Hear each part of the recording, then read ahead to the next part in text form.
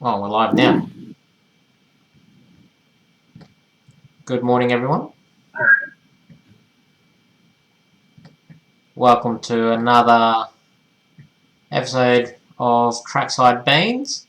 I am currently having an argument with my computer, and I've got this damn tune stuck in my head. Sorry, that's my... As I'm talking, I can hear myself singing it as I speak.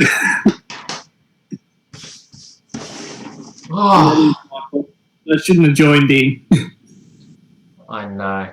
I just want to ask everyone in chat, see how my voice is coming through this week, because I know it was pretty bad last week, so I've discovered a few things with my laptop, so I'm just trying different things, seeing if it's working. I forgot to start something up.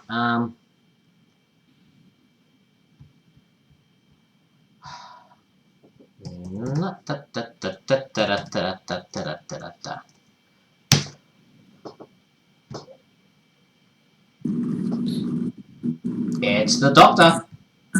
No, don't start that. Oh no, it's. I don't think you got to live that one down. I know. Oh, Dale PRR guy's on. Hey Shannon, the video looked good. Did you watch it? Yes. The whole thing? That's where I was. Yeah? Do you like the music? Yeah, it was okay. It lets you talk though, that's the thing. It's gotta let you not overpower what you're saying. Yeah. So it looked good, it sounded good there. At first it was like, that's kind of dorky music, and then after that I wasn't even listening to the music, I was listening to you, so it didn't matter. Well, it's just to make it not, I guess, sound so monologue. Yeah. Well, yeah, you need something in the background on that, but like I say, it didn't overpower what you were saying. I could hear you just fine, so yeah. I'm not saying something if I can hear you. All right. Now I'm trying something new in the chat, which I think I have to wait 5 minutes before it happens. But if it works, it saves me copying and pasting and getting everyone to jump in. Why am I getting feedback? Your volume or your voice is gone, Shannon. Hello? No sound from you. Hello? I can hear you. Can you hear me? Oh, wait. Yeah, I can hear Claude. It's Ally. Shannon. Ally, it's you. Shannon. It's me, is it? Oh, hang on. Well, if you can't hear Shannon, because I can hear Shannon, and I'm not getting an echo. Oh, well, no, I'm not getting that.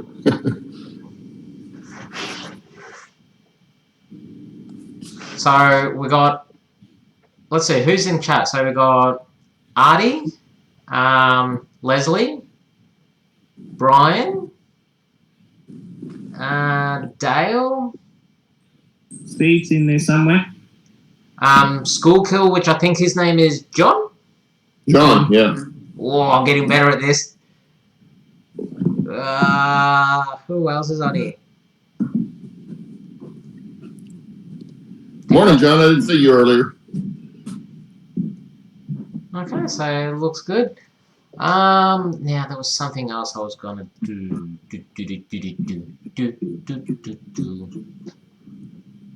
Mario Kart? Yeah. I'll be right back. What was it? Oh my god, this is bugging me now. Oh, that's right.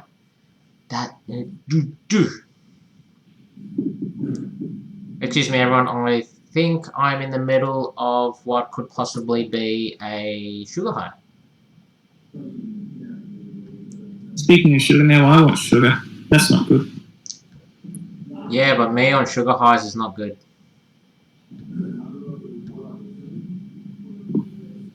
Means my cholesterol's going down, and now I'm hyped up.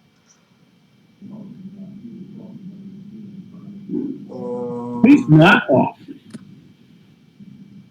it worked. Yes, it worked. What is Nightbot? Nightbot is an automated YouTube chat program. Okay. So I can add as many messages, turn them on and off either way, and it'll just, so that message there every 5 minutes, it'll just keep popping up for anyone who wants to join on camera. It's there. It saves me having to go copy, paste, copy, paste, copy, paste. That's a good idea. Yeah, and it does everything. So I can even do, like, if we're running a competition, I can have it set up a reminder saying, "Don't forget, guys, the competition's on. Da da da, this and that." Like when you're trying to get 50 subscribers in, or yeah, exactly. Instead of me constantly having to think in the back of my head, "Oh, I've got to say this, I've got to say that, I've got to say this, I've got to say that." I just let it fly. You got to get yourself a notepad, Dan. Why? What's going on? No, it's just so you can remember all the stuff that you got to say. Yeah, pretty much.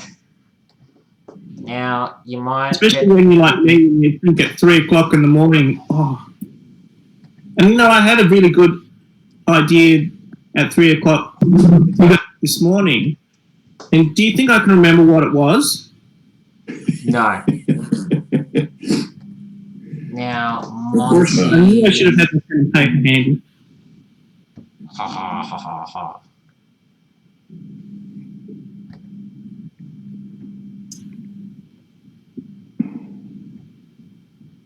I don't want to sell something. I want to discuss. This is gonna. You're trialing things now, aren't you? No. I'm trying. I was talking to someone earlier yesterday. His name's David Monty.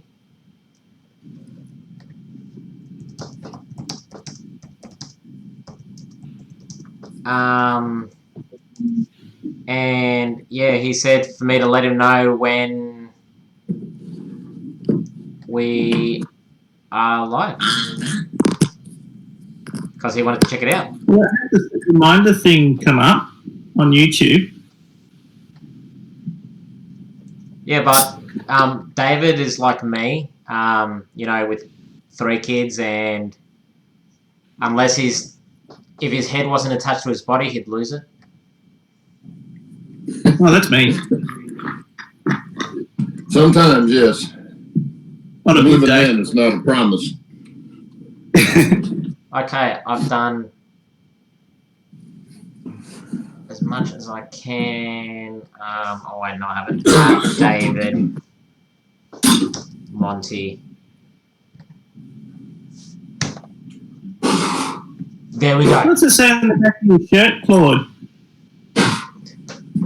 Yeah, Claude, what's on the back of your shirt? What's it say on your back of your shirt? We be smoking. What's on the front? It says Poke Smoke. It was a place in Stillwater that would set up on game days for all the tailgating and that sort of thing for football games. This guy had the best barbecue I have ever put in my mouth. And he was just kind of doing it on the side. He worked someplace else most of the time, and then he got a job offer, Oklahoma City or Dallas or someplace, and moved, and we haven't seen him since. But he had, like I say, the best barbecue I've ever had. He used to take turkey legs, barbecue turkey legs, but he'd take the skin off of them and wrap them in bacon. Now, I'm not a big turkey leg fan, but he'd sell out of those all the time.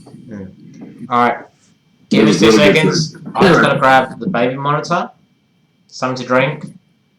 I need to go to the toilet because I haven't been to the toilet in like 6 hours. TMI, Shannon. Really? Well, see... Just go. Just say, I'll be back in a minute, and go. Yeah, but I feel like I have to explain myself.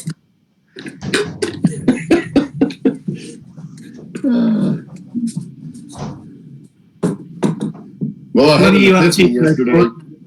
Huh? was just going to say, what are you up to today, Claude? Well, I had an epiphany yesterday.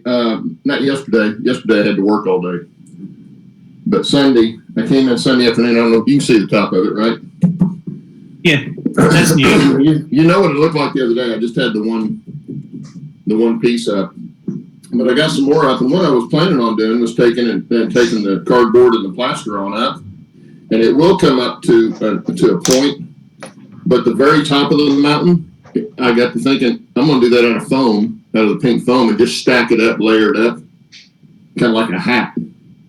Yeah, that's a lot less weight on that. Not that this wouldn't hold it. I could probably do chin-ups on this, but I just got to thinking that's going to be a lot easier to do from the floor.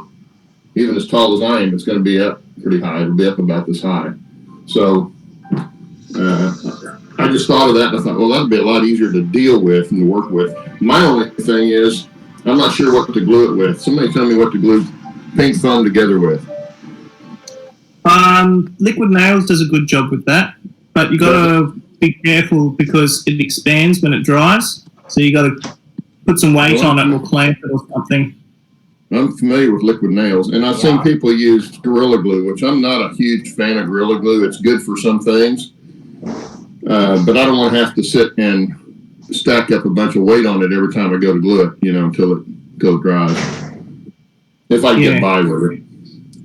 Well, you could to glue it down. I used Elmer's glue, not Elmer's glue, but Tight Bond to put it down to the plywood down here. But that was only because the plywood's porous. If I'm putting it, Tight Bond between two surfaces of foam, it's not going to want to adhere as well.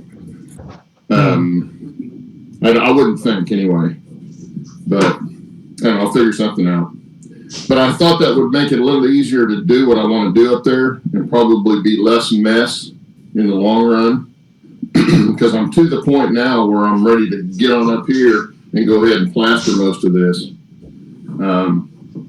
I've got all the track wired inside, got it all cleaned up, and I've started laying the summit, which I wanted to get most of that on this side anyway, close side over here.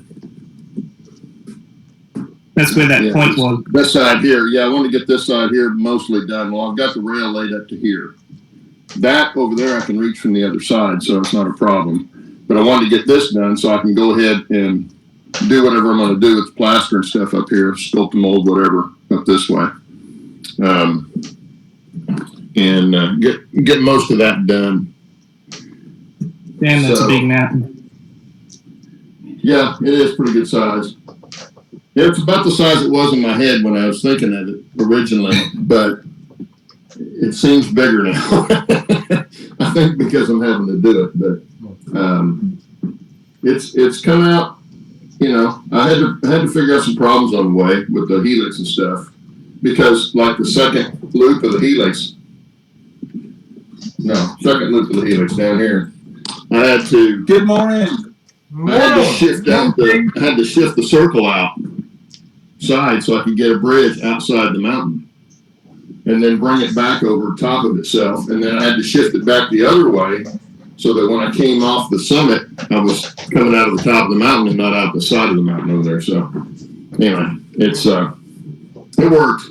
It seems like, and I know the train will go up it pretty prototypically too. It'll pull about 4 to 5 cars depending on how well they roll before it starts to slip. So I'll be doing a lot of double heading and stuff like that, which I would have been doing anyway. Banking at the back and stuff. Yeah, which is pretty prototypical of the narrow gauge trains. They had to do a lot of double heading. If they get now the K36s, which are bigger than what I'm using here, can pull more cars because they're a bigger engine, but they're still fairly prototypical. If they go over 8 passenger cars, they have to double head. The grade is just too much for them to pull more than that. And then on YouTube, there's a really cool video of them using the rotary snowplow up at Cumbers this last winter. And they've got 2 steam engines pushing the snowplow, which is also steam fired, coal fired. And it's pretty awesome sight to watch them do that. But anyway, that's We don't need the power to move all that snow. yeah. Well, especially when they're pushing that snow. Even though the rotary's up there in front, moving the snow out of the way, there were many times they had to come back, back up a little bit and come back into it a little slower. Because they'd get up into it, and on the steeper grades, you'd hear them get up there, and then you'd hear one of the engine's wheel slip, and they'd have to shut it down. And then, of course, then they got to back up a little bit and go. So it doesn't just plow right through like a lawnmower. It takes a little bit of work to get it out, but it does the job. That's a pretty cool video the guy took. He took about an hour's worth of video, I think. It's official. Wife says I am hyper. Hey, Steve. She says what? Good morning. Good morning. She says I'm hyperactive. Yep. I'm not surprised. So, let's sort that out, eh? Hey, What are you going to do about it? That's not going to help. It's depressing. Oh, yeah, that's true. It is a depressant. And plus, this is my rocket fuel. Well, a couple of guys, Marty and Dale, are saying that Elmer's wood glue works good on the foam, I'm assuming, since that's what we were talking about. But I'll do that then. I'll just use that. That's what I use down here on the bottom, on the wood. So, with the foam against the wood. So I'll just do that up there, too. I've got that. And that's the simplest thing to use, too. That's one reason I don't like the Gorilla Glue that much. You got to put it on there, and then you got to be careful how much you put on, because it really expands. You really got to clamp it down tight, or it'll push everything out. And can I have a straw? Can I have a straw, please? You don't want that? Okay, I'll have that. My wife's come home to 3 kids instead of 2 kids and a husband.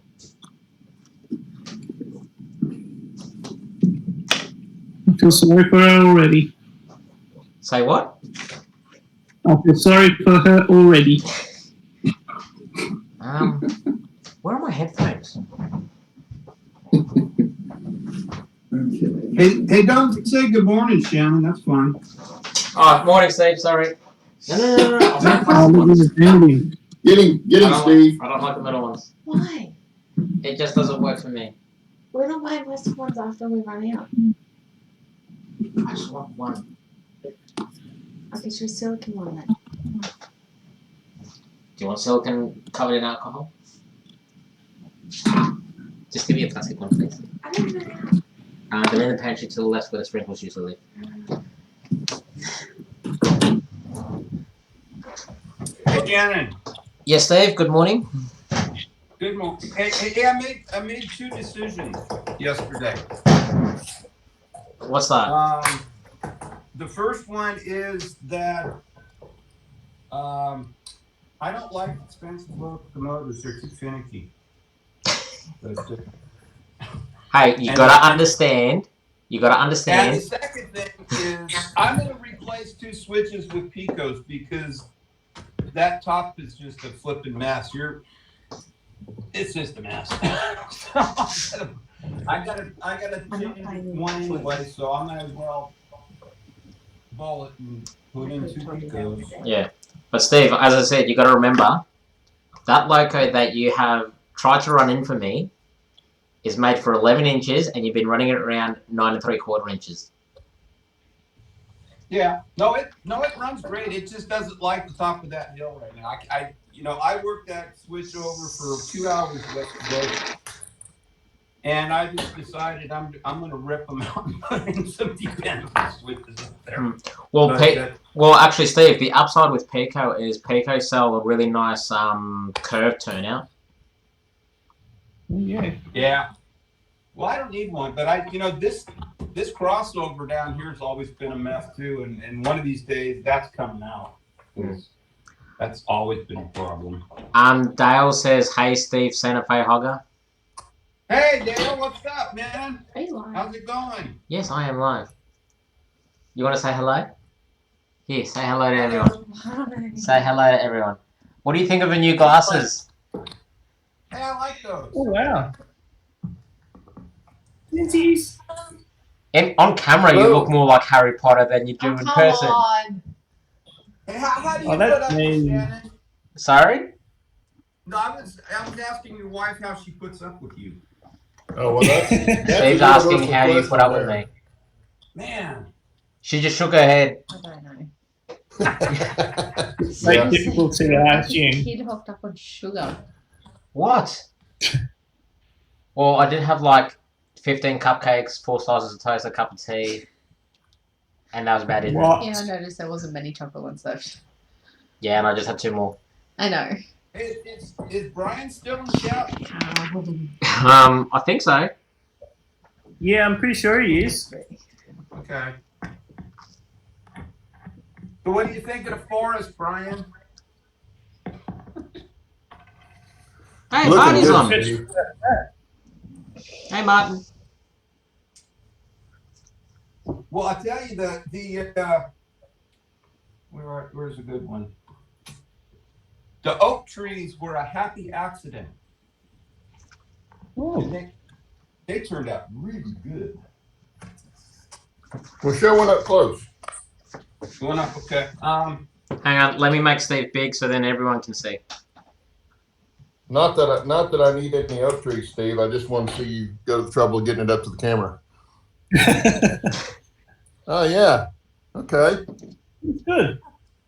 And basically what because I was messing around Now I feel like toast. with Shannon. And let's see. And I repurposed some old ones that were kind of thin. Like, let's see, like one of, Can I put? I want to see your prescription. Give me your prescription. what's a good example? Blind. You're blind. How blind is blind? Blind. Okay, Whoa. let's say, I think I've used most of the bad ones, but Jesus Christ, your prescription has gotten worse. That's the idea. They usually do. they basically took I one don't of need to these get that now. ones like They're this. smudgy. I'll make one out of that. Yeah, it worked. It's a little thin and it looks a little too much like a. Why not? Shower. You know, Bed. when you I'm get it not on going to share there, in bed yet. Me. Yeah. it doesn't This look is all just that toast. great. I'm not So after sandwiches. what How many? I did is I just kind of started with going like this and pulling it all up. I'm guessing everyone's just looking in the background, looking at me like a little kid. Yes. Kind of like that. Let's see if I can get this one to work. It's a shame I don't have like an adjustable chair because then I can make myself like really low and look like a kid. This is going to be a bad example. You already did look like a kid. So you're like, But anyway, let's. Oh my God. Like this, That is how you look. kind of scrunch like that, To them. and then I spray it with the Elmer. This crap here.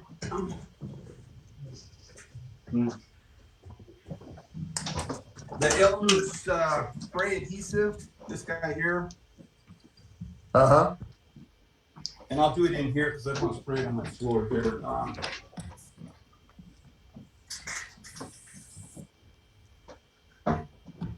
So then you soak it really good in the with that spray, and then use the Woodland Scenics. What is it? I'll tell you in a second. And just really coat it really good. It's the blended turf coarse green. Then it kind of ends up looking like that. And then you grab your skizzers and you find the things that are kind of sticking out too far, the little fuzzy hairy things. The parts that don't look like a tree. Yeah. And kind of trim that off. It's like bonsai trees. And then actually this one looks a little square because I didn't trim it off too much. And kind of separate it a little bit, and then the branches start kind of doing this kind of number. And then once you kind of get it where you kind of like it, then go back with the spray.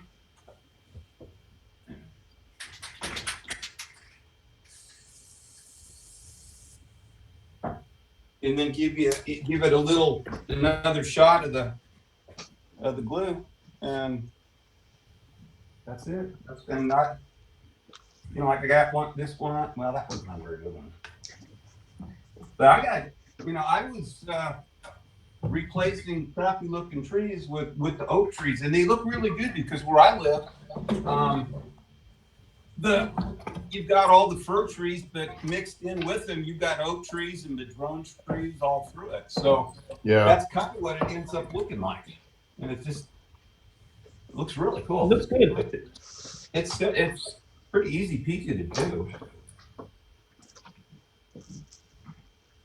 Yeah, mine's going to have pine tree and aspen, and then Where?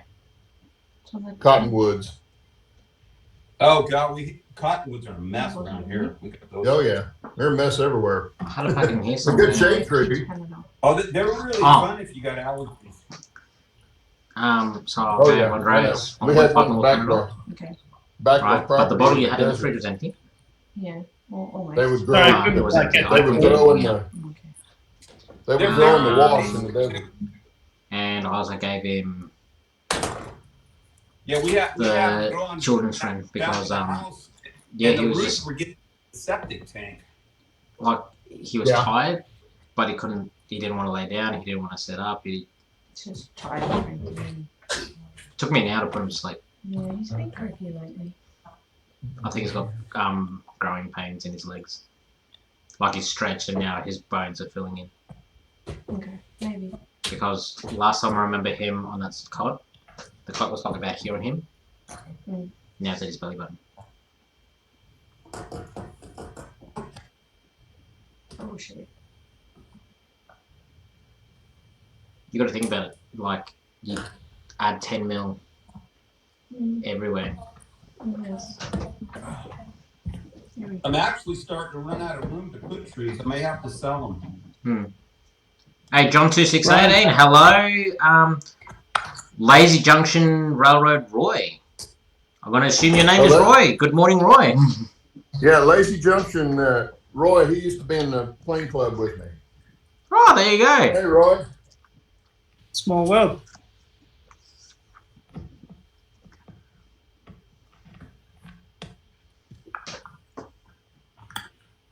He's doing a little small modular N-scale layout. Oh, is he? He didn't have a lot of room, but I like his backstory and stuff for it. And I haven't seen it other than just the main part of the track. I think was laid out last time I saw it. So, in other words, Steve and I have now got a new friend to talk to. That's right. That's right. Nice. Yeah. How's that, Steve? Another N-scaler in there. All right. No, I'll always be HO. I just not now. Yeah, that's right, Steve. He's always gonna be HO except now. As they say, Steve, HO is horribly oversized. N-scale is normal size. That's why. Well, you know what HO actually stands N-scale's for, too right? small. Yeah, but you know what? N-scale is really forgiving. You know HO stands for half O, right? Yeah. Right. Yeah.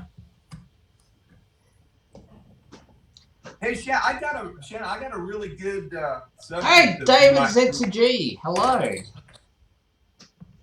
Who? David Z2G. Okay, we got a new rule. Shannon can't have so much sugar before he comes on. It's not Yeah. the sugar. No, you gotta understand. You gotta understand. I have been eating sugar since. I've been eating sugar for the last 12 hours. Lord. Well, they say sugar keeps away the showstopper. Oh. Nah, I'm just teasing. I don't know. No, that's Oh, whiskey and that's beer. not- Yeah, Whiskey and beer. yeah, that's some of this. I need like a little umbrella. Don't put an umbrella in that. Why not? Because it's not a cocktail. And you're not in Key West. No, I'm in the southeast. Yeah, in a really cold part. David Z to G. N scale is where it's at. Hey, David. Well, actually, if anyone in chat at the moment, as you can see, I have like this little robotic moderator, Nightbot. Click on that link, join in the camera fun, and talk to us on camera. Yeah. All we do is bullcrap anyway. Yeah, unless it's and talk Saturdays. over each other.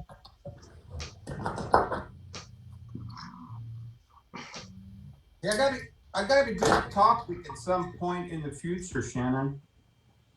You gonna do what to me in the future? What? A good topic maybe to hit on and question or whatnot, because I've got and actually Roy Hardwick would be a really good one for that, because I've got a long haul trucker buddy who's also a model railroader, and he was all N scale, and he got rid of his N scale and switched over to HO, but circumstances are keeping him on the road all the time, and he's home extremely little. How do people that are gone all the time, that want to model railroad, how can they do it? I know Roy, he's got something at home and in his truck. How can people that are gone, pilots and truck drivers, how do you model railroad? You can't. I knew one truck driver. He used to model on the dash of his truck while he was driving. He'd be driving and he'd have the model on the dash of his truck, and one hand at the wheel and the other hand doing something else. Oh, wait a minute. TMI. That's all right, John. My sleeping patterns all messed up too. I'm not touching that one. Oh.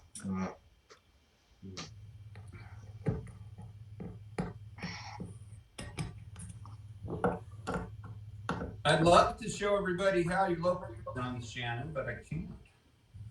Because of one turn. Well, I can run it. Well, I can't. Let me. I can do it except for that one switch. Let me get this thing out of the way. Have you actually got it under load yet? Yeah, I had it pulling about 25 cars yesterday, but I couldn't get it past that switch. Oh, there you go. And that's when I decided I've got to replace one anyway. So I might as well just replace it with two people.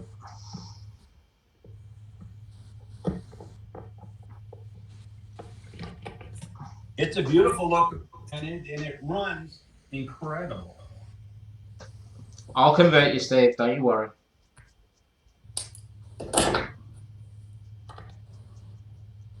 No, you won't have to. Once he gets away from the Atlas turnout and gets a couple of Picos in there and sees how well they run, that'll do it. Oh, I know. Yeah. Oh, yeah, true. Once he gets a couple of Picos in it, he'll be like, right, that's it. Up comes the Atlas. Yep. Well, no, like I said, even if I had a box full of Pico turnouts to replace it, it would be a pain in the butt to do it. So I guess I'll just that won't stop you. Yeah, but I guess I'll just replace them if they break. No, you won't. You'll replace them before that. You could go as far as Claude and just make them from scratch. Yeah. Well, I would have never thought of doing that before. And then I saw the Fast Tracks site, and he's got videos on there on how to do them. And I thought, shoot, I can do that. I can solder.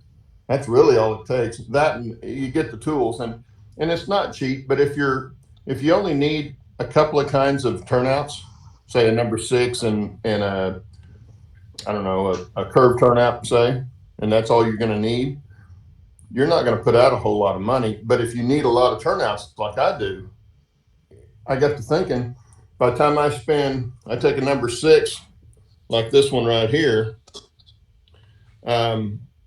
if I've got 40 of these at $25 a piece, you know, it starts adding up. And this way I can modify the turnout like I want. I've got a curved turnout back here where it comes off the summit that it curves to the right, but the other leg that curves to the right also has a bigger radius. I turned and went the other way, almost like a Y. Not a lot, but enough I could make that transition into the Y junction up here. You can't find that commercially. No, you can't. And I've built some other stuff that I took a 3-way turnout and just built a number 6Y with it. So you can buy different turnouts and do that. And the dual gauge turnouts that I have on here are $45 a piece commercially. That's about as cheap as you'll find them. So yeah, it paid for itself, even though it's expensive up front. But I didn't buy them all at the same time either. I bought them as I needed them. But now that I've got them, I can build anything I need pretty much. About the only thing I was lacking was the one crossing that I had a guy build because the inside guardrail was so small. I couldn't get my fat fingers to do it right.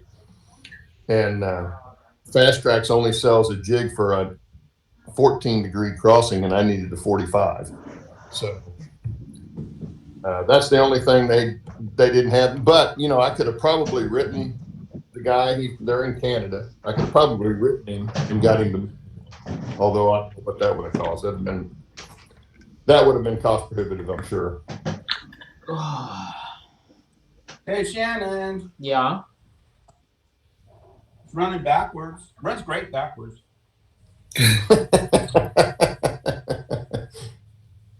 No, it does.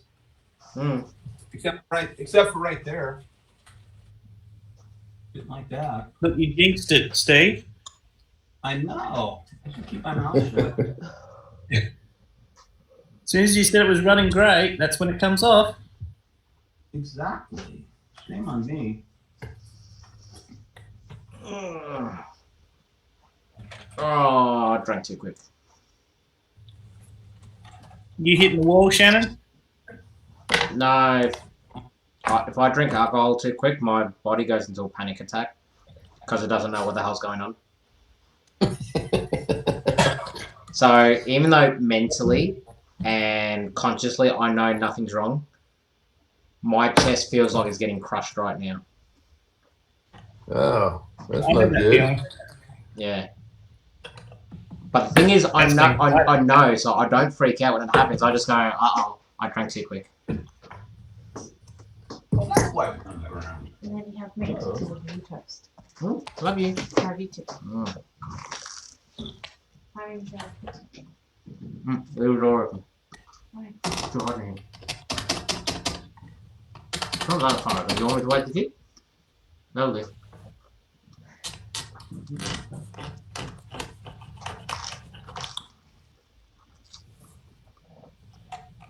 Leslie's asking if you have any classic planes, John. Oh wait, sorry, that's John, not to you. Sorry. Yeah, I nearly thought the same thing too, and then I realised. Yeah. Wait, that's Claude. I fly a Challenger 350 Leslie. I have no idea what that is. A Challenger, it's a jet. I think we have some of them in the raft. I think we do.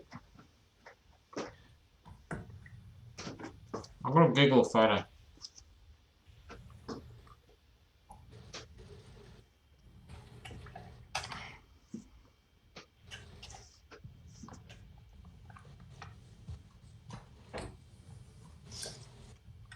Hi, Shane Trains. Hey, Shane.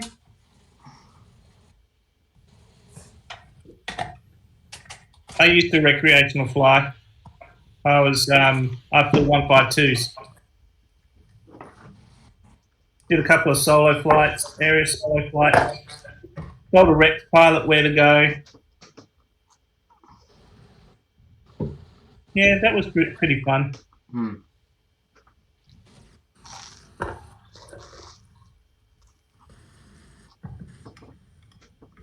Oh, morning, Shane.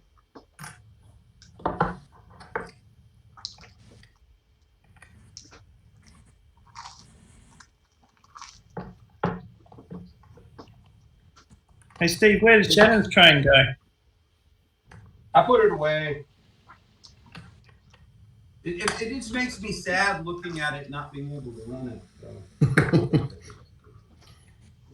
But no, and I'm not used to individually sprung drivers on. I mean, it's just crazy. For anyone What is who it, Cato? for anyone who is unaware, it is a Cato FEF-3 number 838. Here.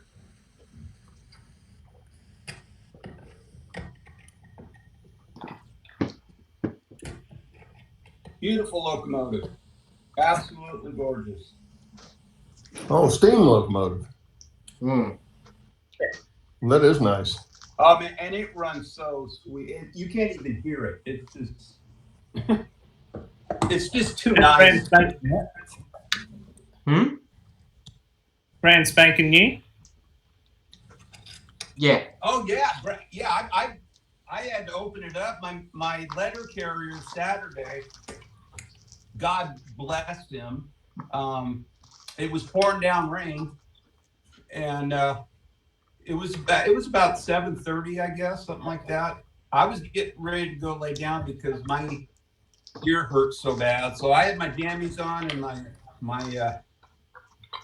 my flip flops and everything. Wife decides she wants ice cream, which she never does. She never goes out and eat.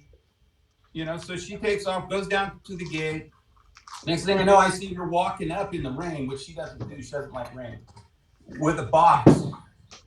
And I'm going, oh crap! I knew what it was because it was coming. Saturated box, and it's like, oh man. So I ripped into it, and thank God the box that the locomotive came in was fine. The product was fine. Oh my God.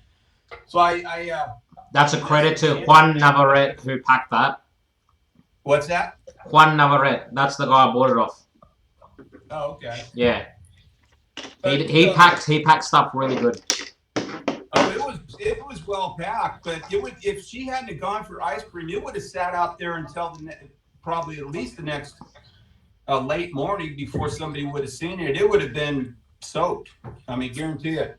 So I asked Shannon. I said, "Well, hey, I got it. It's safe." And I happened, and all I got was OMFG. Oh man. So I said, well, let's, why don't we do a beans on Monday, and we can do an unwrapping and a running. And he goes, no, open it now. I want to see it. He's just too excited. Yeah. That's awesome. Hey, David. It's about 8 o'clock. Huh? David ZG. There's a Cato model for you. So I'm out here until like 9:30, 10 o'clock in my jammies trying to get this thing run with Shannon online, Yeah, after an hour, I was like, Steve, go to bed. I don't want you to get in trouble with Sheila. Yeah. She goes, how come you don't feel good enough to stay up? You're going to go to bed early, but you stay out till 10 o'clock running trains in your pajamas. Yeah, of course. Like, how do you justify that? Makes you feel better.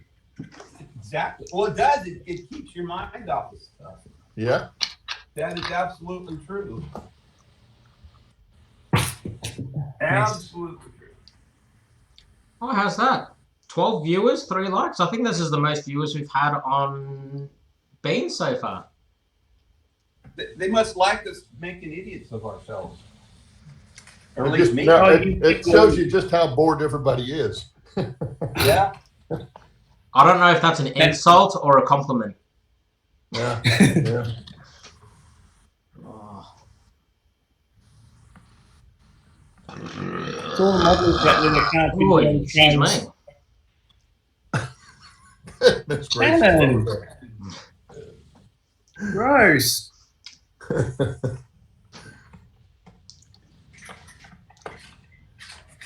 At least I don't have auto brewery syndrome.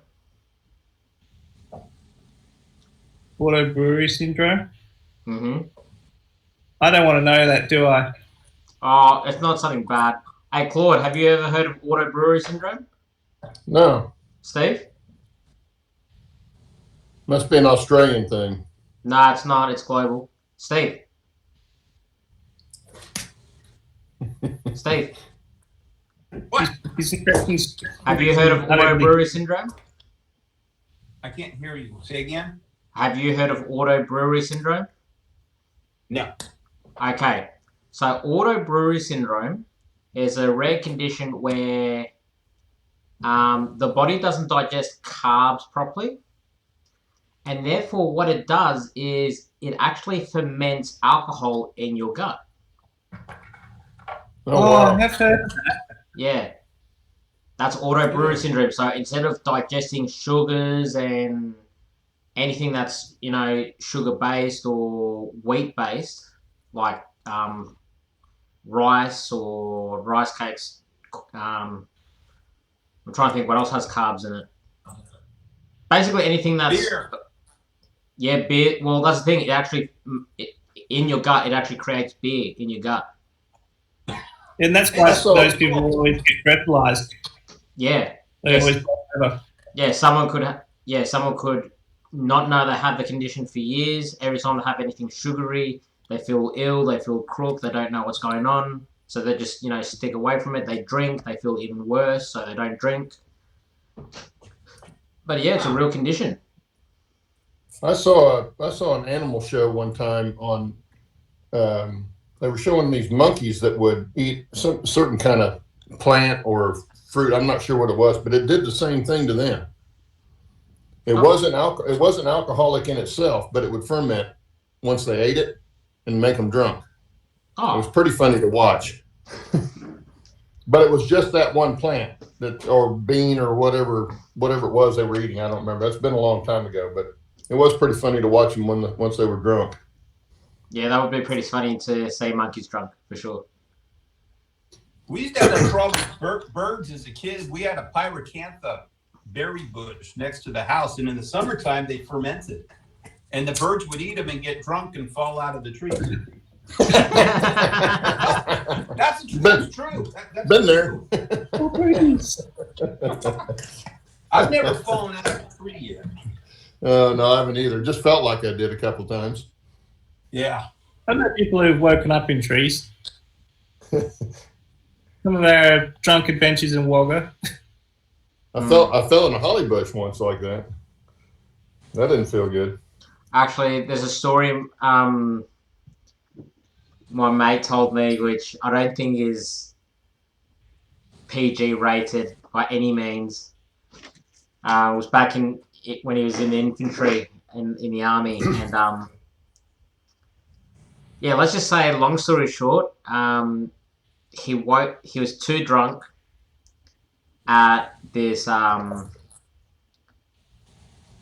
venue where you get certain services, and in the morning he ended up waking up on the communal couch in the venue's kitchen, where the mistress served him bacon and eggs for breakfast. Not a bad way to wake up. Yeah. Yeah, but if you know the start of the story, it makes it a lot more funnier and more like, you poor sod. But we'll try and keep it somewhat PG.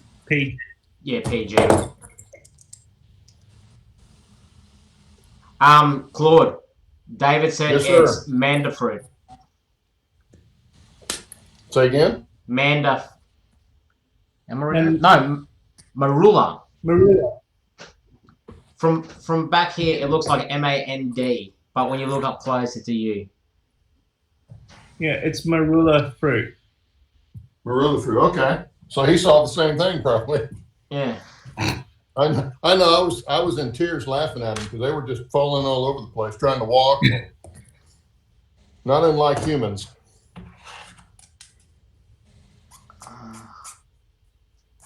Hey, what's Shane talking about right now? That full service, where is this place? Oh, I just realised what he's talking about. He's talking about your story. Yep. Shane, come to Australia. As far as I remember, it's in Queensland.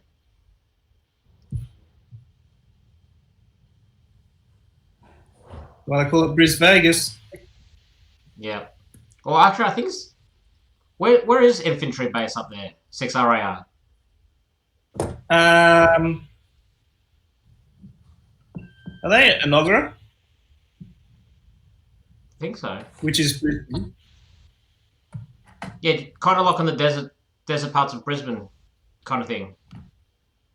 Like you drive away from Brisbane into the centre of the country until it hits desert, and then there's like a town. And that's where the base is or something, isn't it? Yeah, I think that's Enoggera. Mm. There's a helicopter base there. I don't know, it's a helicopter base, but... Maybe that's it. I'm looking it up.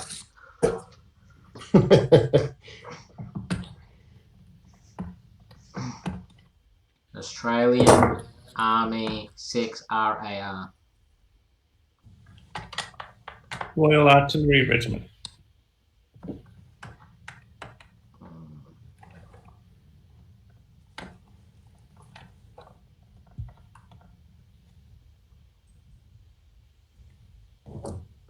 Active type.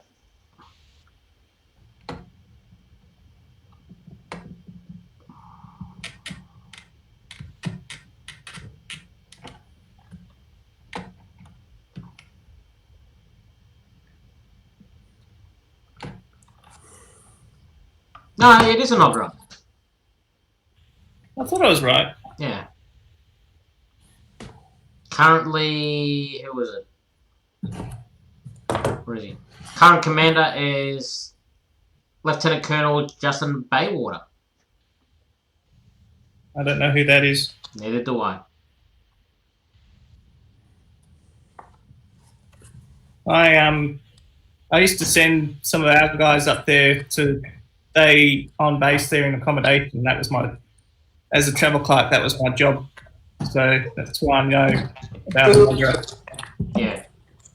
Yeah, well, according to Google, they're a mechanized infantry unit. So I'm guessing that means they have tanks and personnel vehicles and all the other wonderful toys that make things go bang. APC. I'm back. Oops. What happens Hi, there? Steve. I stepped on the modem cable again. Nice work. Yeah. Gotta love technology. You can't touch the modem. Expensive thing. Hey, Steve. Hey, Shannon.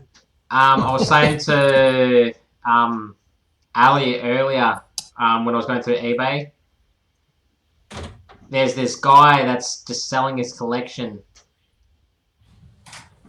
And There's just so many things I want to buy. I want that. I want that. I want that. No, I'm literally. not gonna touch that one, Shannon.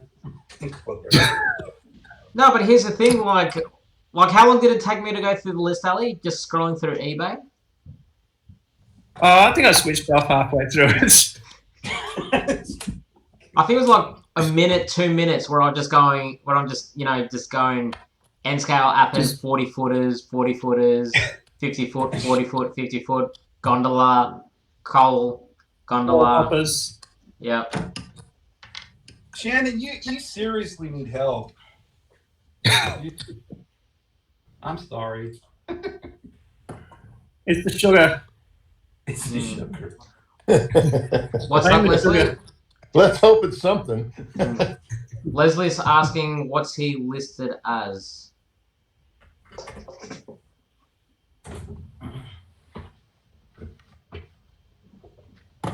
Good question. The If I said something, I don't recall what I said.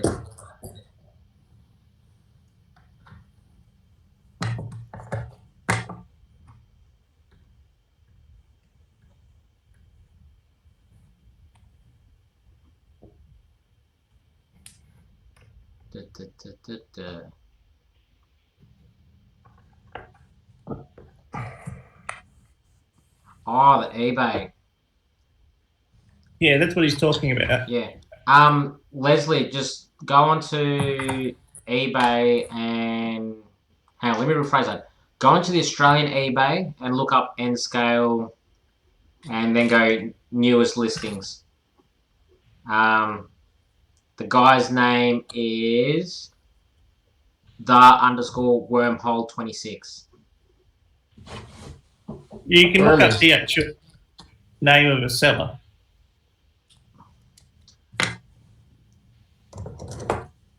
Oh, holy crap! Things are ending. Ooh, what do I want to buy? What do I want to buy? I want to buy that. You're going to get me on eBay in a minute. That's not good. Well, So I really want to get this. F7. Yep. It's just the body shell. And the only reason I want the body shell is because I have a body shell which it was custom painted. The paint's peeling off, but it's also missing the windscreen. Windshield. Australians call it windscreens. Well, you also drive on the wrong side of the road too. Yeah, there you go. Actually, believe it or not, about 80 or 85% of the world drives on the left side of the road, not the right side. That's not true. Well, they're on the wrong side too. That didn't change it. Man. Does it make it right? Does it make it right just because everybody does it? The first cruise we ever went on, took my wife on a little 4-day cruise to Bahamas. We get to Freeport, and we're gonna catch a cab, which is just a Chevy. I think it was a Chevy or a Ford station wagon, one of the real long, old, like 70s style. Oh, so we're talking like Blues Brothers. Yeah, so I get in the passenger side in the front, and of course steering wheel's on the left. And she pulls out of that parking lot, which didn't have any markings or anything, and starts driving down the left side of the road. Like it freaked me out. I saw a thing online. You guys probably seen it too, where somebody had a right-hand drive car here in the States, and they put a skeleton in the other side, like they were driving. I would like to go down the freeway and see that. Oh yeah.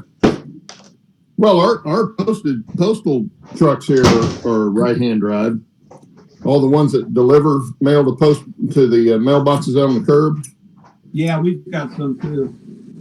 They're or the rural ones that do out in the country. They have to be that way too, so they can reach the mailbox. All the rubbish trucks over here are dual drive, so they've got the steering wheel on both sides.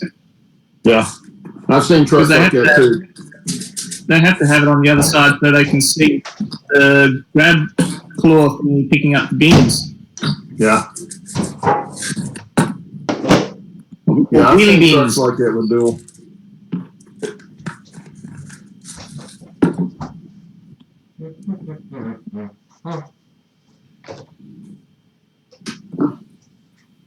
Now, this is either going to be very loud and annoying, or it's going to be the best thing in the world.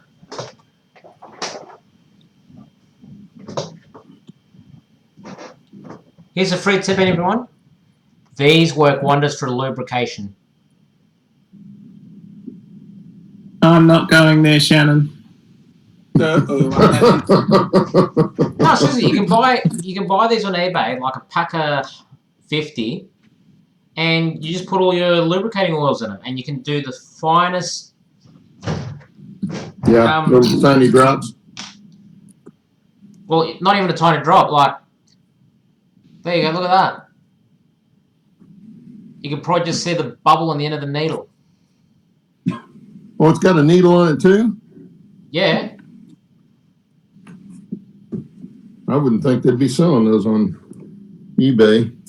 They're diabetic syringes. Yeah, well, there you go.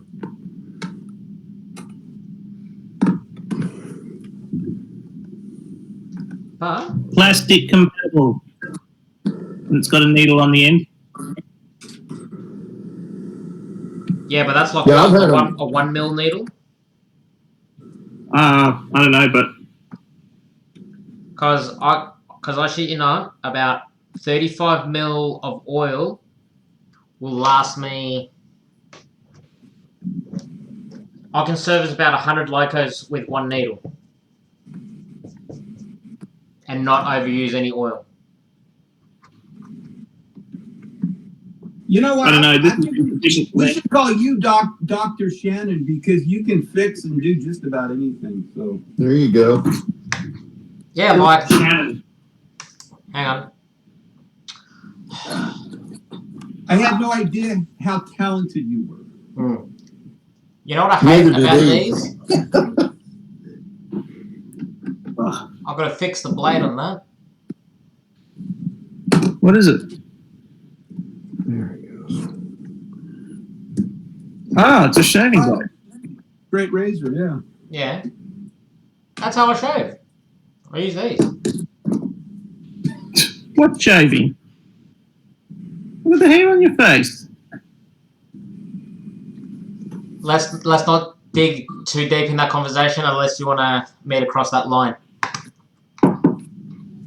PG, Shannon, PG. I am giving it a PG. See, this is my new one. Shiny. Yeah, the other ones are ones I found at a antique store. They're like from the 1920s.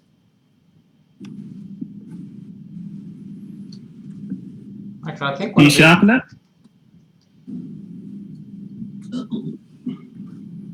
I do, but the thing is, like, this one here, the blade's been rounded. And so is that one.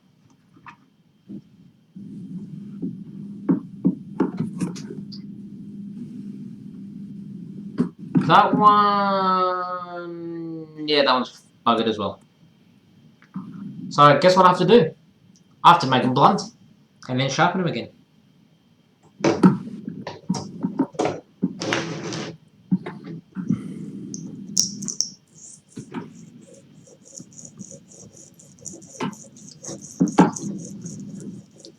Can you hear that? Yeah, it sounds like a cricket. What are you doing? It does. Sharpening. All right, what I'll do, I'll mute myself, and you guys can keep talking. And he's gone. And he's gone. Bye, Shannon. Bye. Have a great time. I can still, Oh, we can't lose Shannon. We gotta have Shannon here. I can still hear you guys. You just can't hear. Oh, shit. I didn't know that. Still in earshot. I take back all the nice things I said.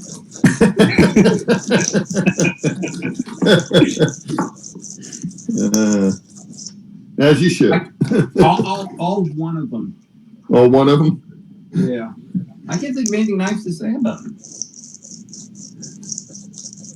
He doesn't live in the States. What are you laughing at, Dale PRR guy? He's probably thinking we've been eating some of that fruit those monkeys get a hold of.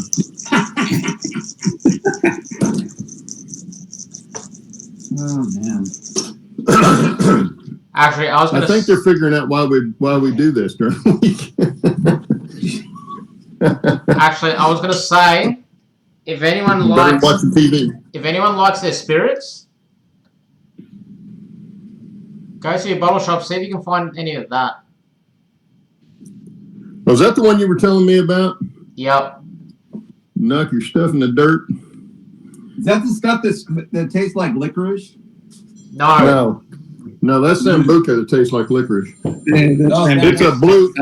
Sambuca has a blue and silver label. Oh, man, that stuff's horrible. And the color of the alcohol is like black jelly beans. No, it's not. No, Sambuca.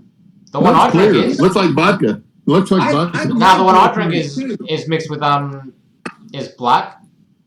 That's because you put jelly beans in it, you sugar freak. I didn't put jelly beans. You buy it in the long bottle. Yeah, I heard what your wife said. That or your dozen your chocolate donuts in it. Shots fired. Shannon's new nickname is Sugar Cookie. Sugar Cookie, there you go. I like that. He's the sugar Tell man. the doctor if I can call Shannon Sugar Cookie. No way. Are you serious? You gotta start calling me Sugar Cookie. Sugar Oh Cookie. my God. Oh. You're not living that one down. People wouldn't understand that if we start calling you Sugar Cookie.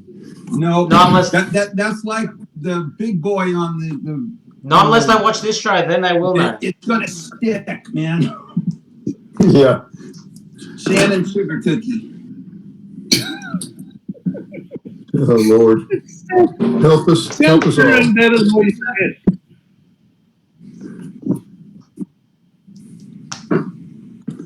Well, you know what? If the showstopper doesn't go away, we're all going to end up in the fun farm. Yep. Well, that'd be okay.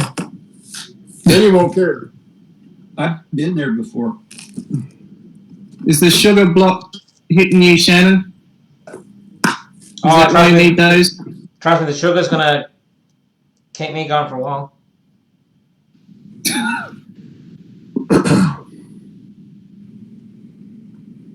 Definitely no more sugar for you before shows. That's what I was saying. Yeah, Claude and Steve can't even see the look on your face right now.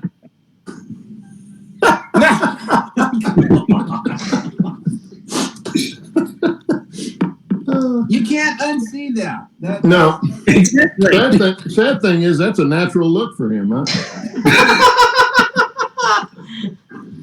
Oh Jesus. Dale saying Shannon's still shaving with his hair on his face.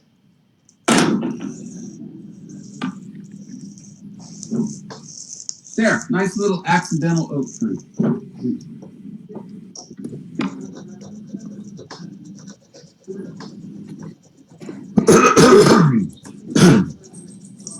I'm running out of room to put trees. I don't want to. Hey, Allie, does that look halfway straight to you? I don't know if the camera distorts it or not. I'm not sure either. It's just I'm looking at the point, and where the point joins that right-hand track, I think there's a kink there. Right here? Yeah, I'm going to move that over right like this right here. Yeah. I'm going to move that, curve it just a little bit back this way. I figure I better get this rail up here spiked first, and then I can the other side looks straight. Yeah, well, if you look down at it, it's not, but I'm not looking for it to be perfectly straight either. Because if you look at any of the narrow gauge rails that are up there now, Marty, my man. That's one reason they called those engines the mud hens, because they look like an old mud hen waddling as they go down the track. They're so uneven. Not as bad as some of them like in Africa and stuff, but they do get pretty uneven.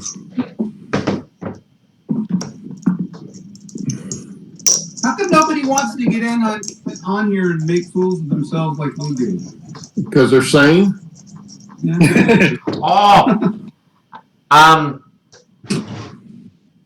Hey Claude, you know how everyone in chat as well, you know how everyone keeps going on about Sparky's Helix is massive? Oh, his is small. His is tiny compared with what you showed me. Oh, well, I've seen some huge helixes. Yeah. I had a photo of my friend's Helix. No, this thing was like 20 feet high and it's O scale. O scale? Yeah, hang on, wait. I'll share it.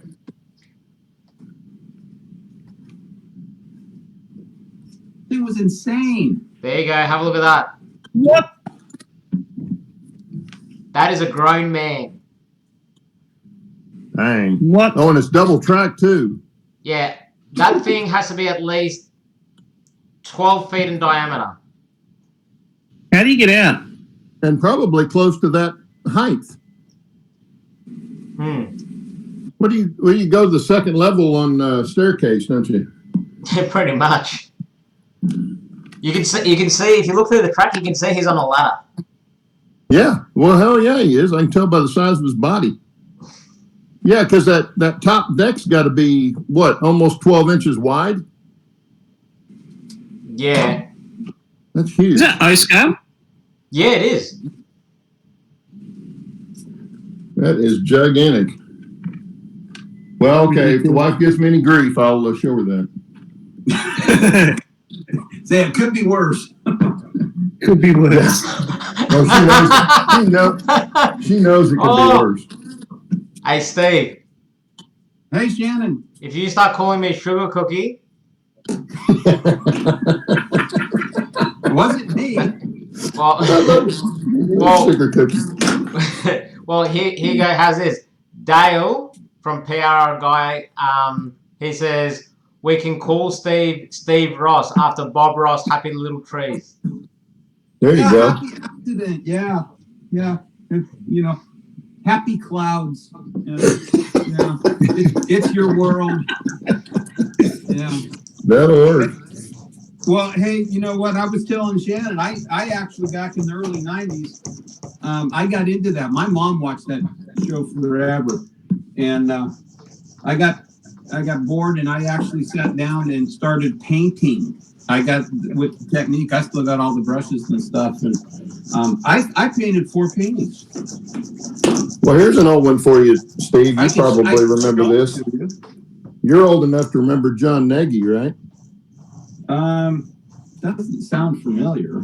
We used to watch him down in Southern California. He was on, but he'd do all kinds of stuff. He'd do pencil drawings, chalk drawings. My sister bought she didn't buy it. Parents got it for her. His kit, that had all that stuff in there, showed you how to draw it all. Right.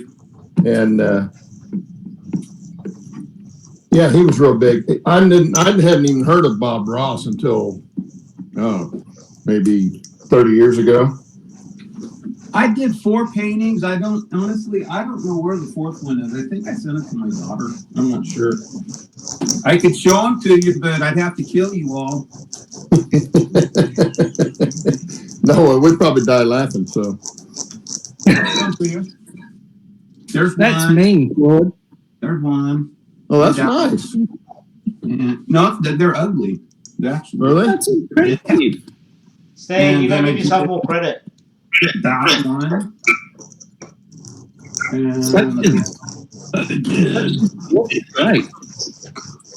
that one. Well, that's a good one.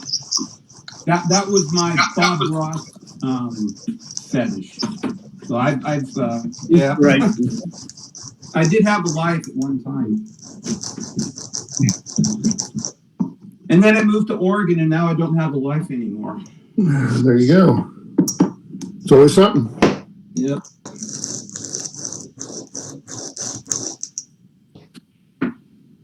Shannon shaving again? Sounds like it. Did you know that Shannon wears a wig? On his face? Well, there it is. On his face. I saw a guy yesterday, it was on Facebook. I think it was on Facebook. This guy's got a real long straight beard, right? He looks at the camera and he holds up one of those masks.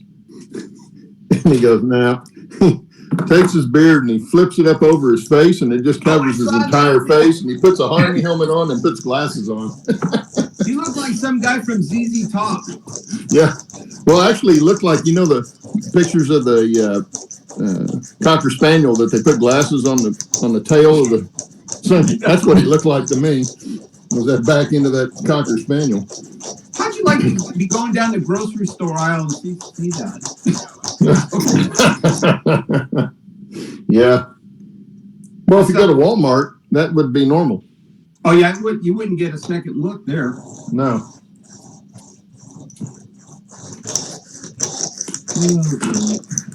Yeah, people that have never been to Walmart think that's a joke. They don't realize how scary it really is.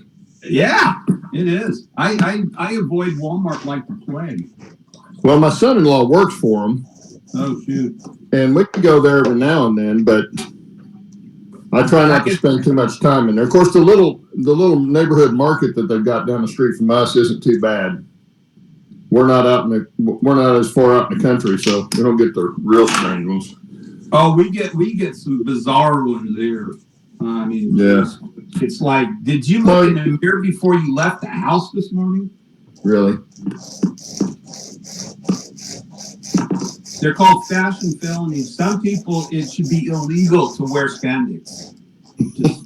Yeah. Or show any skin at all. It should be against the law. It's when you get the old guys that are in the high heels and pink underwear and wearing it on the outside of their pants. And I never understood why people dress so poorly for Walmart. I never understood why they do. Got me. But I never see them at a regular grocery store like that, so. Yeah, what is it about Walmart? It attracts strange people. Well, it's because they got their stuff inexpensive, so. Most of those people look like they dressed out of a Goodwill box or something. Well, yeah, go there on the first of the month, and then you really get to see the weird ones that come out because they got their welfare check. Yeah, exactly. This just sounds like my local supermarket, the way you guys are talking. Of course, Shannon will go in there. No, I'll go in there and I'll be like, oh, it reminds me of home.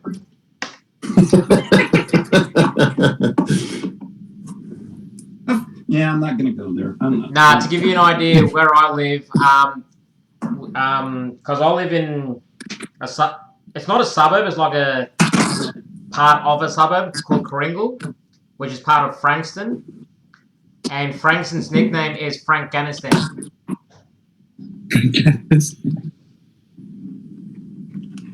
How's that joint look now, Allie? Does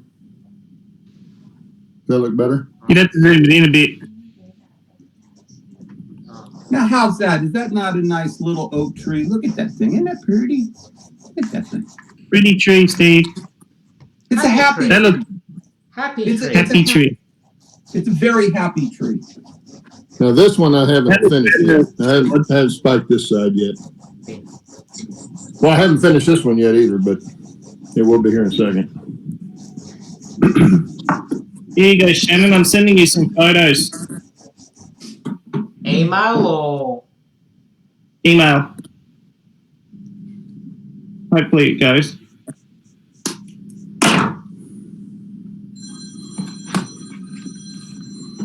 hello? Please go. You ever heard of how they answer telephones in France? In France? In France. Bonjour. No, actually, it's true because we spent 2 weeks there in 2004, and they answered to go, hello? It's true. I swear, that's how they answer the phone. That's no joke. So they sound like Mrs. Doubtfire when she sticks her head out of the fridge.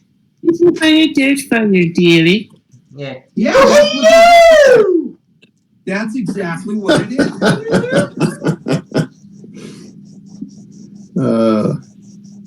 Just you watch. We'll get a copyright infringement for that now. Uh-oh. Yeah, you can't say that.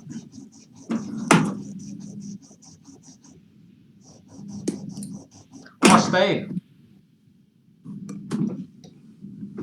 Steve, What?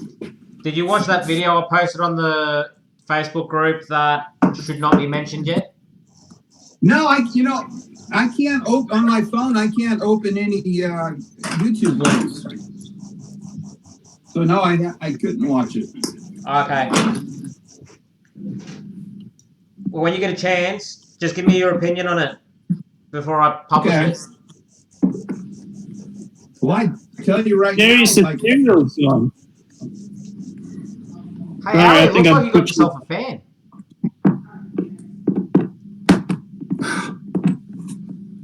Yeah, we got a surprise for the community. You guys are going to love it.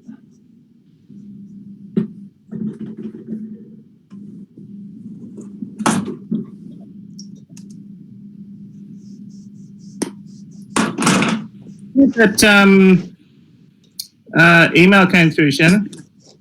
Should be on the back on track one.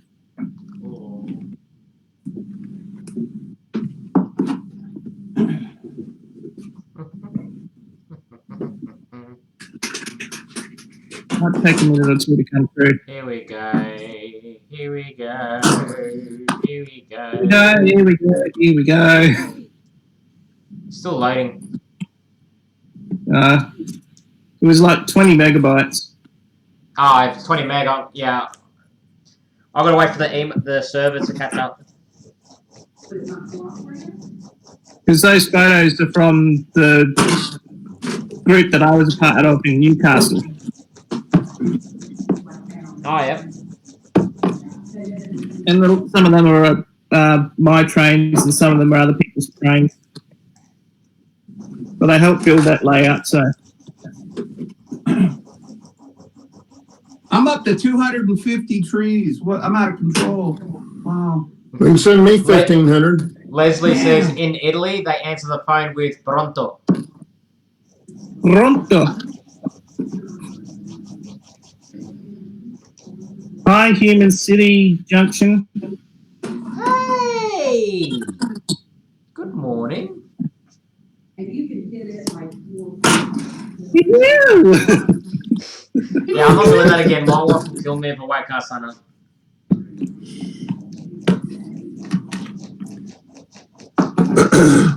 So have we scared away everybody that was watching? No, we've gained more people. Are you serious? No, they're probably, Up to 14 going out viewers. and telling everybody, "Case, come look, watch these drunk suckers." I'm surprised What do you guys Container Man's don't not drink here yet. vodka in the morning? Yeah. Yeah, I'm not yet. I might be later, but I'm not right now.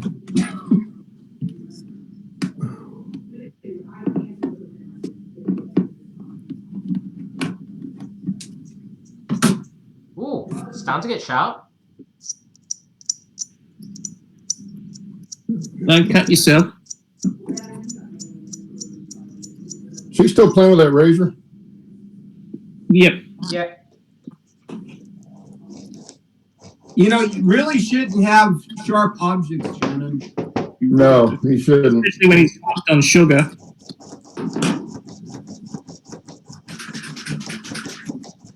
I'm not sure he's stable enough to hold a sharp object. I've got very stable hands. I wasn't talking about your hands. It's just give you a butter knife. Are you I saying was talking about your hands. I'm not going there, Claude. That's too easy. Yeah. Okay, that one's in. That looks pretty good there, I think. Oh, yeah, that'll work. Okay, this one I just move that over a smidge, and that one will work. I'll be right back. Gotta get some to drink. Where did I put Better have my glasses on the seat.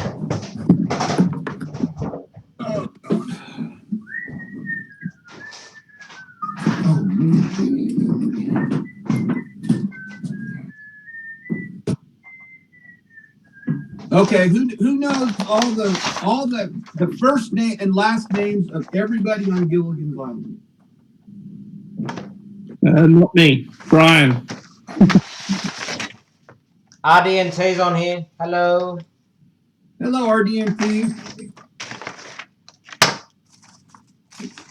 He's probably the one person I see his channel name pop up so often, but I still don't know him by name. I know him. What is your first name, RDMP? I can't remember.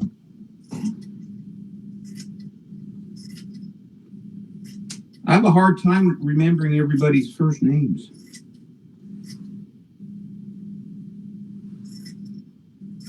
Shannon, how do you pronounce your last name? Is it Tapia or Tapia?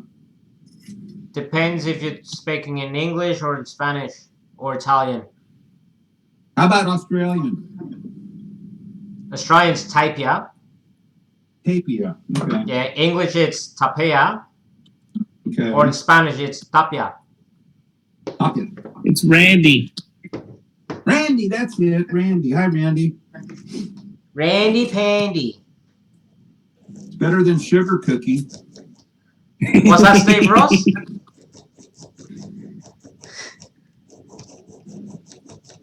You are not living that one down, Shannon. Oh, no. I'm gonna.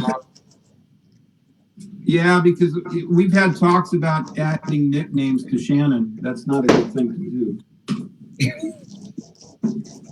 Yeah. Roy's on. Roy is on. Container Man, hello. Hi. Hey, Roy. Oh, thanks for that, Roy. Roy tweeted the stream reminder out last night for us. Oh, sweet. Thank you. Now we're Yes, going it's to a get lazy day. Hey, Roy, if I ever get the chance to make it to America, we'll drink some of that with Steve, eh? Hey, yeah. Absolutely. How's it going, Roy? Hey, Roy, I got a question for you. How many truck drivers you know that are actually model railroaders? And if they are, how do they model railroad if they're never home? Good question.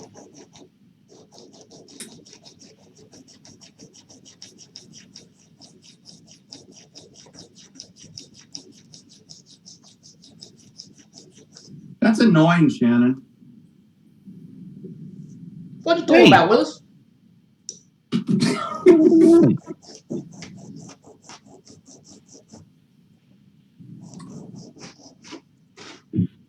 Oh, that drop off.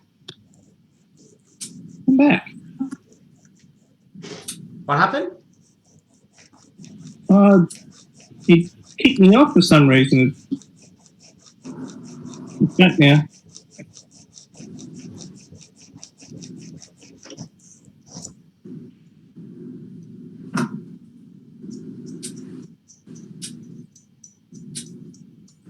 Hey, Steve, you said something that Roy didn't hear?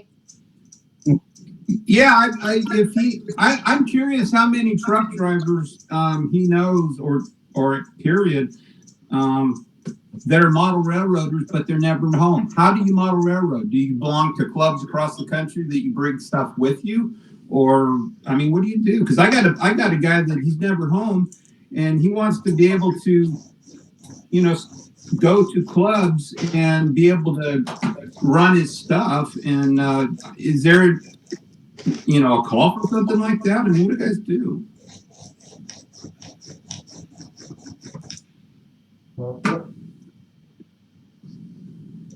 Anyone hear any trumpets? I don't hear trumpets. Okay.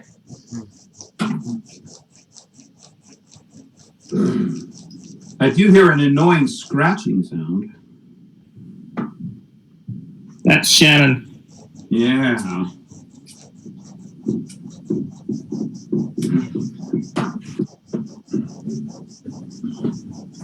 Roy says he doesn't know.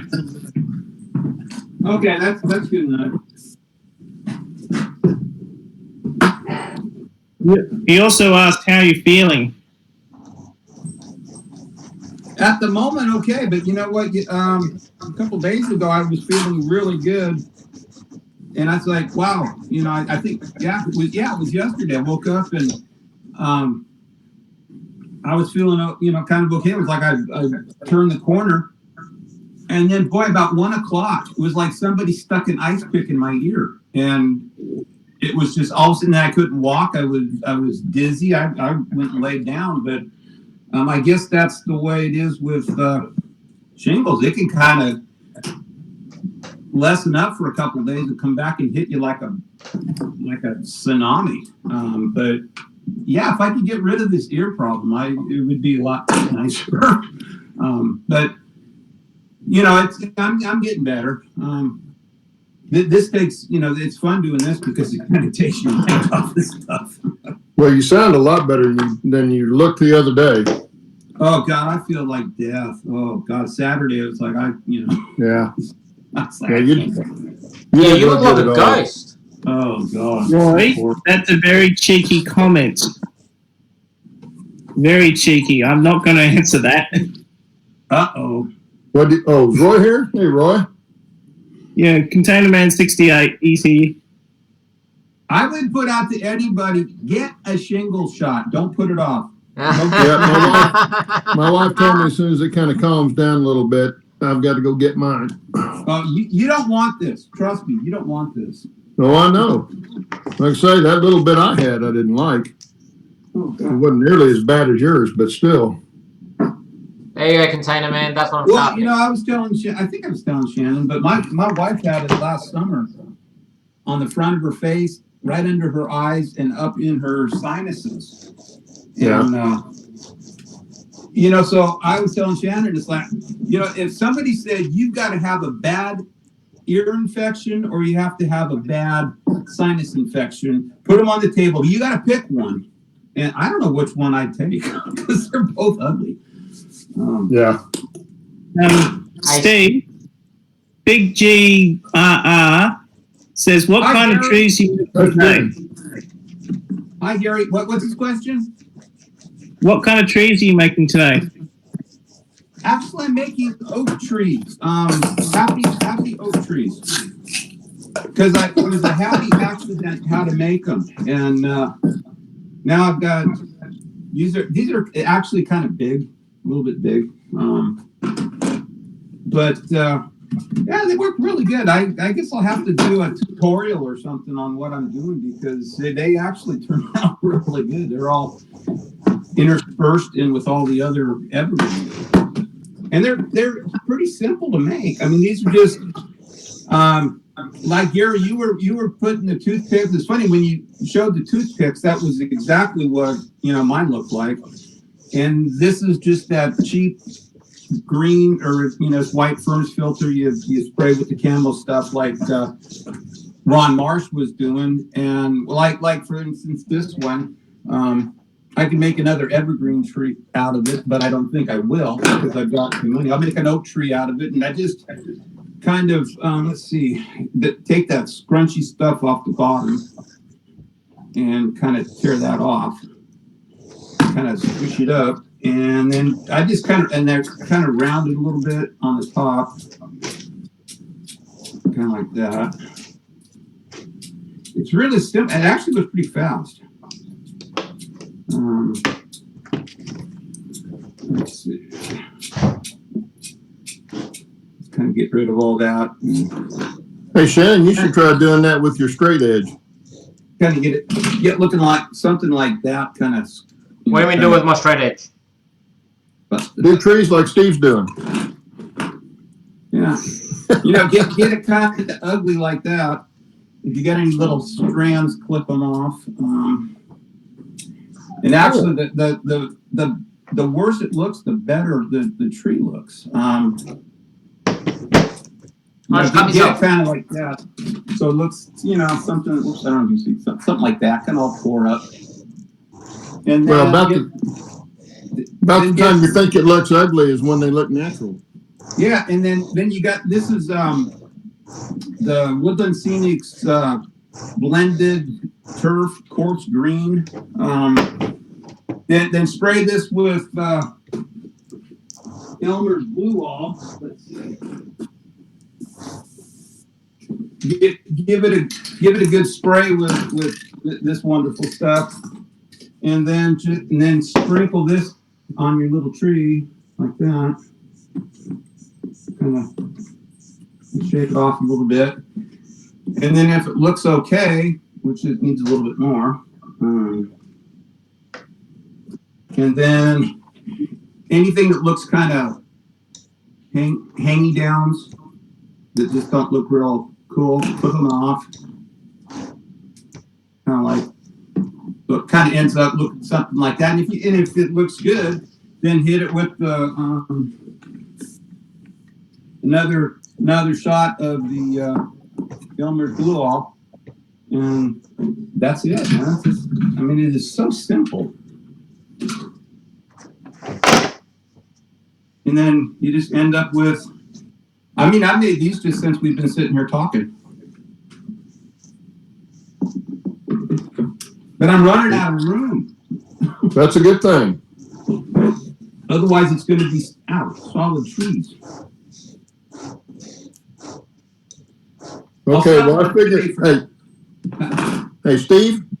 Yeah. I figured in about 12 months or so, I'll fly you out here and you can make them for my layout. There you go. Okay. Plan on staying a couple of months. Nah, if Steve just keeps going and doesn't stop, by the time 12 months comes around, he'll be like, I've got twice as much more trees than you need. Yeah. Well, I mean, seriously, why would anybody spend $2 or $3 a tree when you can make them so easy?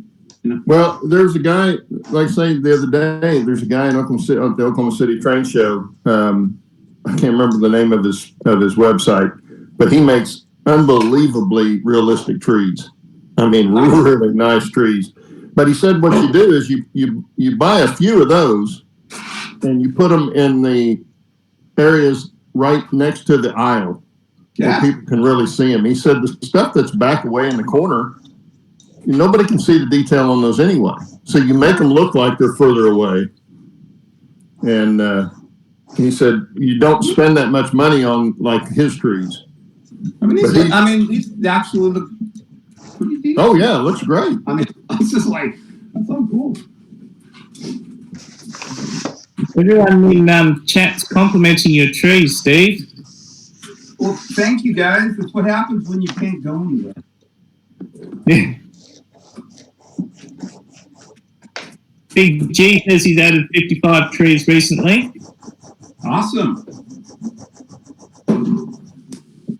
Yeah, that's a great tutorial, Gary. Great job.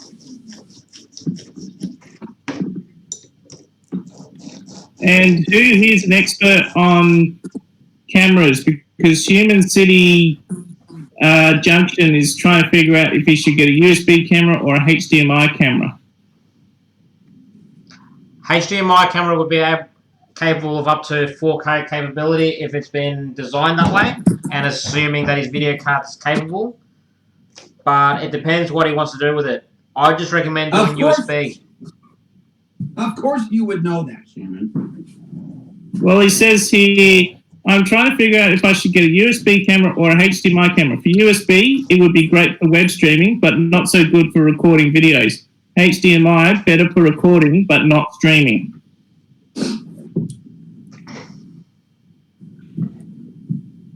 It looks kind of stuck.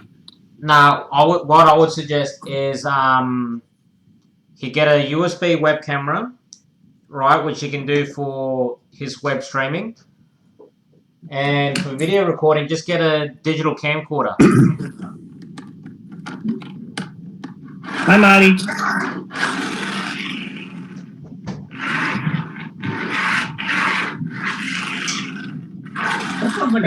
That sounds like a jet. So this is. That's actually.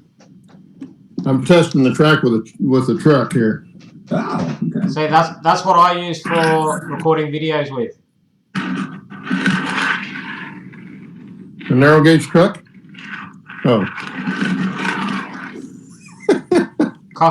Like it's second hand, cost me about $350 Australian, which is about $250 US. Is that recorded to a chip or? Well, Big City's asking whether you should get a web camera USB for his computer or a HDMI one. It says. Yeah. But yeah, I'd have to say get a look. I picked up. If I change cameras for 2 seconds, I go Bob. Well, Shannon, is that use a disc, like an SD card or something? Yeah, SD card. Okay.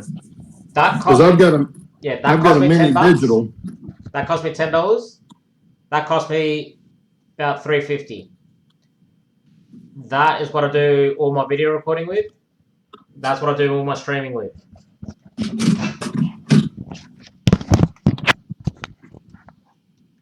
and you just buy the SD card with the adapter ones, which you can then put a micro SD in, and then you can buy these little USB sticks, which takes the SD card on, so you can transfer everything straight onto your computer via USB. He says he's using for recording, he's using a GoPro 5. GoPros are good. I used to have a GoPro. I used to have the GoPro Hero 3. I wonder where that went. It's probably at the bottom of It's a in there river. somewhere.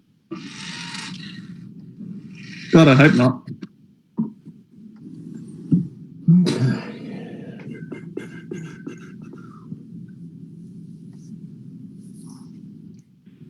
Here I am trying to change camera with the bloody different application. There we go.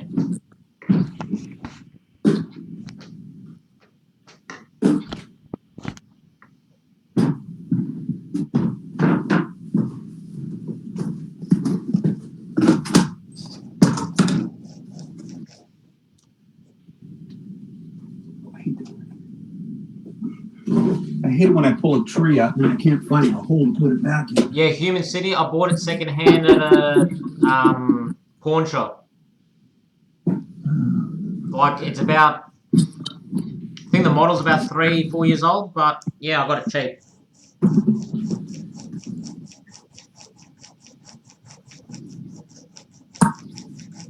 I usually just use my iPhone for recording. Yeah.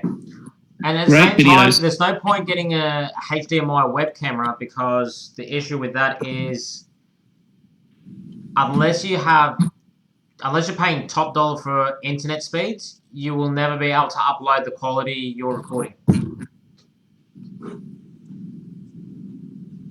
And even then, it's only limited bandwidth before it starts to drop quality.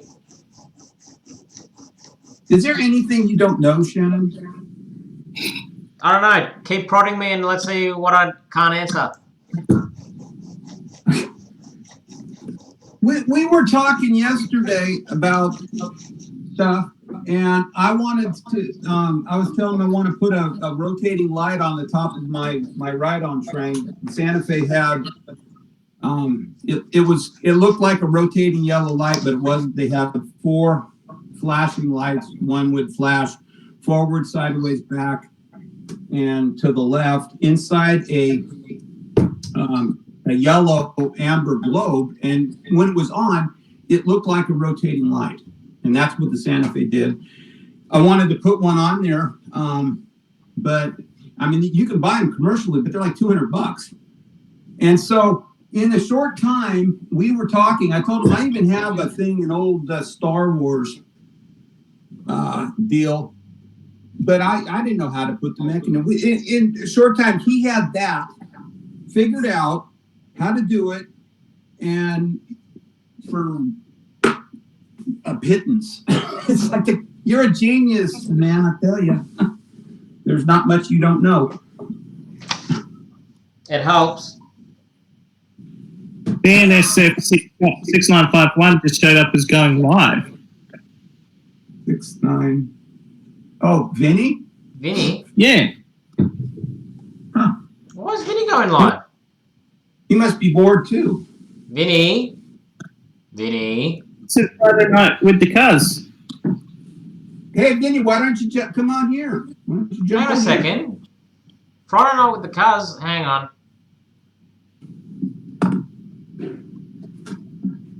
You should have Vinny jump on here with us. Oh, he did it again. Crap.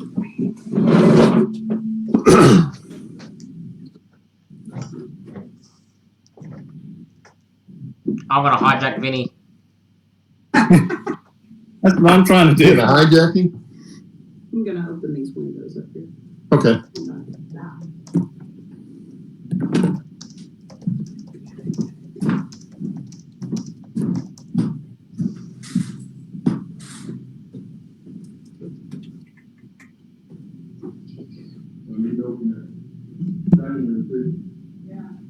Oh, I gotta take my pills. I gotta take my horse pills. So here's me and Ali. You beat me to it by like half a second.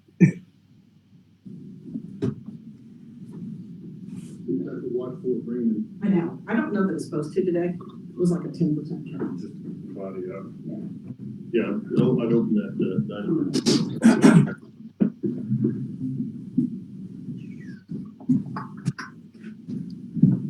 I don't know why he's got it as Friday night with the cuz.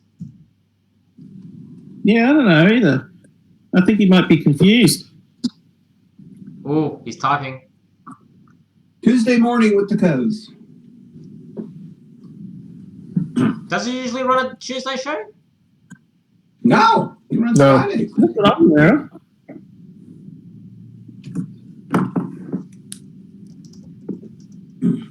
Thanks for the subscribers, but I don't have any videos to show you guys.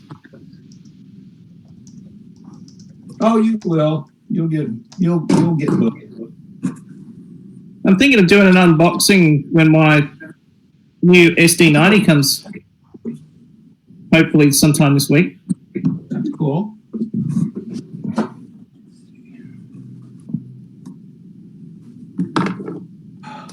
What do you do with all these trees? I got no place to put them.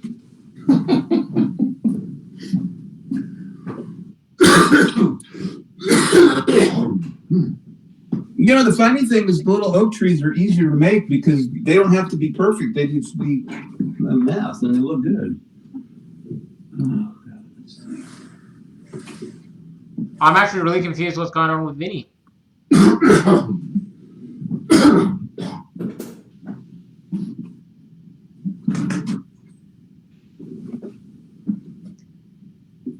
I think Vinny might be confused too.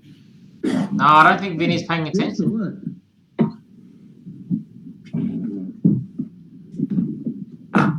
What's he doing?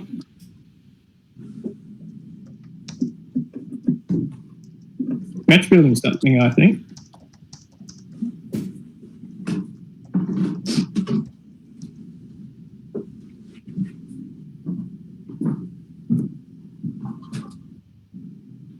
Yes, come to the dark side. We have comfy chairs.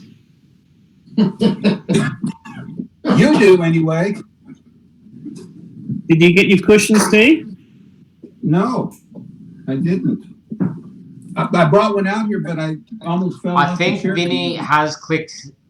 I think Vinny has clicked something on his computer and not realised he's gone live. Uh-oh. That's Dwight Curley. It's Friday already? Yeah.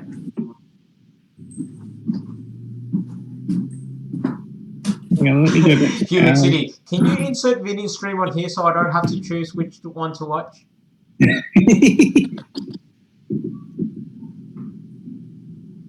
I'm switching between the two. What have I missed on ours? I need to stop making trees. I don't want to make any more trees. I got no place to put them. Everyone's like, does anyone have Vinny's phone number? How come Container Man's messages are being deleted by Nightbot? I don't know. I am going to figure that out because that should not happen. Because I haven't said any... What's it called? It's just saying here, Container Man 68 was timed out by Nightbot for 5 seconds.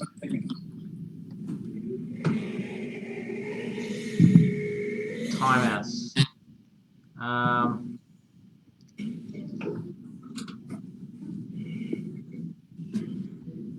Interrogation? No. Regulars?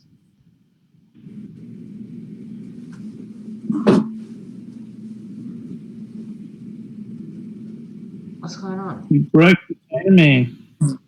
It shouldn't have done anything. Hang on. Let's disable all this shit. Ah! Watch your mouth. Shame on you. We have children watching. Actually, we have children on. Oh, do we? Yeah, Come on. Who's a child in chat? me. Oh.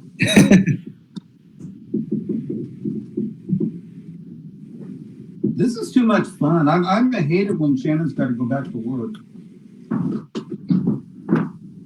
Yeah. That's gonna Hey, suck. SMT made it. Hello, Right. SMT mainline. Hello, SMT.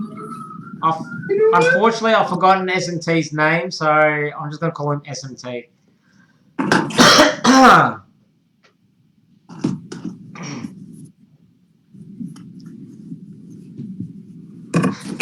Everyone's trying to find out if anyone can call Vinny and say, "Hey, Vinny, you're live." What's he? Yeah, they think Vinny's trying to do a video.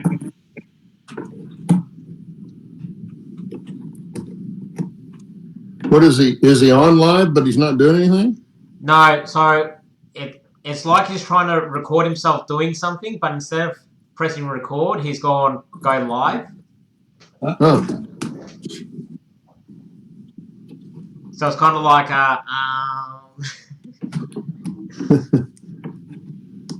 might be his Roy says you need to fix that all caps thingy, whatever that means. All cap. Who does? Yeah. Oh, someone already did. Oh, okay. What the heck? Oh, David ZG says we're all big kids at heart. Oh yeah. Hey, I think a few people here are bouncing between the two. hey, as they say, it's compulsory to grow old, but optional to grow up. That's right. yes. I just love it how everyone's just like, yes, agreed.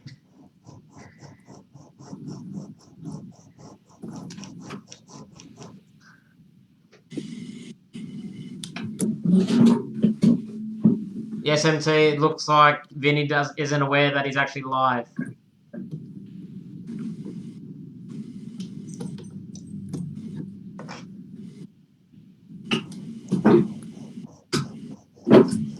Hey, Shannon, do you sharpen mower blades? Door sharpen I what can, blade? I can send you mine. You can sharpen it for me. What kind of Lawnmower blades? blades. Lawnmower. Mow the grass. Oh. What? Why would you send me lawnmower blades over for? I was just asking Just if you being happy. I don't know. You've been whittling on that thing for an hour. Do you know how long it takes to sharpen one of these? When you make it blunt? No, because I don't have one.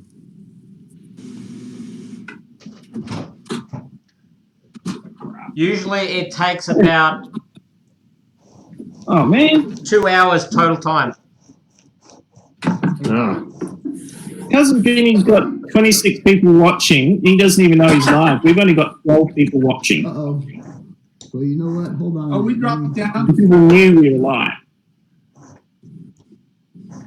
There's something wrong with Oh! I think Vinny's got it. His stream just went funny. Container Man's calling him right now.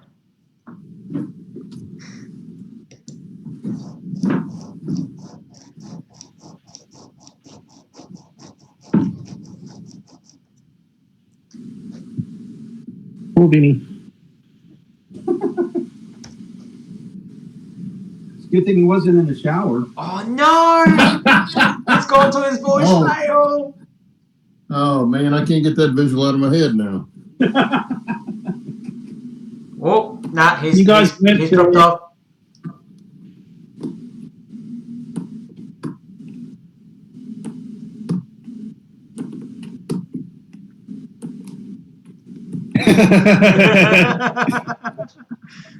Oh god.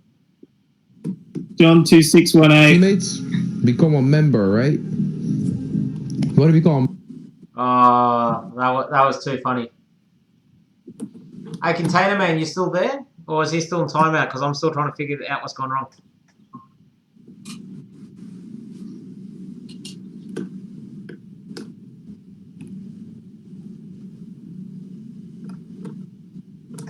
Yep. Kazaviti's gone off. Well, send his viewers over our way before he does. I was trying to. Yeah, we were trying to steal him. Container Man 68. I mean, they obviously don't have anything to do, you know. Roy Hardwick, he says, I called Vinny, he started cursing.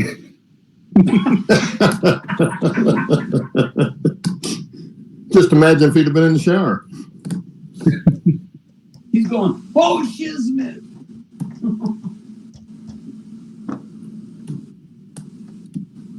This is boring. Hi, Wilma. Hey, Wilma. Hey, woman. Hey, Walker, not bad. And Norman Rowe. Hello, Norman Rowe. Hey, Hey, Norman. Norman. How's it going, man?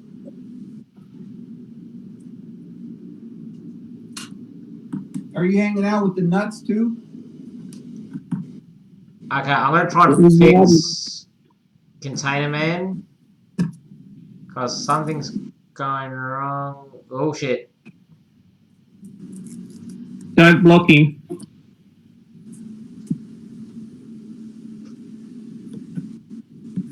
What the hell did I do? Vinny dropped the F-bomb.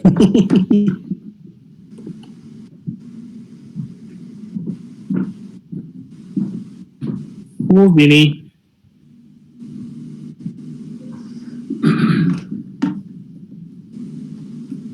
Oh, Vinny's not that bad. And I can understand why he dropped the F-bomb. I mean, we both did work in the same industry. No, I probably would have done that too. There we go.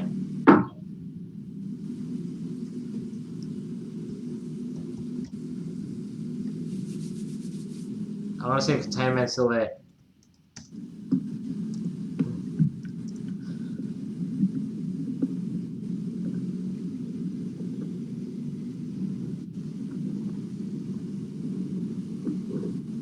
Container Man said he's going to be right back. Yeah. Now, whilst that's happening in the background, Yes, Norman Rowe, I am comfortable. This is a comfy chair. Mine's not. Well, it's a couch. I'm doing a Steve.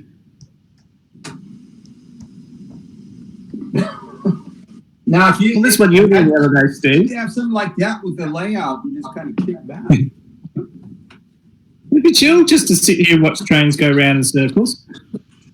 It's music, boring watching. You're basically having a conversation. True.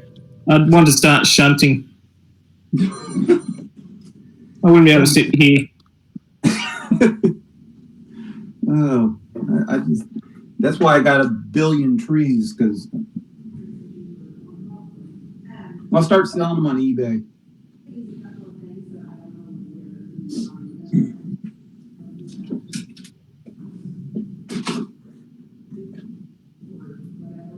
Don't worry, Human City Junction. You've got us. We'll be your friends in the model railroad community. timeouts. Why was there a timeout? How do I find out what the timeout is for? The what?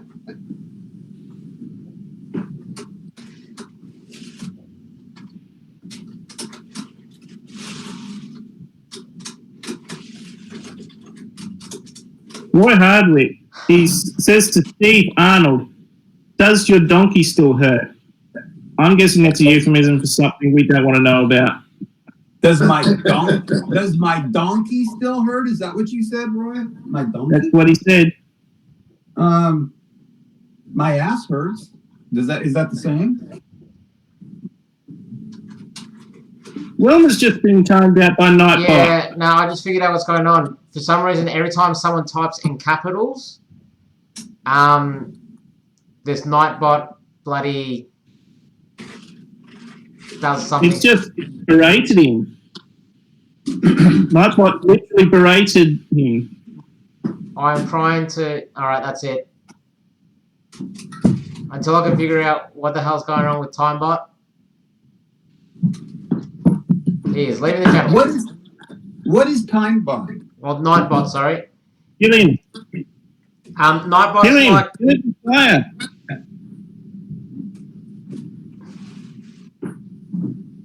What's going on? Vinny said. Nightbot's like a automatic thing in chat, and it sort of does basic Moderator. Basic moderator things. Yeah. I've never heard of it. Yes, Nightbot is being very aggressive. Oh, I found it.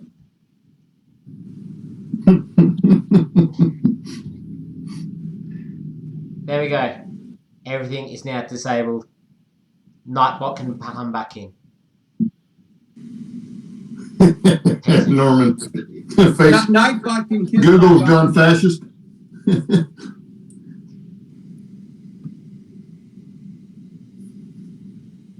Okay. Hopefully, can someone type in capital letters and so that way I can see if Nightbot's gonna be a pain again?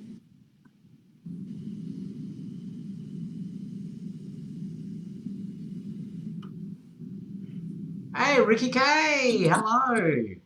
Hey, Rick, how's it going, man? Haven't heard from you in a while.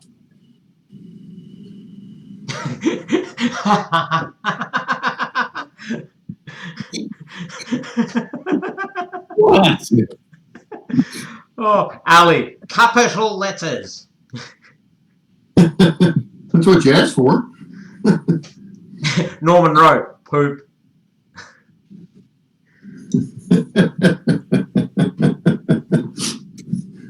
Norman really grow up. We need to get Norman on the video. Yeah, Norman? That boy's crazy. Yeah, or anyone. Oh my god, everyone's getting in on this now. See what you started? Too much fun. Oh, too much sugar. Yeah, sugar cookie. Yes. Sugar cookie. Just so everybody in chat knows, Shannon's new name is Sugar Cookie.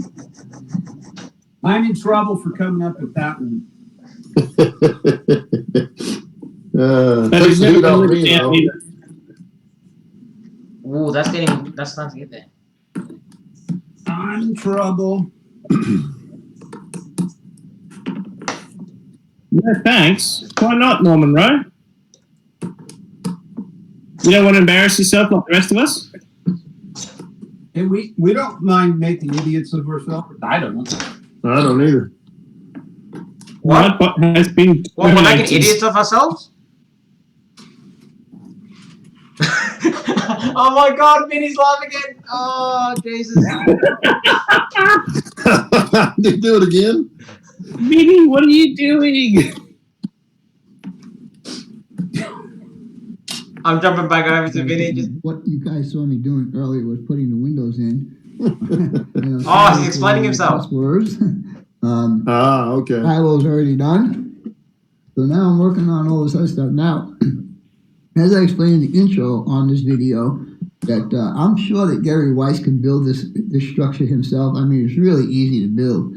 But the reason why he sends it to me is because he knows that I will put a twist into it. And it's exactly what I'm going to do with this build. This building here is going to be modified. And I'm not going to show you guys how it's going to be modified at this time, but it will be modified.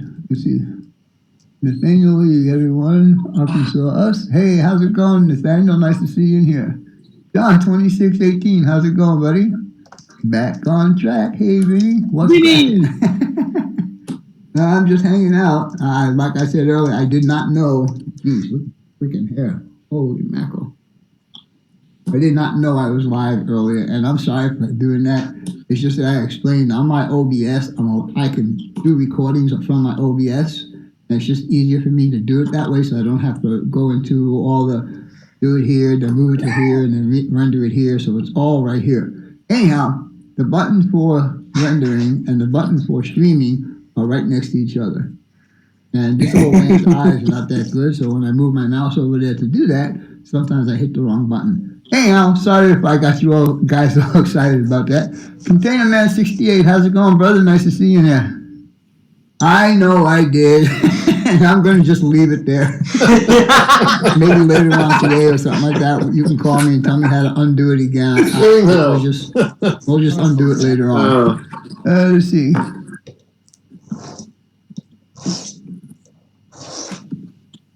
I'm doing okay. I just need to, like I said earlier, I'm going to be going to dentist a little earlier today. A little later on today, I should say. Sorry, Jerry. I am so sorry, man. And to be honest with you, I don't even know why I dropped anything as far as language goes. I wasn't having a hard time or nothing. Everything was going smooth on this build. Your phone went to voicemail. Probably did, because I had like 3 or 4 phone calls all at the same time. All you guys telling me that I was live. Sorry about that. Well, I tell you, Dave, I'm feeling pretty good. My throat is like iffy right now. I don't know if it's on a healing stage or if it's still messed up or whatever, but always feels like I have something in my throat that I need to cough up. And it's not the same as it was previously. I think the water that I was drinking, had something to do with it. And Jerry, you know, I have an excuse. I was in the Navy. Anyhow, guys, I appreciate you being here. Let's see. All right, well, let me see if I can do that. Is there a link in my email? All right, guys, I'm going to close this out. I'm going to see if I can join them over there for a little bit. Like I said, I have a dental appointment here in a little bit. Yours is from Philly. Hey, Jerry, just a quick question before I go. Is Pennsylvania still locked down?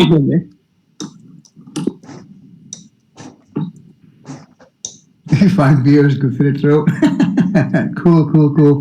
AJM Trains, how's it going, buddy? Nice to see you in here. All right, Jerry, take care, buddy. Yeah, still locked down. See, my airline changed my flight yesterday. They changed it to a later flight, and I got a feeling that they're going to cancel it here pretty soon. I don't want to accept the flight that they're giving me because that means I get into Philadelphia like about between 6 and 7 in the evening, and that means I miss going to Yankee Dabbler. So I'm just going to wait and see if they just cancel the whole thing. If not, I'm going to call them and say, I have 3 of the underlying conditions for this COVID-19. I said, I have, first of all, I'm over 65. Second of all, I have a breathing issue. And third of all, I have a heart issue. So can you cancel my flight for me? Dwight Curley, how's it going, my friend? Nice to see you in here. All right, guys, I'm going to see if I can get over to the other thing and chit-chat with them for a while. We'll talk to you in a little bit. Bye for now. Oh, Vinny's coming to say hello. We hijacked the Vinny. We got to come up with it. Human City Junction. AllyChat, are you going to share your comfy chairs? Does that answer the question? That's what happens when you go on a timeout.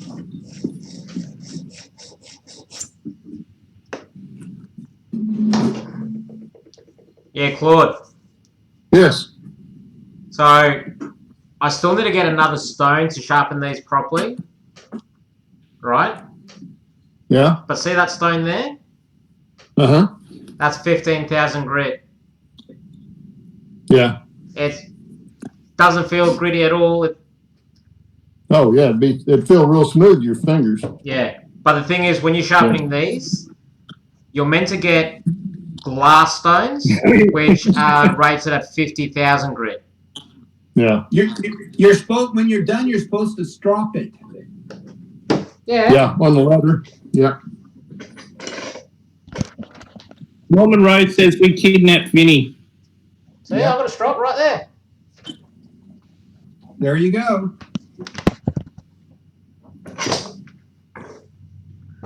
Who's Nathaniel Lee? Is he a new guy? Yeah, who are you, Nathaniel? Hello. Hello. Hola. Hello, hello. Hello. Oh my god, I think that's going to be the new thing every time someone comes in.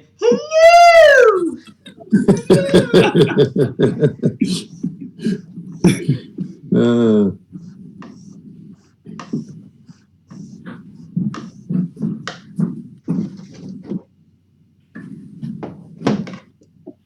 Can't use that. Yeah, it's all good, John 2618. I fixed him. Hey, John, how's it going?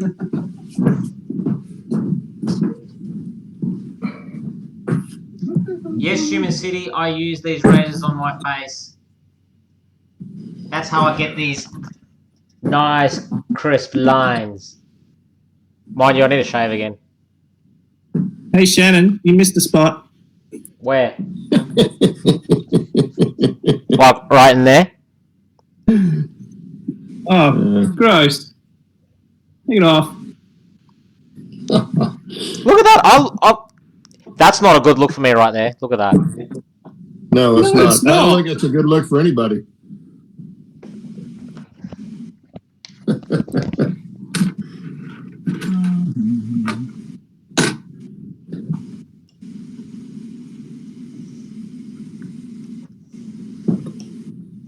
Oh, Nathaniel Lee came over from Vinny's stream.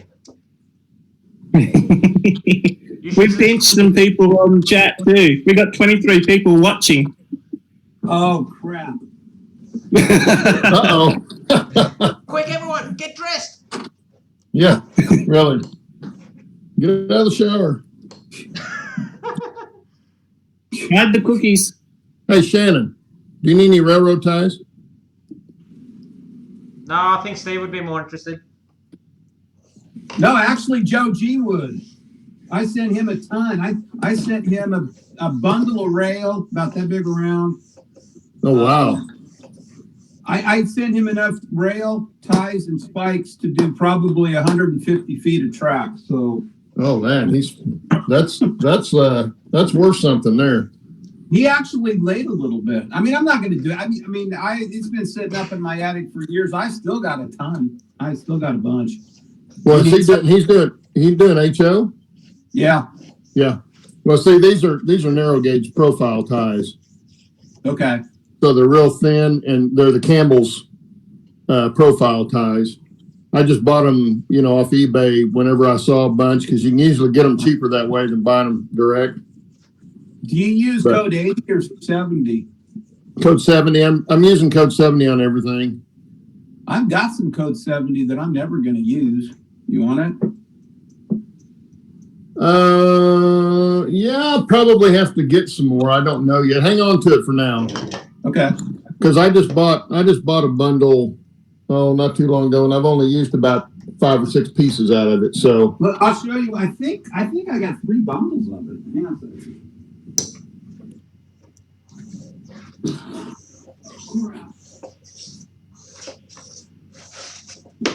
This is all. Oh God! This is all rail. holy moly! Yeah. Let's see. I think I've got. Let me put this down. Let's see. This is. That's a bundle of code 70. Is it nickel silver? Yeah. Oh, wow. I think this is code 180. I think I've got 3 bundles of code 70 in here. Well, I wouldn't need that much for sure.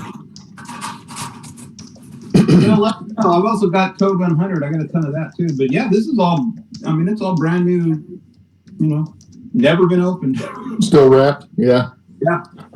Some of it I've been buying off eBay has been like that if I can find a good price on it. But a lot of places they want twice what you can get it from micro engineering.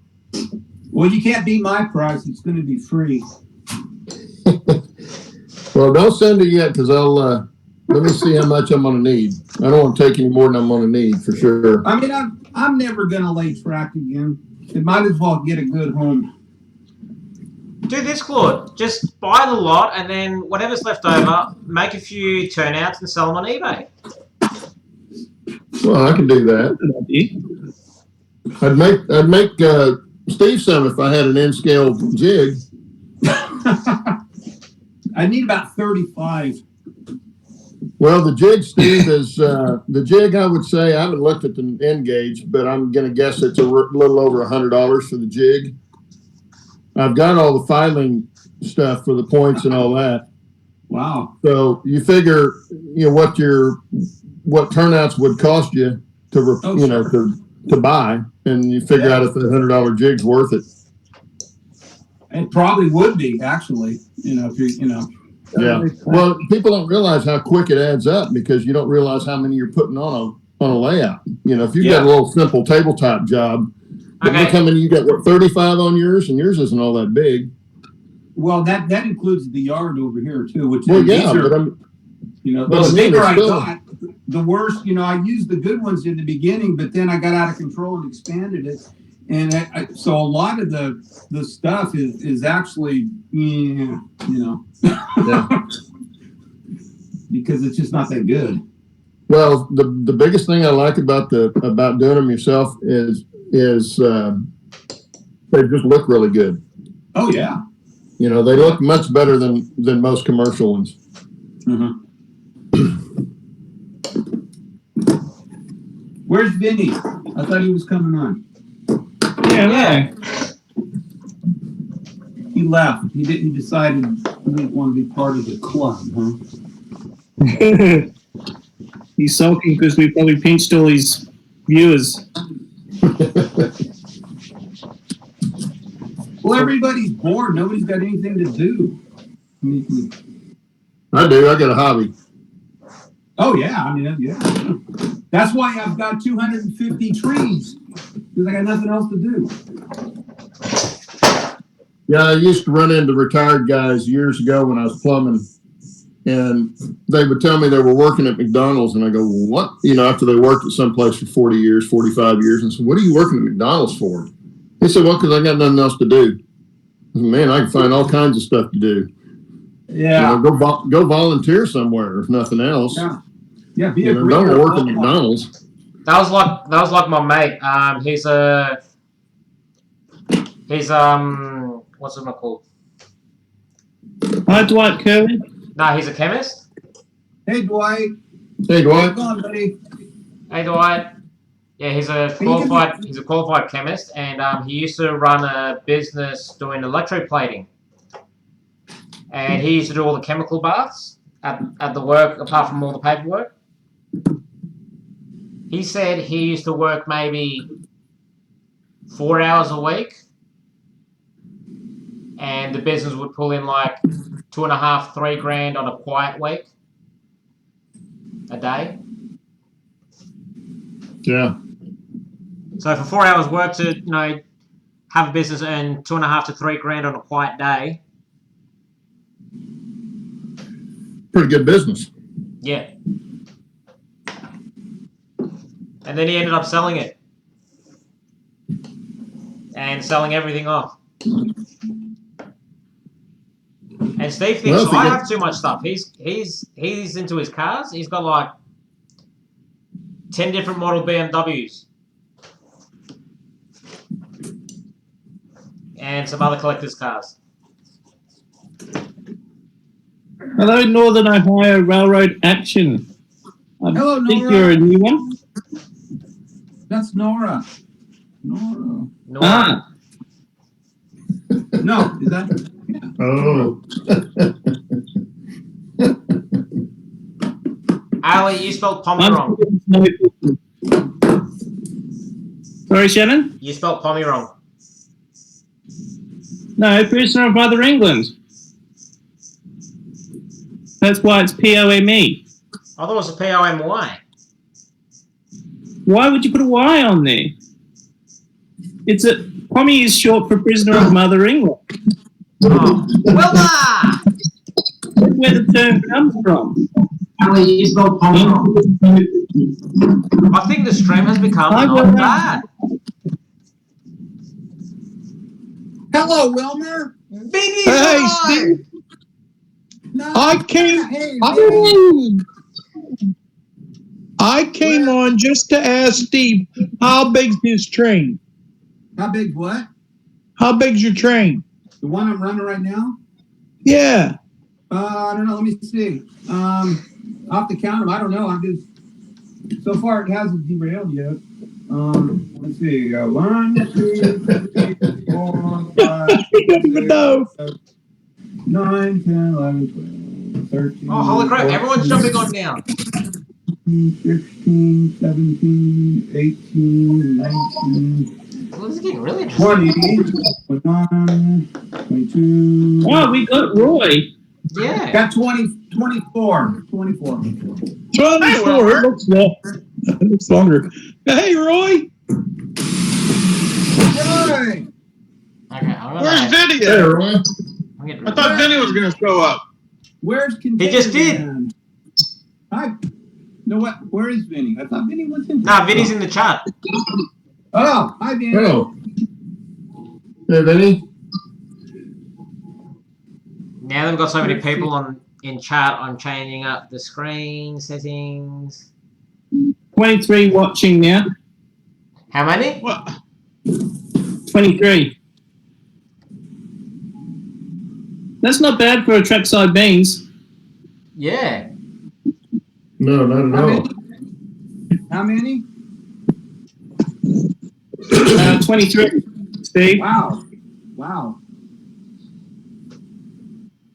Oh, there we go. A lot of people. A lot of bored people, I guess.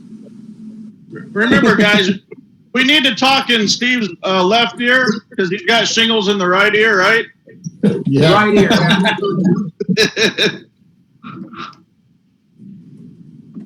Yeah.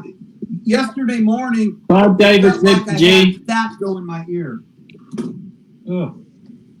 What was that, Ali? I said I to David, Z to G.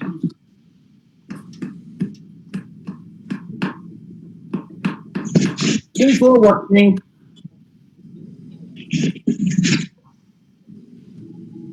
Good question, Norman Rowe. What happens if we get to 50?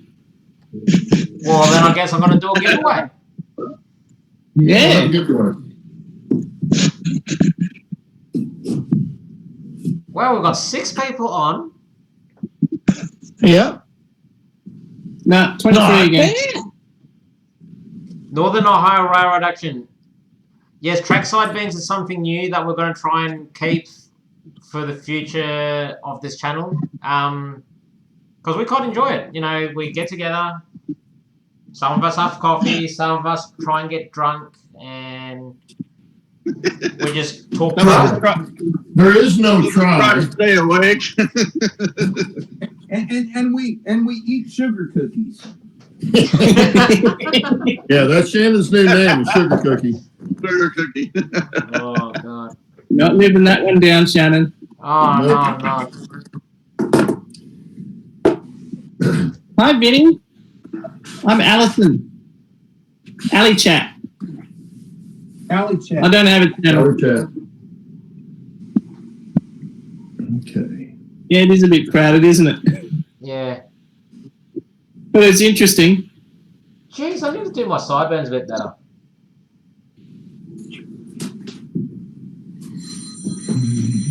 Ring, ring. How many can you have? Shannon, how many can you have up on panel at once?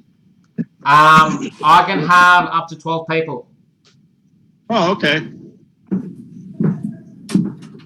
Is that a paid subscription or is that the free version still? No, it's a paid subscription. Okay. But you know, like $10 a month. And bailed us out. I'm not gonna complain.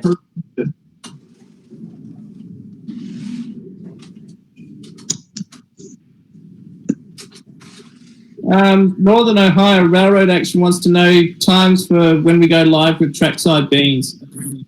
Because he wants to add it to his list of weekly live streams. Whenever we get bored. It's whenever, Norma. Although I did get a reminder, a notification last night. Yeah, it's because I put up a little 20-second live video to say, hey everyone, just letting you know, Trackside Beans on tomorrow morning. Bye. The funny thing, Shannon, is that I actually sent that to Vinny last night. And here I am, everyone's watching me shave. Yeah, Gary reckons it's great. He's laughing at you.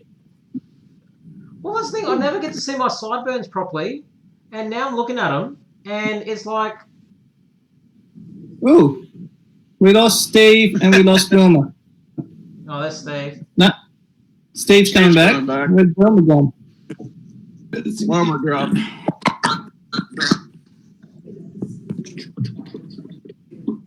Yeah, it looks like Steve needs to trim some of those nose hairs too.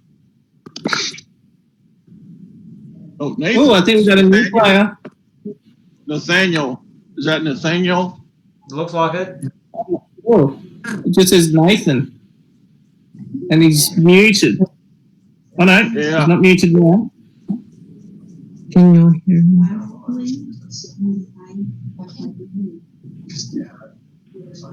Steve's trying to get back in.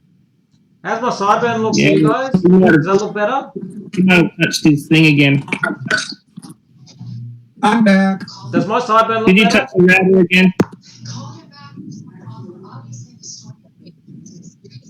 Yeah, that looks better. Can you hear me? Now I'm going to check the other side. Nathan? No. Can you hear me? No. Yeah, we can hear you, Steve, but you kind of... Okay. Right, like, glitchy.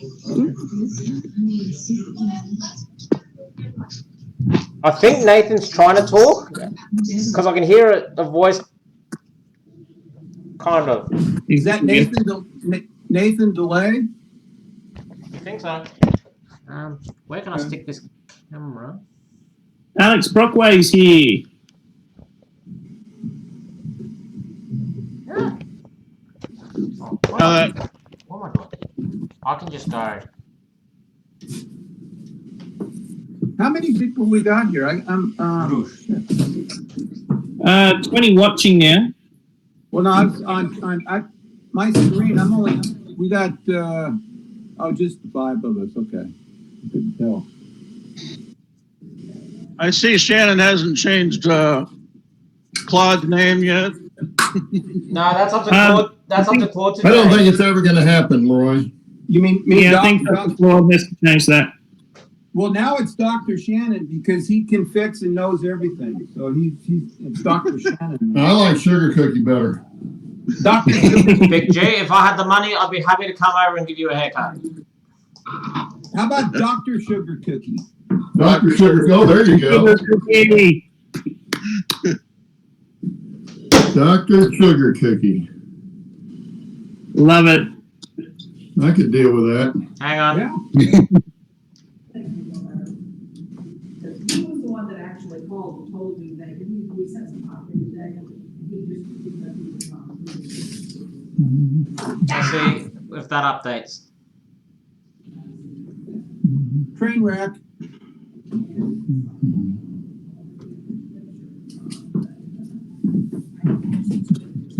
No, it hasn't changed it yet.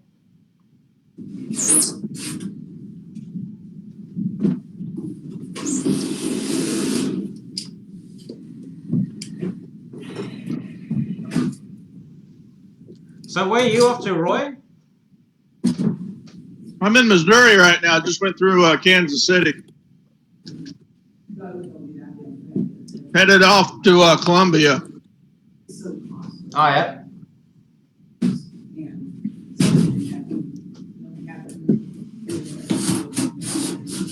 And I found out yesterday I gotta get back to Hayes and get the truck back in the shop again.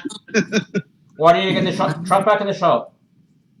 The radiator tank on the truck, they have two compartments, and currently the air compressor, which is what they think it is putting pressure back into the system and pushing antifreeze over into the second tank. Well, when it gets hot, or maybe when it blows off, when the air tanks get full, they blow off.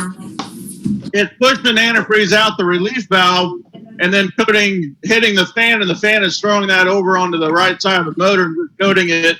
And you know how what happens when antifreeze gets hot? It foams up and turns everything white. Yeah, so and it looks like something's growing on your engine. Yeah, so the whole right side of my motor in front, so like the right front corner, it's all white foamy, and believe it or not, pink antifreeze freezes in cold weather. Yeah. If it's exposed to air, I should say. If it's in the tank and closed, it doesn't. But if it's outside, it does. And I didn't know that. Yeah. Well. So they're thinking it's the air compressor. So I gotta get back Thursday or Friday and get it in the shop. I'm not sure. It should have only been like a 1 day thing.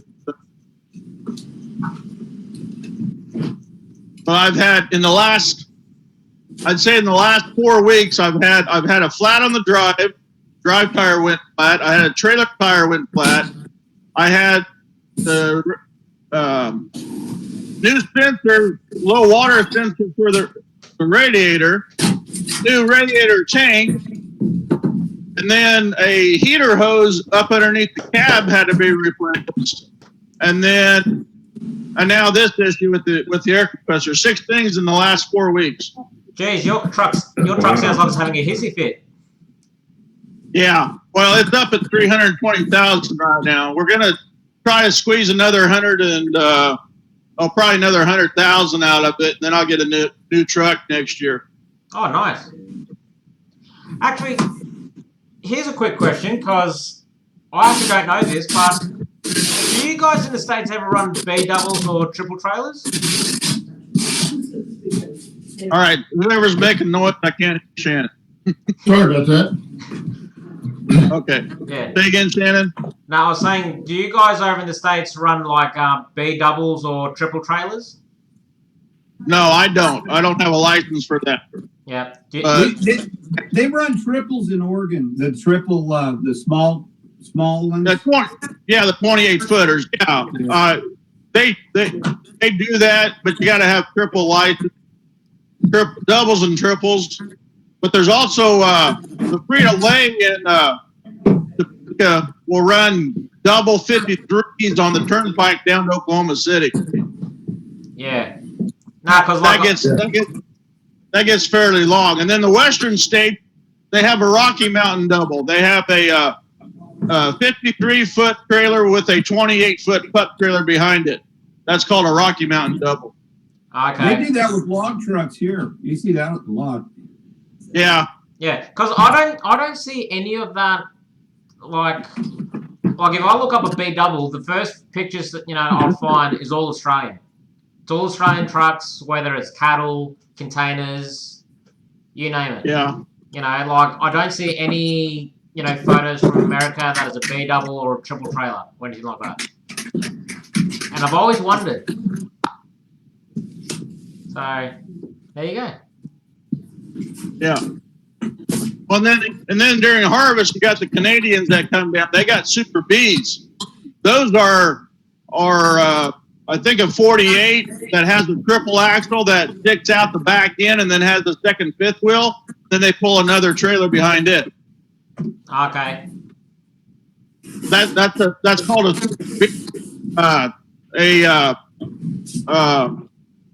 I can't think. Did you just say a Super B? Yeah, it's a Super B, but it's a combination. because the fifth wheel is mounted in the framework of the triple axle, that's part of the first trailer framework. Now you get the other option is you get a dolly between two trailers, and that's a different class. I can't think what that class is. Yeah. Which should just be doubles, instead of doubles. Yeah. No, that's fair enough. Yeah, because I know over here in Australia, like even locally, in suburbia we get B doubles, going through, the highways and that. Yeah. The only time we don't really see B doubles is basically anything delivering to a, final retail places. Oh yeah. So I do know some of those Super Bs, the triple axle actually slides back up underneath the first trailer. So if it's like a sand truck that has a Super B, he'll dump the first one or the last trailer, then he'll drop it off and then slide that triple back up underneath that first to go dump it, so nothing gets up over onto the fifth wheel. Because it's an end dump and not a belly dump. Hi, hello, Alex. Hello. Hi, how are you? We're good. You're a bit of a surprise. That was unexpected. Yeah. Just figured I'd jump in and say hello. Right there. Trains are going by. Figure I'd stop in and show you our local train yard here. Oh, what's going on? Come on, show us. Don't keep us waiting. Is this Alex Brockway? Breaking up. Was that Alex Brockway? Yeah. Alex. Oh, there you go. I'm gonna rub it into Vinny. Look, Alex. Connection Sorry, Alex. Okay, I think Alex is dropping in and out because he looks like he's in a car. Oh Yeah. Hey, Roy.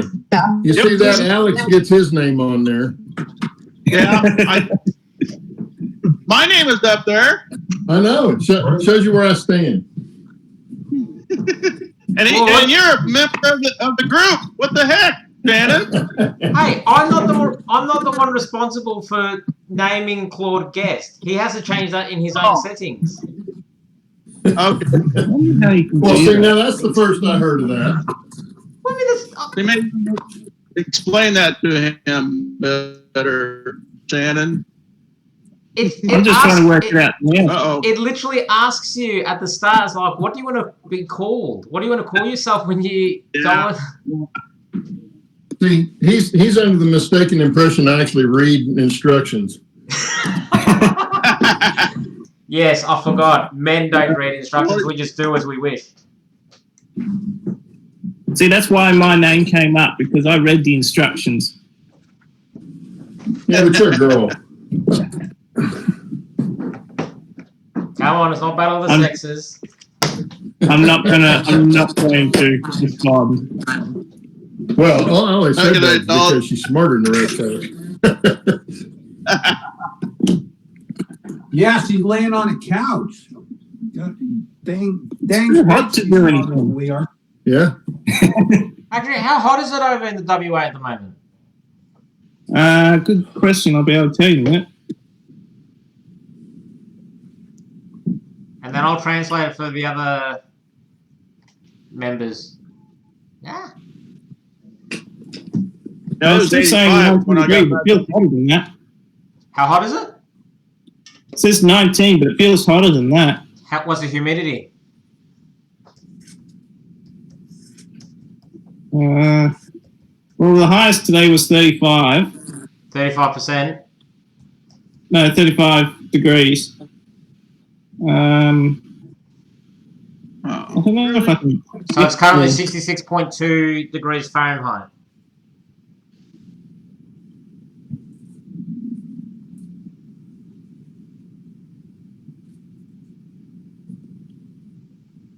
Hey, you're like in the city, aren't you, Ali? Yeah. Oh, that'd be why. You're pretty much on a rock. It retains the heat. I'm back now. Oh, I see train back. tracks. I see train tracks. I'm gonna go maximize because I want to see this. I don't know what I see. Turn here. See locomotives. Yeah, Alex, your camera is not giving feedback. Whoa. Oh, hey, Vinny! Hey, there's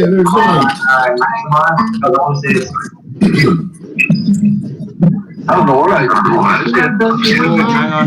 Well, Where's the feedback coming from?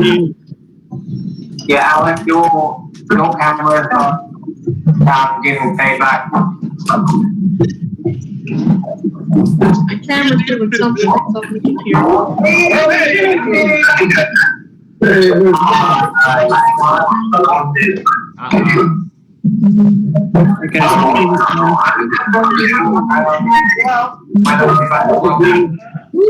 Okay, Jackson.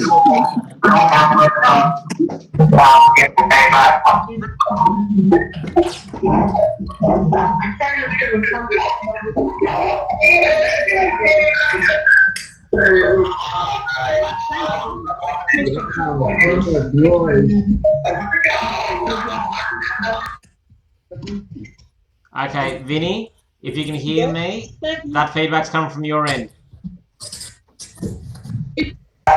This is real Charlie. Can you guys hear me? Yeah, that's better. Feedback's gone. I can hear you.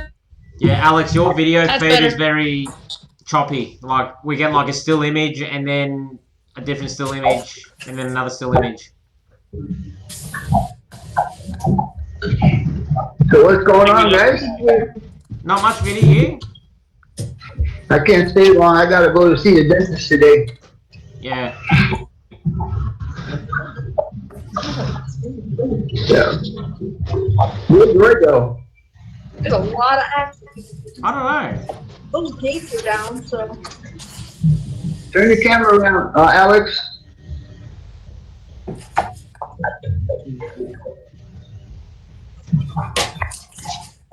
About now.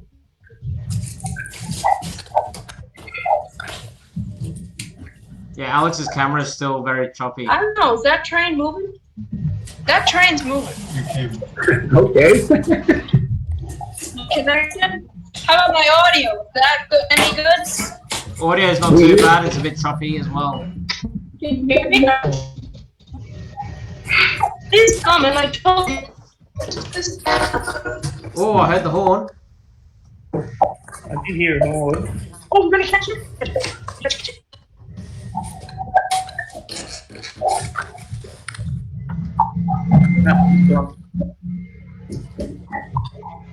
So, Allie, how long have you been into model trains? Been a bit on and off actually with model trains, but I really got serious into it when I started working in a hobby shop, Perth Hobby Centre, for several years. Oh, what's going on here? How's it going, man? Hey, Claude, what's going on, buddy?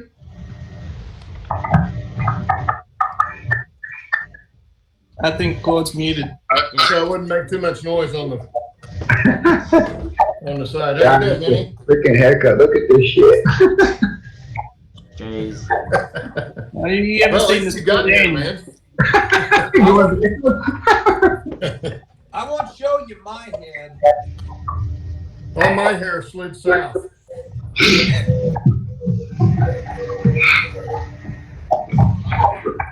That's when you do this, you know? Yeah. Yeah, I'm not there yet. I approve.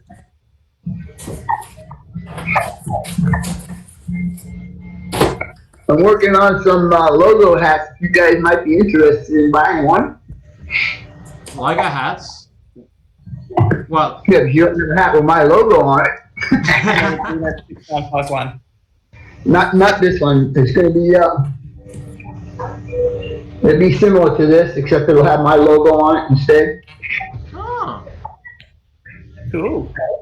Yeah, I don't trust myself with a hat because I tend to take them to work and then they end up black and greasy. You know, I was looking through a bunch of my stuff and I found my BMW hat, and man, it was scrungy. I threw it in the washer and I could not. It doesn't come clean. I wanted to wear it because it's a really cool hat. It has BMW written across the bill right here and up the side with the M3 colors. It was really, really hot, nice hat, but oh well. Yeah, it's just one of those things. Like I don't want to put it away because it defeats the purpose. Exactly. Exactly. You know. I'm like that with my trains. Yeah, clearly. Exactly. That's why you have display cases. Yeah. Best display cases on your layout. Yeah, but I don't have a really big layout video. I've only got like it's a 3'7" by 6'10". You gotta make do with what you have, you know. Yeah, I've got too much stock to put on there. So, so what you need to do is build a shed like everybody else does. Yeah, yeah, it's a bit hard to do that. Actually, Ali, I'm not sure. No, you wouldn't have seen this. Do you remember Train World's what's it called? Where's Union Pacific keep the roundhouse at the moment? What's that called? American, I don't know. What's the place called? Where Union Pacific's steam train program is. Big Boy? Nah, the location of the roundhouse. Oh. Cheyenne. Yeah, that's it, Cheyenne. Train World commissioned a layout called Cheyenne. It measures. Oh crap! Now I gotta convert meters to feet.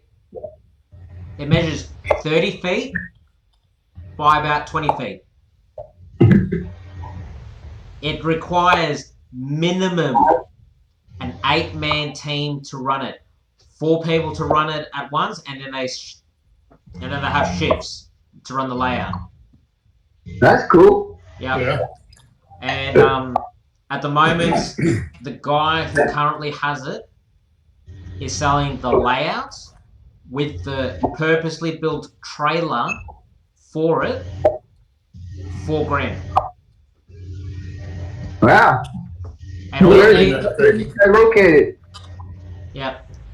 But the thing is that thing has so much history to it. It's not funny. Like I was talking to Ian who works at Train World here in Australia, and he was saying that that layout was built, I think, in the mid-80s, and it used to tour all over Australia. And is that the N-scale one? Yeah, the N-scale one. Yeah. Yeah. And basically, unfortunately,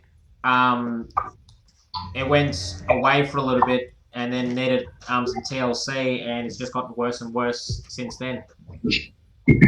So at the moment, I know some of the main line needs to be redone.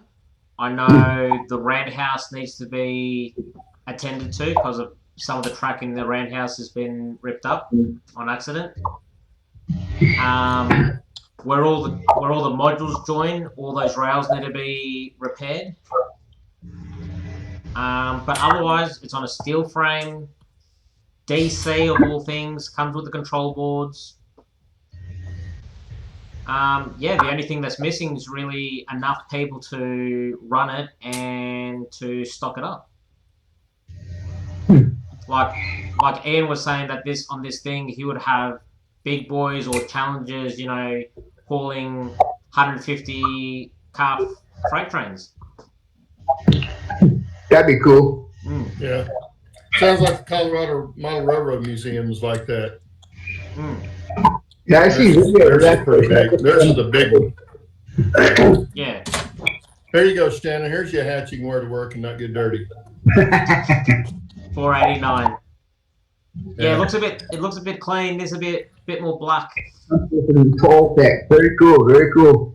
Yeah, What are they I got called? I got one for the Cumbrus and one for the Silverton Durango, but they sell these with all the different engine numbers that they have up there. Actually, really nice looking hats. Actually, I was going to say, Claude, if you can get me a Rio Grande Southern hat, number 41 or number 40, I'll be happy. If I see one, I'll get us both one. Yeah. No, because I didn't see any Rio Grande Southern stuff as far as clothing and stuff, but I'm sure it's out there. But yeah, they didn't have any. And the reason is because you know how I'm building my boys layout at the moment, which is this one, this thing over here.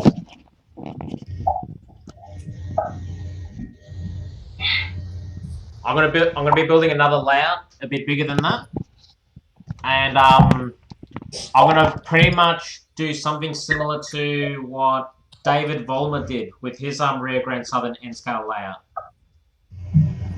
because he's got a 2.5 foot by 5 foot layout in Rio Grande Southern, and it, you know, like the way he's built it is just beautiful. So I just want to, you know, not obviously copy it. You know, I don't want to copy it, but like all the aspects, like with the trestle bridge he's got on there, the steel girder bridge, the way he's got the yard set up, I want to do something similar to that. How big did you say his was? His N scale one was 2.5 foot by 5, which I know he's retired now, and now he's on the, he's doing the what is it? Is it HON 30 or ON 30? Well, he's got. I thought he had an HON 30 or HON 3 Rio Grande Southern layout too. Yeah. Now, so what he originally done is about 10 years ago when I started financially supporting this hobby. It's when I first ran into him. It's when I first found out about him, and he had the Pennsylvania Railroad that he had set up, the Juniata Division, I think is how you pronounce it. And that was in Model Railroads magazine a few times, and Model Railroad magazines and whatnot. And then I know he ended up selling it, but before he sold it, he started building the N-scale Rio Grande Southern layout, which is 2.5 foot by 5 foot. He built it specifically so he can chuck it in the back of his car, go to an exhibition, display it, pack it up, go home. I'm not sure if he still has it, but I'm pretty sure he has retired it because I haven't seen any updates on his Facebook page about it. But after he did that, that's when he went into his HON 3. Yeah. And I've been following him since then as well. Yeah, I've been watching some of his old videos and stuff on that, and it's a beautiful layout. Oh yeah. It's really nice work. And how he gets, and like the attention to detail, like with the engine shed, the stations, the trestle bridges. You know, like obviously it's not an exact replica of the railroad, but you know, he's taken aspects and he's gone, okay, that's the bridge I want. That's a bridge that ran on the railroad. I am going to mimic that as best as humanly possible. And you know, photo to photo, you can hardly tell which one's which. Yeah. You know. Well, if you ever need a book on the Rio Grande narrow gauge cars and rolling stock, that sort of stuff, I just picked one up off of eBay. It's like in a spiral type book, but it's got detailed drawings. It's almost like blueprints and stuff of all the cars and everything. Each individual car, I think, is on there. Yeah. Yeah. So if you wanted to model a particular car, you could go off of that. Real easy. Yeah. Well, the reason I wanted to do a Rio Grande Southern is because after I got those Galloping Gooses, right, I ended up with 2, and it's like, well, I can't run them on this railroad because this is meant to be a standard gauge railroad. So I can't run on this layout. So I'm going to have to build another layout for them. But if I'm going to build another layout, I'm going to need more stock to run on that layout. So now I've got 2 consolidations. One I've repainted to number 40, and one's repainted as number 41. I've got some passenger cars, which is painted Pullman green. So it sets it up. I think the Pullman greens were pre-1941 or they were post-1941. I have to double check it. It was somewhere around there. It was either pre or post. I can't remember now. But they went from. I think they went from. Oh, that's right. They started off red, I think, and then they went to Pullman green. You're breaking up some, Shannon. Am I? Yeah. Yeah, it's garbled. Yeah. He always sounds like that. Well, yeah, but you know, Yeah. it's even more so now. I Okay. think the sugar's wearing off. Anyway, so either way, the passenger cars are great. That's the main thing. And I've got some logging cars, some logging truck thingies. What else do I have? Oh, and I've got a whole set of different types of wooden 30 or 40-foot box cars. So I went through my whole collection, and anything that was, a small wooden box car, I'll put it aside as like, right, that's for the Rio Grande Southern. Yeah. Yeah, because for them to even had a 40-footer would have been late just before they, kind of went out of business altogether on the narrow gauge. Most of them were all 30-footers. Yeah. They're not very big. It's popping and clicking. I know exactly what that is.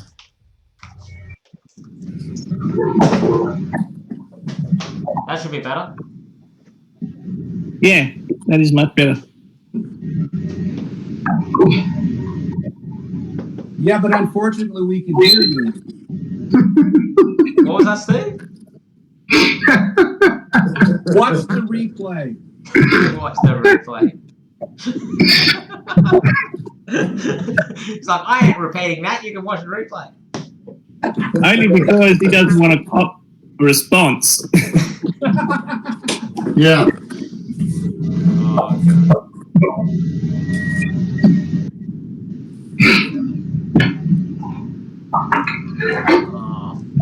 Actually, I better check my emails. I better be nice because you're going to start being mean to me. I wonder if those photos came through, Shannon. Yeah. Hang on.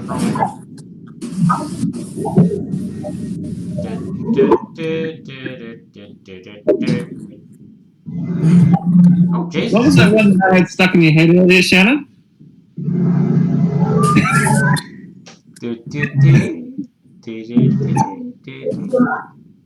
God damn it.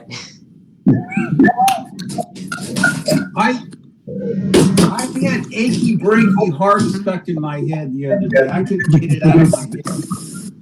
What was that saying? That was torture. The best one to get stuck in your head is Manamana.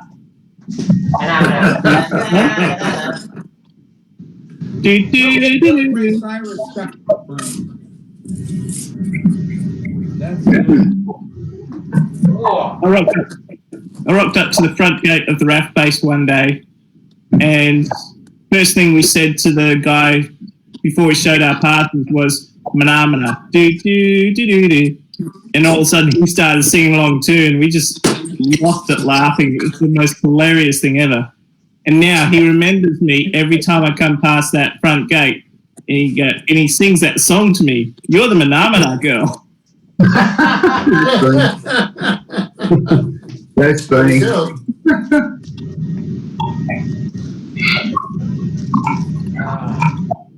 Got those on the list.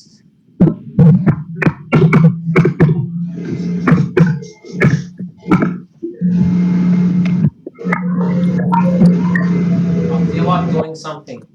I need to do something.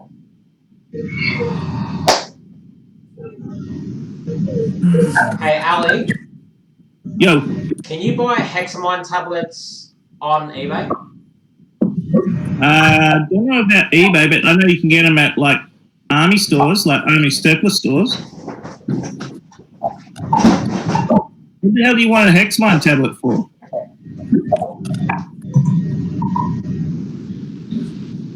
Ooh.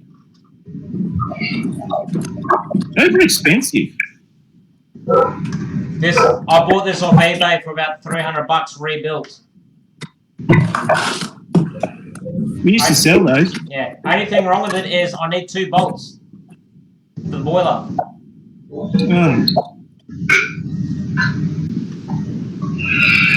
Still works fine though. All right, ladies and gentlemen, time for me to get ready to go to my dentist appointment. We'll talk to you guys later. All right, talk to you All later. right, man, take care. Okay. Thanks for dropping in.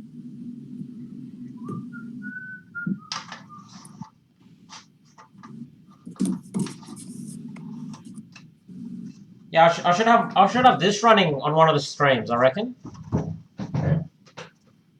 Roy says you need to comb your hair, Shannon. I haven't combed my hair in 2 weeks. How long has it been since you I haven't combed mine in many, many years. I need a haircut. Well, mine is because I can't, and that's why I wear the hat. You should see my head. It's wonderful. Looks like a bald, curly. Is that a better look? Curly Brillo pad. That's a terrible look, Shannon. And John2618 says, Steve, running trains, thumbs up. I need to get this thing running. I'm running out of places to put trees. It's like I keep making them, and it's like I can't find a place to stick one. I don't think Steve's noticed what I'm holding. He's not even looking at the camera, that's why. What? Oh, a little steam engine. Static steam engine. Sweet. That's pretty cool. The funny thing is, I bought this originally for Alex when he was about 1.5. First time I ran it, he cried in fear of it. Poor thing. It took me like a month to convince him that it's not going to hurt him. And after he realized it had a little whistle and it was actually going chippy, chippy, chippy, chippy, chippy, he's like, oh. Poor dear. Hey, I could probably hook some wheels to that, and you could run that on up Train Mountain. I might run it on one day on the stream. Hey, Shannon, you might like an event they have here about 25 miles from Tulsa, out in Pawnee, Oklahoma. It's a annual steam show they have. And they'll have a parade of steam tractors, and then they've got a bunch of static steam engines. Yeah. And they've got I can't remember what they call the machine, but they've got this machine that they run. This leather strap is about 100 feet long. Yeah. And it's in a loop, and they run it over to this. I can't remember what they call it, but it's a deal where the guy can pull a lever and put so many pounds of pressure on it, and makes the steam engine, bear down and work harder. It's pretty impressive. I mean, you can feel the ground shaking when those things are going. Oh yeah, you do, because that's how the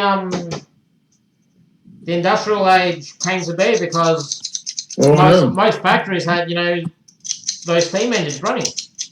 Yeah, they even have a sawmill, and had a guy last year was making cedar shakes for houses.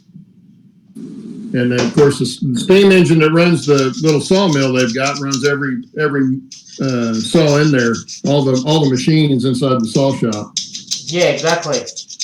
Yeah, it's pretty cool. Yeah, but that's the thing. Like, you think about it back in the day, they couldn't afford to buy like 4 or 5 different steam engines. Oh no! And they couldn't afford to pay 3 or 4 mechanics to maintain them.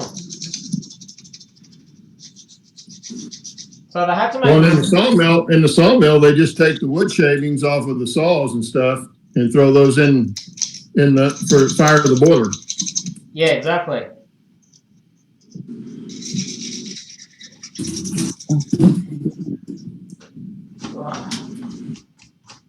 I think That would kind of give you an idea of what I'm going to do with the top of the mountain.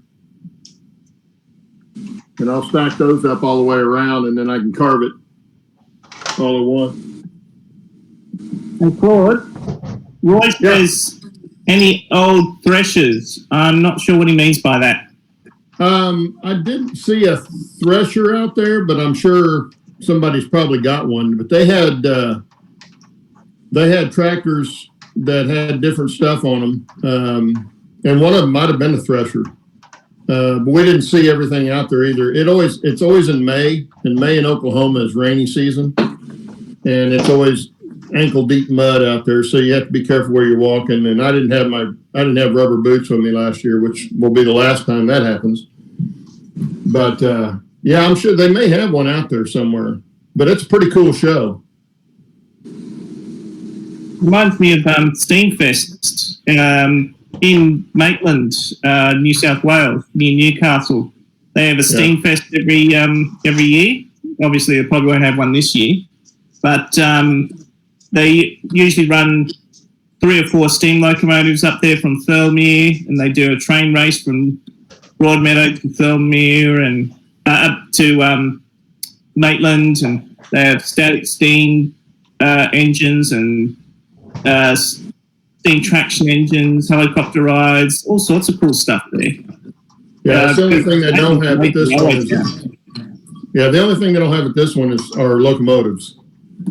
You know, they don't have anything up there like that, but almost any other kind of steam engine you can think of, they've got up there, and they've got little ones like that running, like Shannon's got, and intermediate ones. They had some that were would run something inside the house, like they had lights. They had one that ran a light for the house. It was kind of neat to see all the different things that they use steam engines for. The guy that does Dale Angel, I think is his last name, the Toy Man. I don't know if you've ever seen him on YouTube. Yeah, he does a very good show. Anyway, he and Karen, his wife, go up to Oregon. I think it's Oregon. Oregon. Steve probably knows this. I think it's Oregon. It may be Washington, but I thought it was Oregon. And there's a big steam show there on the coast somewhere. Yeah, and they went up there and spent like 3 days at this thing. Yeah, it's near Eugene. That's similar to what they have here, but the one here is not nearly as big. Yeah, it's about 3 hours north of me. I think it's up near Albany or Eugene, somewhere in that area. So yeah, it's in Oregon. Yeah, but they did a show on that. Actually, they did 2 or 3 shows on it. Yeah, I got a buddy that's been trying to get me to go up there, and I just haven't done it yet. Hey, Claude. Yeah. Leslie's saying that Colorado Railroad Museum sold 3 hats: the D&RGW, the Galloping Goose, and a plain engineer's hat. Okay. Yeah, they had stuff for sale, but most of the stuff that I saw, except for a couple of posters I bought, were little kid stuff, you know. I didn't see a lot of adult apparel there when we were there, but that could change from time to time too, I'm sure. And they may have stuff online that I haven't looked at. But I got these 2 hats, one of them in Durango, and the other one I got in Chalma, New Mexico.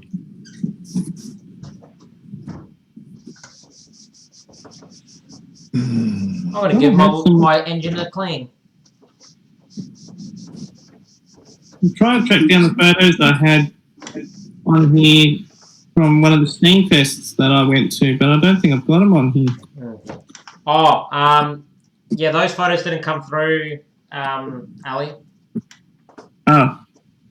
Too big? Yeah, must be. Hey, Ally. Yeah? Since you used to work for Perth Hobby Centre, these steam engines, can I just buy... Are all the bolts for the boiler pretty much the same regardless of the model? What brand is it? What's that German brand? Starts with W? Wegman or something like that? Yeah. We never actually had many people ask for the spare parts for them. I suppose you should be able to order it. Yeah, because the only reason that 2 of those bolts are broken is because even though it was, you know, a refurb, there was a bit of scaling still inside the boiler. So after I ran it a few times, you can imagine you could see all the crap floating around. So I opened it up, cleaned it out, and then when I was doing the bolts back up, being the heavy-handed person I am, yeah, I broke 2. Sorry? You over-tightened them? Must have. Oh, you got to remember, I'm used to working with car bolts, not tiny bolts.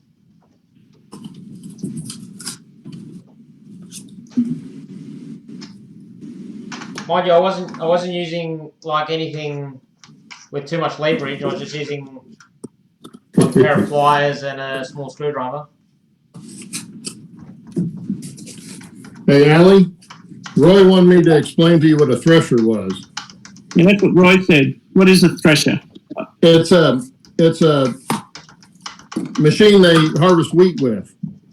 Oh, like a harvester. Okay. I'm sorry? Like a harvester. Yeah, it's basically a harvester, yeah. But it takes the wheat in and then takes all the chaff off of it and puts the grain in pumps it up into a truck that's usually driving beside it or in a trailer behind it.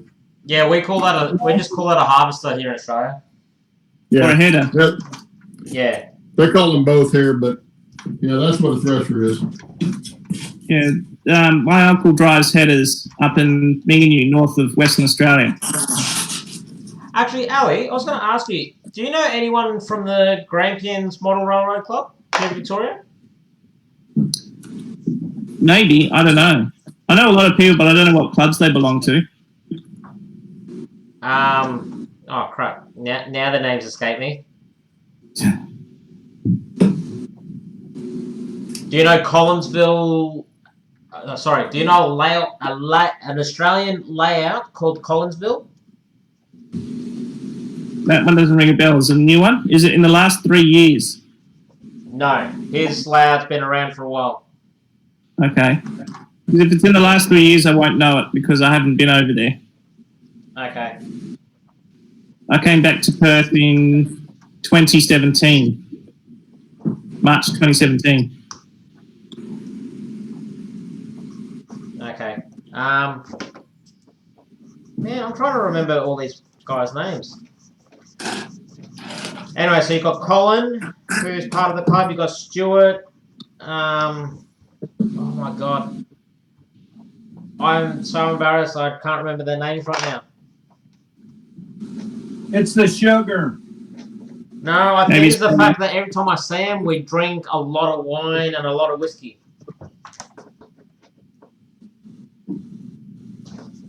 It's the sugar. No, sugar wore off a while ago.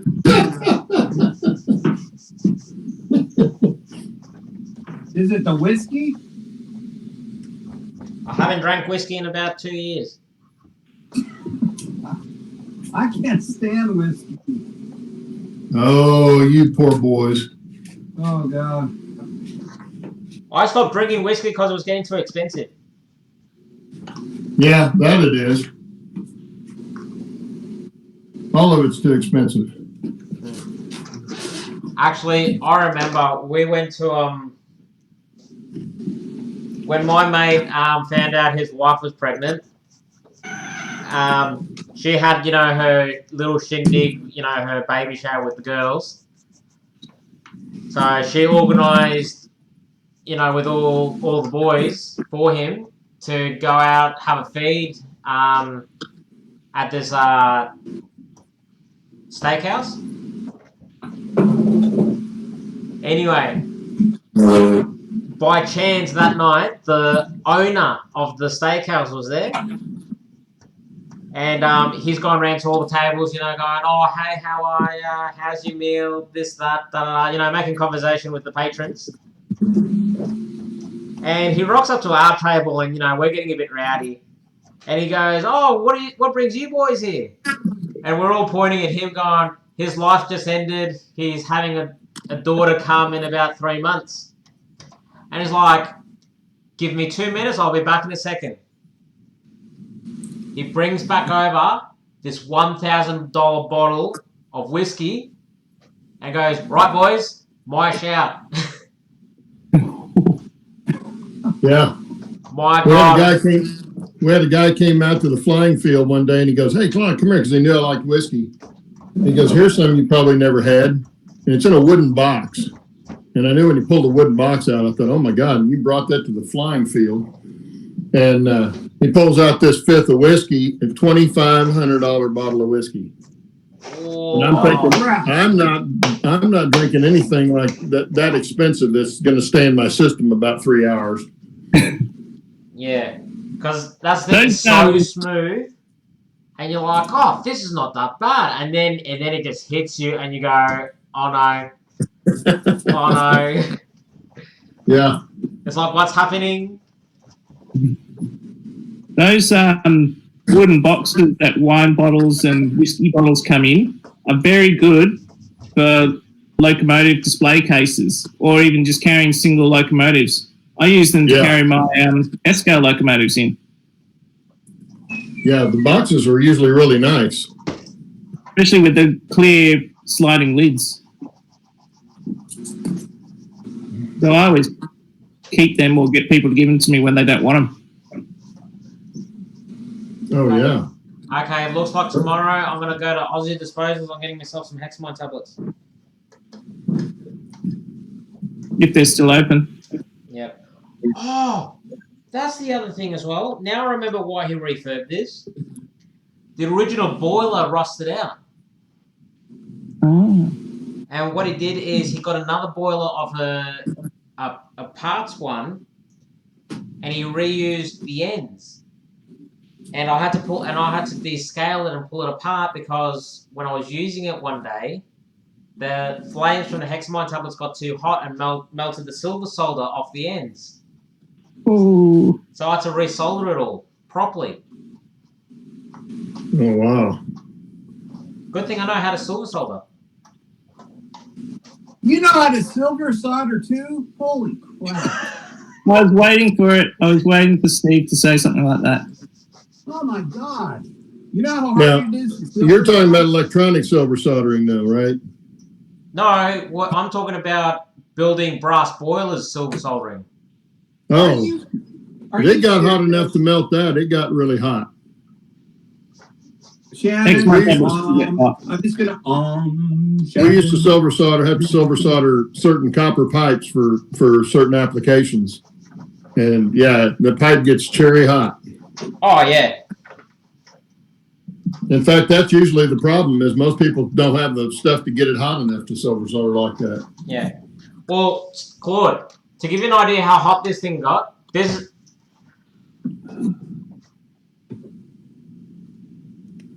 See the heat stain on the boiler? Oh, wow.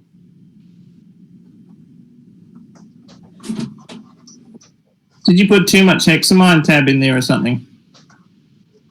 I read the instructions. It said use one tablet. Oh, Shannon, what am I going to do with you? You probably threw a sugar cookie in there with it. Man, I can't call him sugar cookie anymore, man. He's like, can do anything. No more sugar. Weren't you saying I'm pretty much MacGyver? No, well, yeah, but you can do anything. Yeah. Give me a duct tape and chewing gum, and you're going to build a shopping mall. Don't forget the paperclip. And the paper clip. That's it. I'm going on eBay. I'm going to see if I can buy some bolts for this boiler.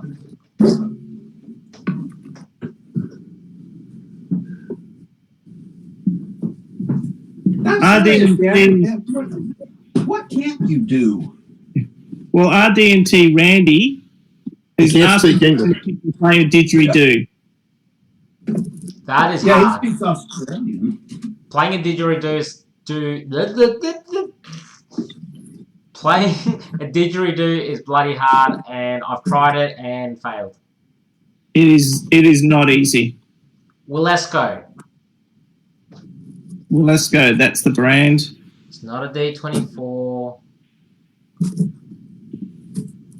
God, it's been so many years since I worked in the hobby shop. That's 15 years ago now. Jeez. Uh-oh. Showing your age now.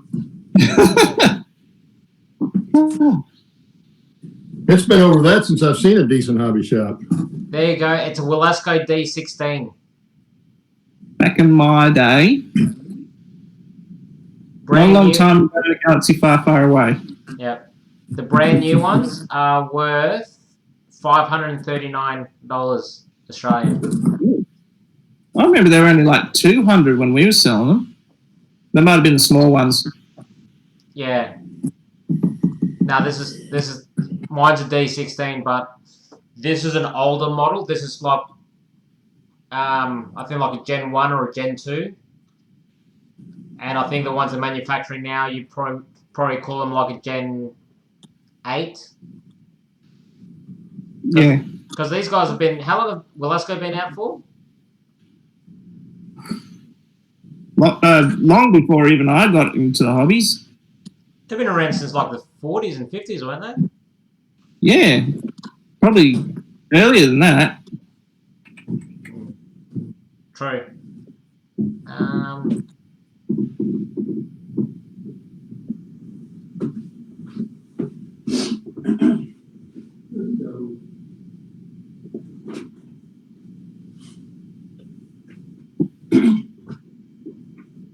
If anyone can help me with the Wilesco engine boiler bolts, I'm all ears.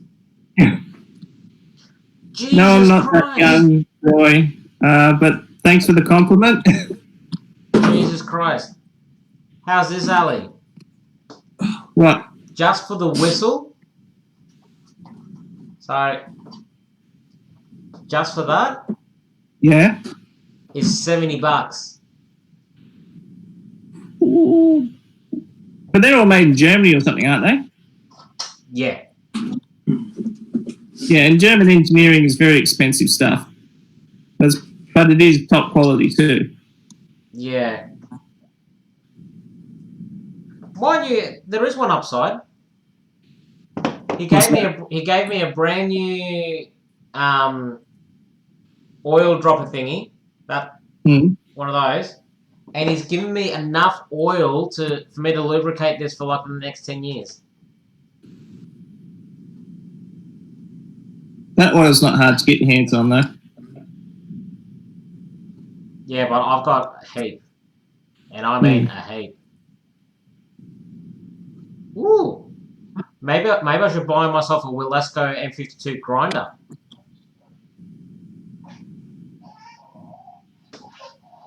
I hear another. Hang on a second.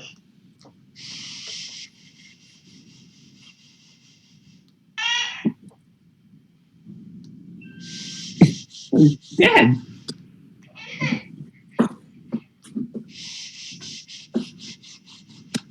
What do I hear? It's a little Bubba making noises. I hear a Sugar Cookie Junior. Yeah, little Sugar Cookie Junior. Little Sugar Cookie. That's Little Sugar Cookie.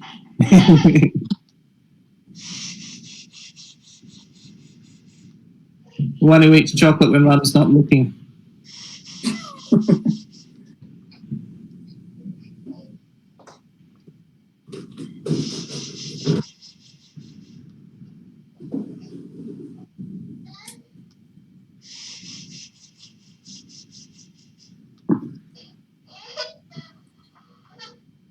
Here's Rick Case still in chat. Nah, he's awake.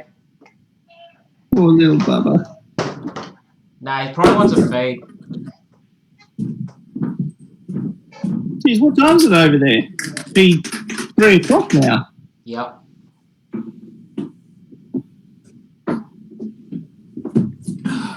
crazies are still in chat today? 12 people are still watching. Really? 12. Yeah. Man. Yeah. What would they be called? Well, thank you. Hobby, nuts, and bolts. I thought you were going to say stop at hobby nuts. That would be us, wouldn't it? Ooh.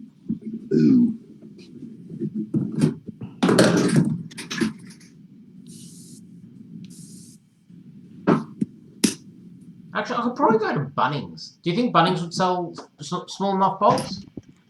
Not that small. Tell you where you can get good ones though. eBay. eBay. There was one. One of the guys put a link onto the S-Scale blog for screws and nuts and bolts and things, and you can get them in pretty much any and every metric size. Oh, what about J-Car? No, J-Car doesn't do that stuff anymore. No. I know. They annoyed me when they stopped selling anything smaller than a 3mm LED. No, you can still buy. You can still go buy small LEDs. You have to ask over the counter though. Shannon. Yeah, I asked at the counter and they didn't have them. Oh, assholes. Shannon. Yes, Steve. Hey! I'm gonna leave this running. I've got to go let the dogs out. They're probably in there going, oh crap! Come on, I gotta go outside. Brian. Yeah. Now we know the answer to the song. Yeah, who let the dogs out? I did. I'll be back. Steve I'll let this run. I'll be right back. And if it wrecks, it wrecks. Hey John, Ally's probably just hitting midnight. Would I be right in saying that? 1 o'clock. 1 o'clock. 2 hours. We don't have daylight saving. Hey, Brian. Brian. Hey. Brian, Brian, jump on camera. Come on, Brian. Come on, Brian. Jump on camera. Come on, Brian. You know you want to. Steve was saying, we were just saying who let the dogs out. According to Deadpool, no one's ever figured out how who let the dogs out. No one knows. Have you seen that video where he's annoying Hugh Jackman? Hugh Jackman's trying to get ready for a show or something. He's getting his makeup done. He's in his bathrobe, and Deadpool's sitting on his bed annoying him. Yeah. Oh, good old Deadpool. Ryan Reynolds. Yeah. I love when Deadpool signs the cereal box for the kid. He signs Ryan Reynolds. And then he makes fun of himself, like, yeah, that Ryan Reynolds actor, I mean, oh, God. What a dick. Well, he has an interview with himself and storms out of his own interview with himself. Yeah, I remember because he was insulting himself in his own interview. Yeah. Ryan Reynolds was having a go at Ryan Reynolds, so he storms out of his own interview. He's like, fuck this shit.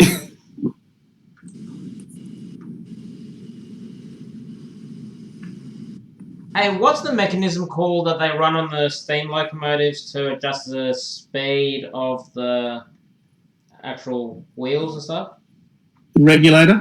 No. Like the actual armature on the... You're talking about forward reverse? That's the Johnson bar. Is that what you're talking about? Yeah. What's that whole mechanism called? I know it's got a name. Well, they call the lever that they change direction with, the Johnson bar.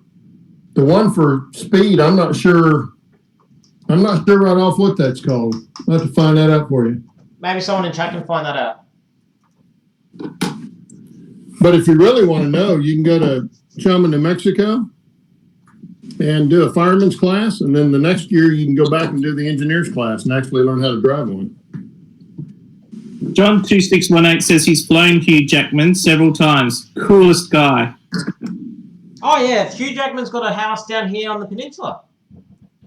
Oh, does he? Yeah, because because after what movie was it? I think it was after one of the X-Men movies.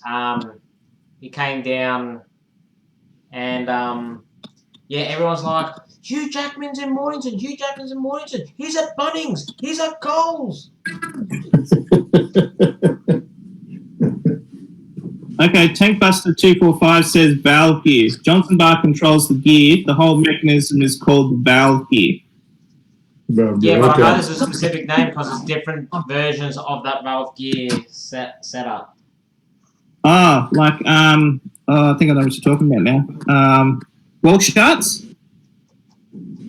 Yeah, Wall Start's designed one style, and then there's another style which is a corkscrew style, and then.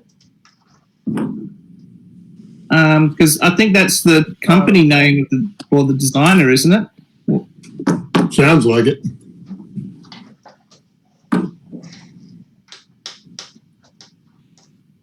So I think here I am using a sponge and Windex to clean the grease of the steam engine. Windex. You don't have no Windex. You want some? I'm trying to imitate the lady from Family Guy. What's her name? Consuela. Yeah. Hola, Senor Peter. You clean. You clean. How about South Park's episode? Yeah, see, fly. This is the store brand. It's just as good. No, it leave a film.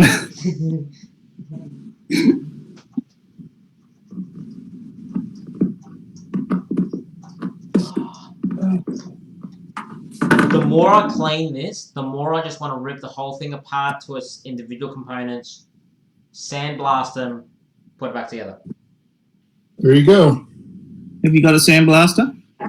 Yeah, Shannon. Small one. Shannon, what I figured out when you run across something like that if you even contemplate tearing it all down and redoing it the right way, that's when you should do it. Because anything else, if anything happens to it, you're going to wish you had done that, and then you'd be kicking yourself for it. So you might as well do it.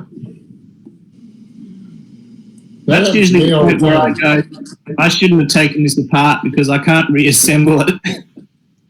Well, that's the thing. I reassemble cars that are more than overcomplicated for a living.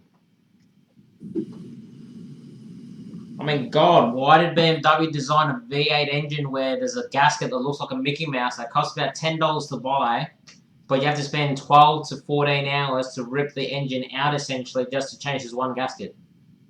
Yep. Leslie Gilpin says the reverser is adjusted to control expansion. Lots of valve gears. Stevenson, Joy, Walsharts, Caprotti, Baker, and then Leslie Gilpin says it's Lemon Pledge. Consuelo uses. We know Lemon Pledge. There you go. And Tankbuster 245 says Walsharts and Stevenson are the most popular American ones he knows. Okay, well, I want to design one of those to work on this model. Because that would be cool. Literally, all I do is this valve gear here. It's run off obviously the flywheel weight or the crank weight, I should say, and the crank weight's got a pin in it, so it can either be adjusted to full forward or full reverse. And then once you literally just give it a bit of a turn so steam pressure builds up, then it functions. And I wanted to design it so that way I've got like a little lever that I can actually let it do it under its own power instead of me having to get it going. It's like all the West Australian steam locomotives, I think most of them were all Walsharts. Walsharts or however. I'm probably butchering the name. Oh, it's a common thing for us Australians. We butcher everyone's names. Rick Case is Oh, you got that Shannon. Actually, hey, Ali, do you know, have you actually heard why the Australian English is the way it is? I assume we just copied the English because we bought a lot of their locomotives. No. I'm talking about our language. Oh, it's because we were founded by the British, weren't we? No, but like, I'm saying, like, do you know why Australians have Australian accents? Like, why our accents are like this? Yeah, why do you guys talk funny? Good question. Same kind of reasons we talk funny in the South and the States. Yeah. So. Okay, so because this is the reason. The reason behind it is because back when we settled in Australia, when the English settled in Australia, because most of them were convicts and whatnot, most of the time they were drunk and they slurred and they just, instead of them using proper English, they just go, why should I just use a full name? I'll just use like part of his name or make it sound funny. Gaza, Shaza. That sounds about right. Yeah. That would explain it. No wonder you talk funny, Shannon. I don't even drink. Yeah, but you know what's even funnier? So if you did, you could understand Shannon. Well, you know, the funny thing is I can understand you now. And if I had Sheila watch this replay once and she hears me talking to you on the phone. She said, I can't understand anything he says. It's like, you gotta get used to talking Shannon. Yeah, but the funny thing is, my background is South American Chilean, right? And Chile, their Spanish is essentially Australian English. Okay. Like literally, they created their own Spanish dialect, but because they took parts of Venezuela, Spain, some Portuguese, Argentinian, you name it, all these different aspects of Spanish, and they made it their own. Like us in Australia, we stole words from the French and Italian and, made up nicknames. But it's the English language. It's the bastard language. Yeah, Australian English is the bastard language, where Chilean Spanish is the bastard language for the Spanish community. Hey, tell Leslie he needs to get on here so he can explain this stuff. He's actually saying, Leslie's actually saying, do you know why the Brits sent convicts to Oz? Because the Americans got independence and we couldn't ship them there anymore. There you go. Boom. Yeah. And Roy says, us two Aussies have a free pass to butcher all American words. Yeah. Thanks, Roy. Oh, yeah. Hey, come to America, they butcher American words. The biggest trend now, and my wife does this, because it bugs her when I misuse English, but she does this all the time now too because of my grandkids. They talk in text shorthand. Lol. Go with. They don't finish the sentence. Hate that. That annoys me. Here she is at the door. Denying it. Oh, she just backed out. I'm not denying it. Do you want lunch? Yes, please. Do you want pizza? Oh, I'll have pizza. Pizza sounds good. They want pizza. I'll send it right over. Might be cold by the time it gets to you, but Hey, at this point, I don't care. But yeah, that's the biggest new trend and ongoing in butchering the language is that kind of stuff. That reminds me. I watched this cartoon video from College Humor. Oh, I love College Humor. Yeah. Anyway, it's this cartoon. These two parents, they're driving their daughter to a party. All the daughter's wearing is basically a couple of bits of sticky tape, around here and down below. And, you know, on the radio, all you hear is white noise. And she's like, oh, this is the best song ever. It's the new thing. Blah, blah, blah. Anyway, they dropped their daughter off at the party, you know. And then they changed the radio station. And they changed it to, like, Golden Oldies or whatever. And the song playing is Justin Bieber. And the wife goes, oh, remember those days, honey? Yeah. I can stand Justin Bieber. No. Leslie says none of us speak English. And John 2618 says, we don't speak English, we speak American. And they say American or American? Hey, John, we barely do that. Here in the United States, we don't speak English, we speak American. And Roy says he'll take pizza as well. So he's coming over for pizza. Okay. Well, you better get a lot of takeout there, Claude. I tell you what, if the pizza she's making is frozen pizza, so you know.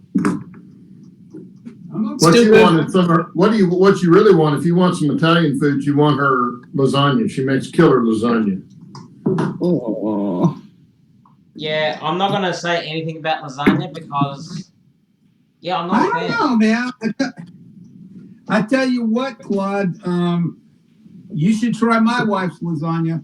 We should compare lasagnas because she makes a killer lasagna. Does she?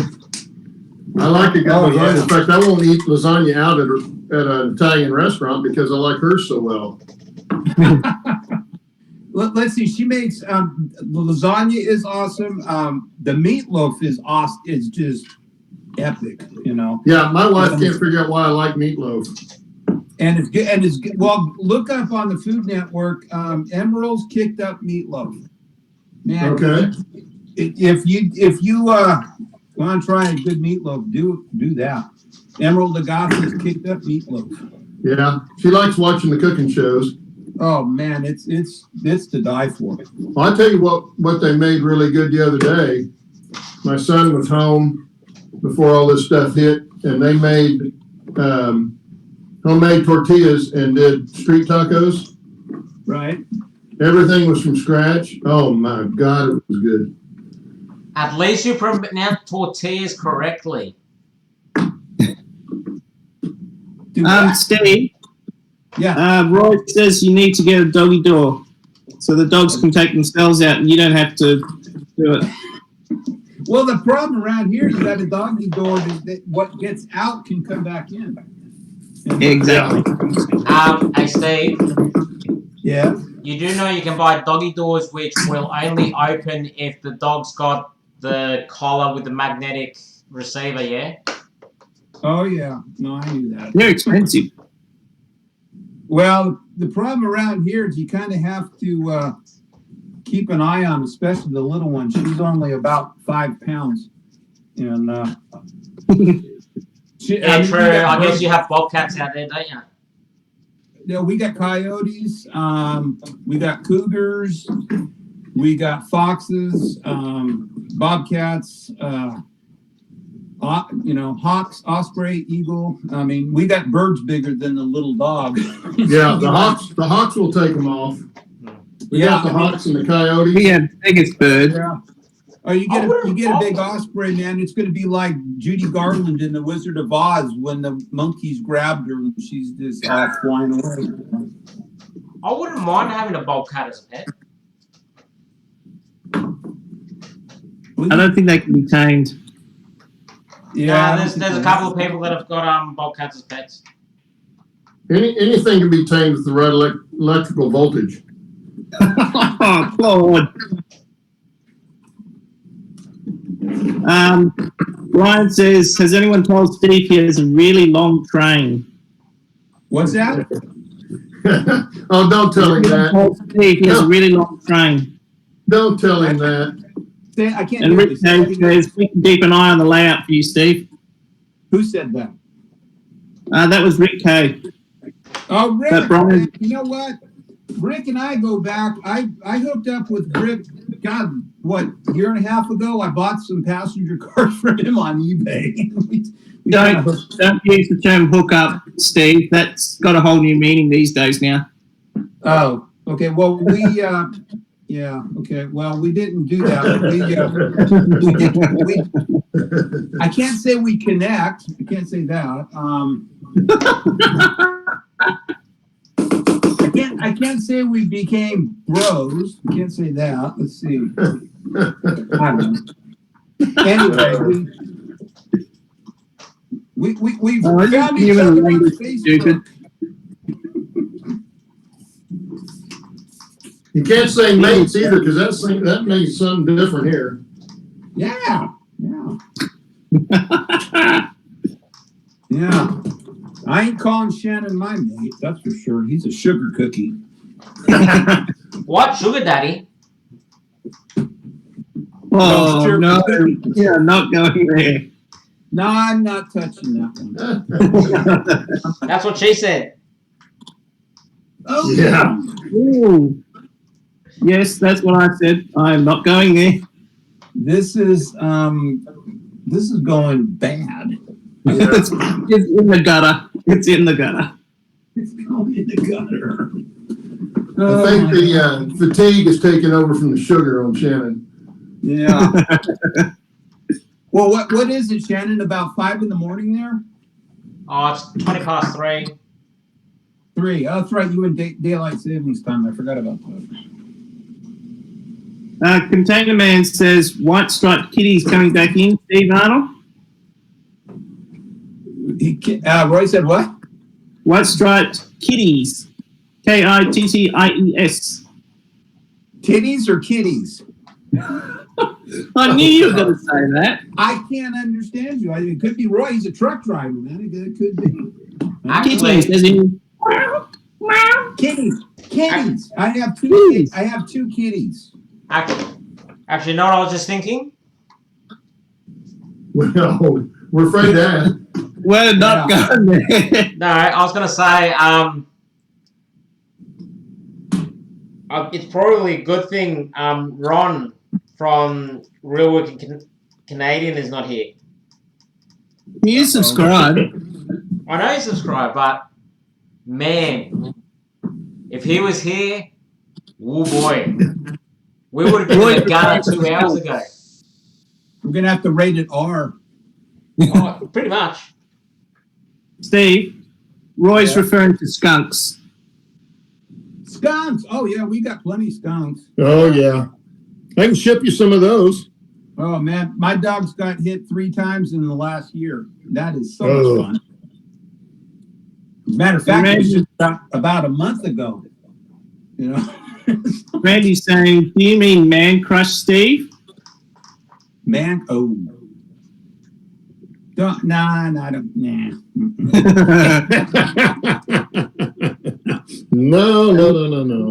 Leslie Gilpin Man Crush. He's saying, I look away for a minute and the conversation is really in the gutter. Oh, yeah. Yeah, it's like, we real men. Yeah, Shannon derailed a little while ago. Man. Derailed? Sugar wore off. Nah, I'm a runaway. Yeah, that too. Hey, Rick K. You're a runaway that derailed and went in the ditch. Eric Alden Thomas, the troublesome trucks.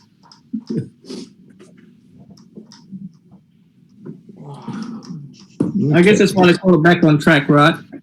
Yeah. There you go. I have Should to be name it careful Jumping the because Track. My mom found this show once. Oh, dear. That was so much fun to watch. It's like, oh my God. Oh, I hope it wasn't embarrassing. I'm going to get sent to my room. Wait a minute, I already have been sent to my room. So never mind. Wait a minute. She found Trackside Beans, or she found the Saturday show? Both. Oh, Lord. Oh, Lord. Apologize to your mother for me, would you? Oh, she loves it. She just turned, oh God, I'm going to get this wrong. I think it was 86 a couple of days last week. So Forgive me, Mom. I forget how old you are. You know, I just know I'm old. Never asked a woman her true age. It's 21. Yeah. Well, Again. I'm old.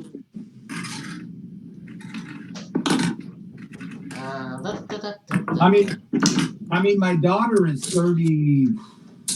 Yeah, 30. She's 83. She's 37. And now, when next time your daughter sees you, she's gonna give you a slap. Yep. Yeah, my son, our baby's going to be 35 the end of this month. Yeah. My daughter's older than that. I'm a baby compared to your kids. Oh, yeah, you're still crapping yellow, man. Oh, I know it. Yeah. But you know more than all of us put together. How does that work? Roy, I am not repeating that comment about female anatomy. Oh. Oh, what? I'll let Steve reread that one in the rewatch. Yeah. What? I'm going to walk now I'm intrigued. Hang on a second. Why? Was it before or after the skunks? When he was talking about kitties, Kitties. K for kilo, I for India, T for tango, T for tango, I for India, Echo, S for Sierra. I couldn't understand it. Yeah. See, now I'm really in trouble. You are in big trouble, especially if your mum sees this. That's right. Yeah. Have her wash your mouth out. Sorry. Or your other half. No, Roy's blaming you. He says you said it. I did because I was asking. It was a question. You got to have chat up because he's saying all sorts of stuff about you. Oh boy, the replay is going to be so. Well, he needs to get back to Oregon so we can go out and have a beer someday. Yeah, he was talking about that earlier. Yeah, he's been up here twice, and I you know, the first time I didn't know he was even here. He was laid over, I think, what for an hour, Roy, and I didn't even know it. And I wasn't doing anything. We couldn't, and he was gone by the time I knew. And this last time, I had this crapola going on, and he was too close. I couldn't get up on the freeway quick enough to take a picture of him. But one of these days, you're gonna have to get back here and just kind of. I'm sure it won't be that long. Actually, you can park your truck in the. I got turn around. You can bring your truck in here. Steve, I want to get up there and go to Train Mountain with you. Has Roy signed up for that thingamabob? For the traveling boxcar? Yeah. I don't know. What's a thingamabob? The traveling boxcar. Oh, yeah. I knew what he was talking about. Because if you sign up for that, you are a forger too. You are a forger. Among your many talents. We're not going to admit to that. Neither confirm nor deny. Man, you asked for my signature. I sent it. You sent it back like you go this, and I thought it was mine.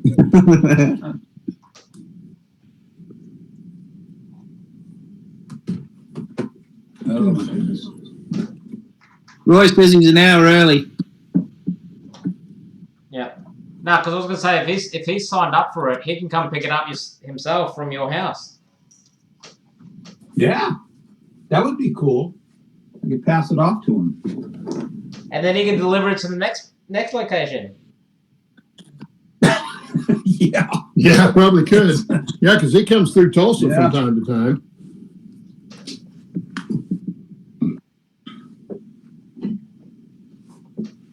Well, nobody comes to Southern Oregon. Roy says, no, I never get home to get it or mail it back out. Roy, you're a truck driver. I'm pretty sure you're going to be in more places than most people. And Leslie Gilpin says, you realize you've been online for 4 hours? Yeah, I do. My butt feels like it. I do. That's why I had to keep readjusting on the couch here. Oh, it's too bad. I'm sorry. I feel bad for you. Okay, well, if that's the case, I guess we better. Yes, Leslie, the list has been found. It's all been sorted.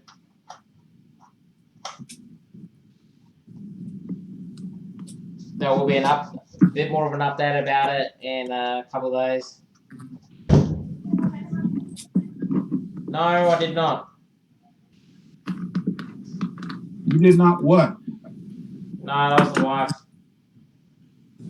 Oh, keep her happy, man. You got a gold. Happy life, man. Happy life.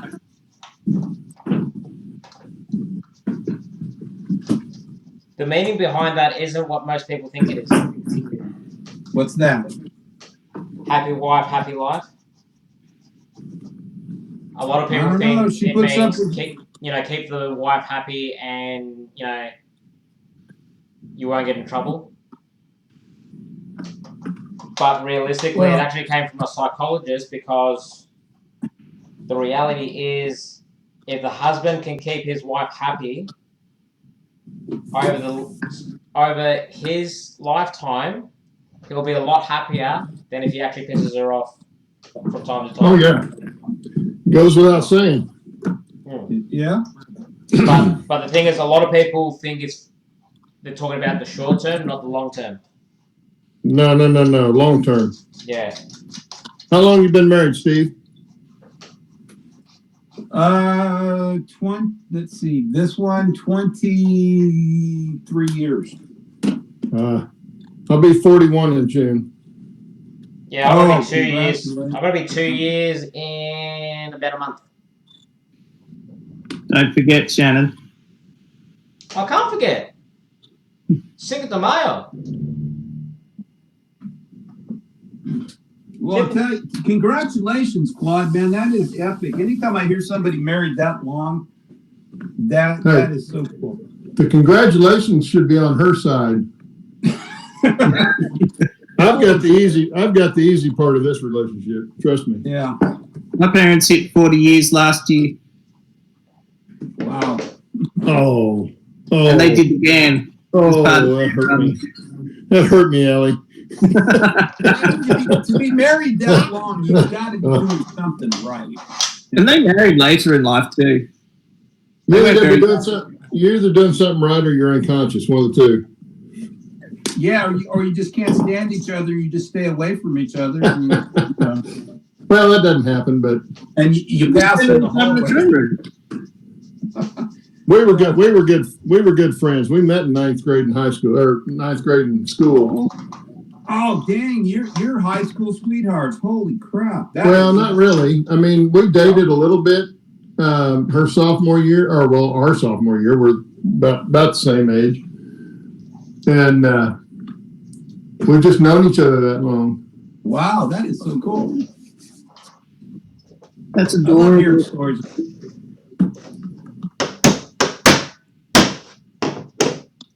I guess I'm the only single one here. Never been married. Well, I've got a son. Good or bad? I've got a son that works at the university here, about 100 miles down the road. No, I'm not looking at the moment. He's not married either, by the way. Sorry? He's not married either, by the way. Are you trying to hook me up, Claude? No, I'm trying to hook him up. I don't know, something happened on the show a couple of weeks ago about that. Somebody mentioned that, and boy, it was like, yeah, that's right. He likes model railroading, so, you know. It was like it's a dating site. It became a dating site. Dating for model railroaders. Yeah, really. That's another live chat, not this one.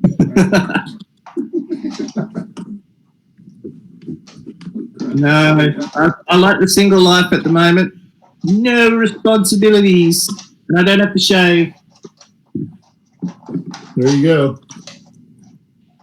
You don't have to account to anybody but yourself.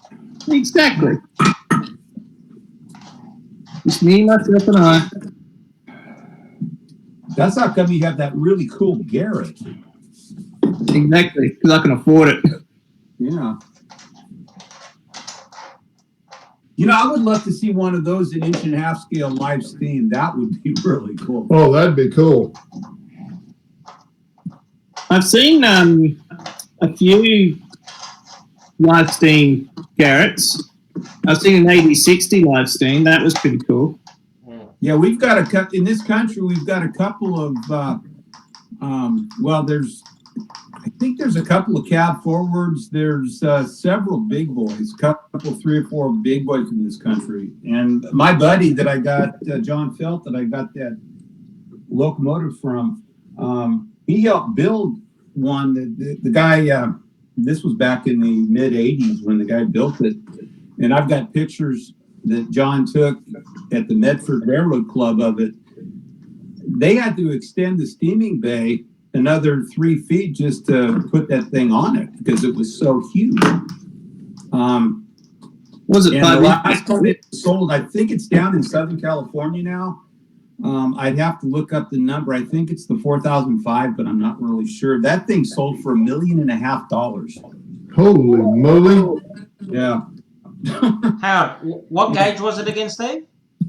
1.5" scale, the same as that one that I painted. Because I know there was one.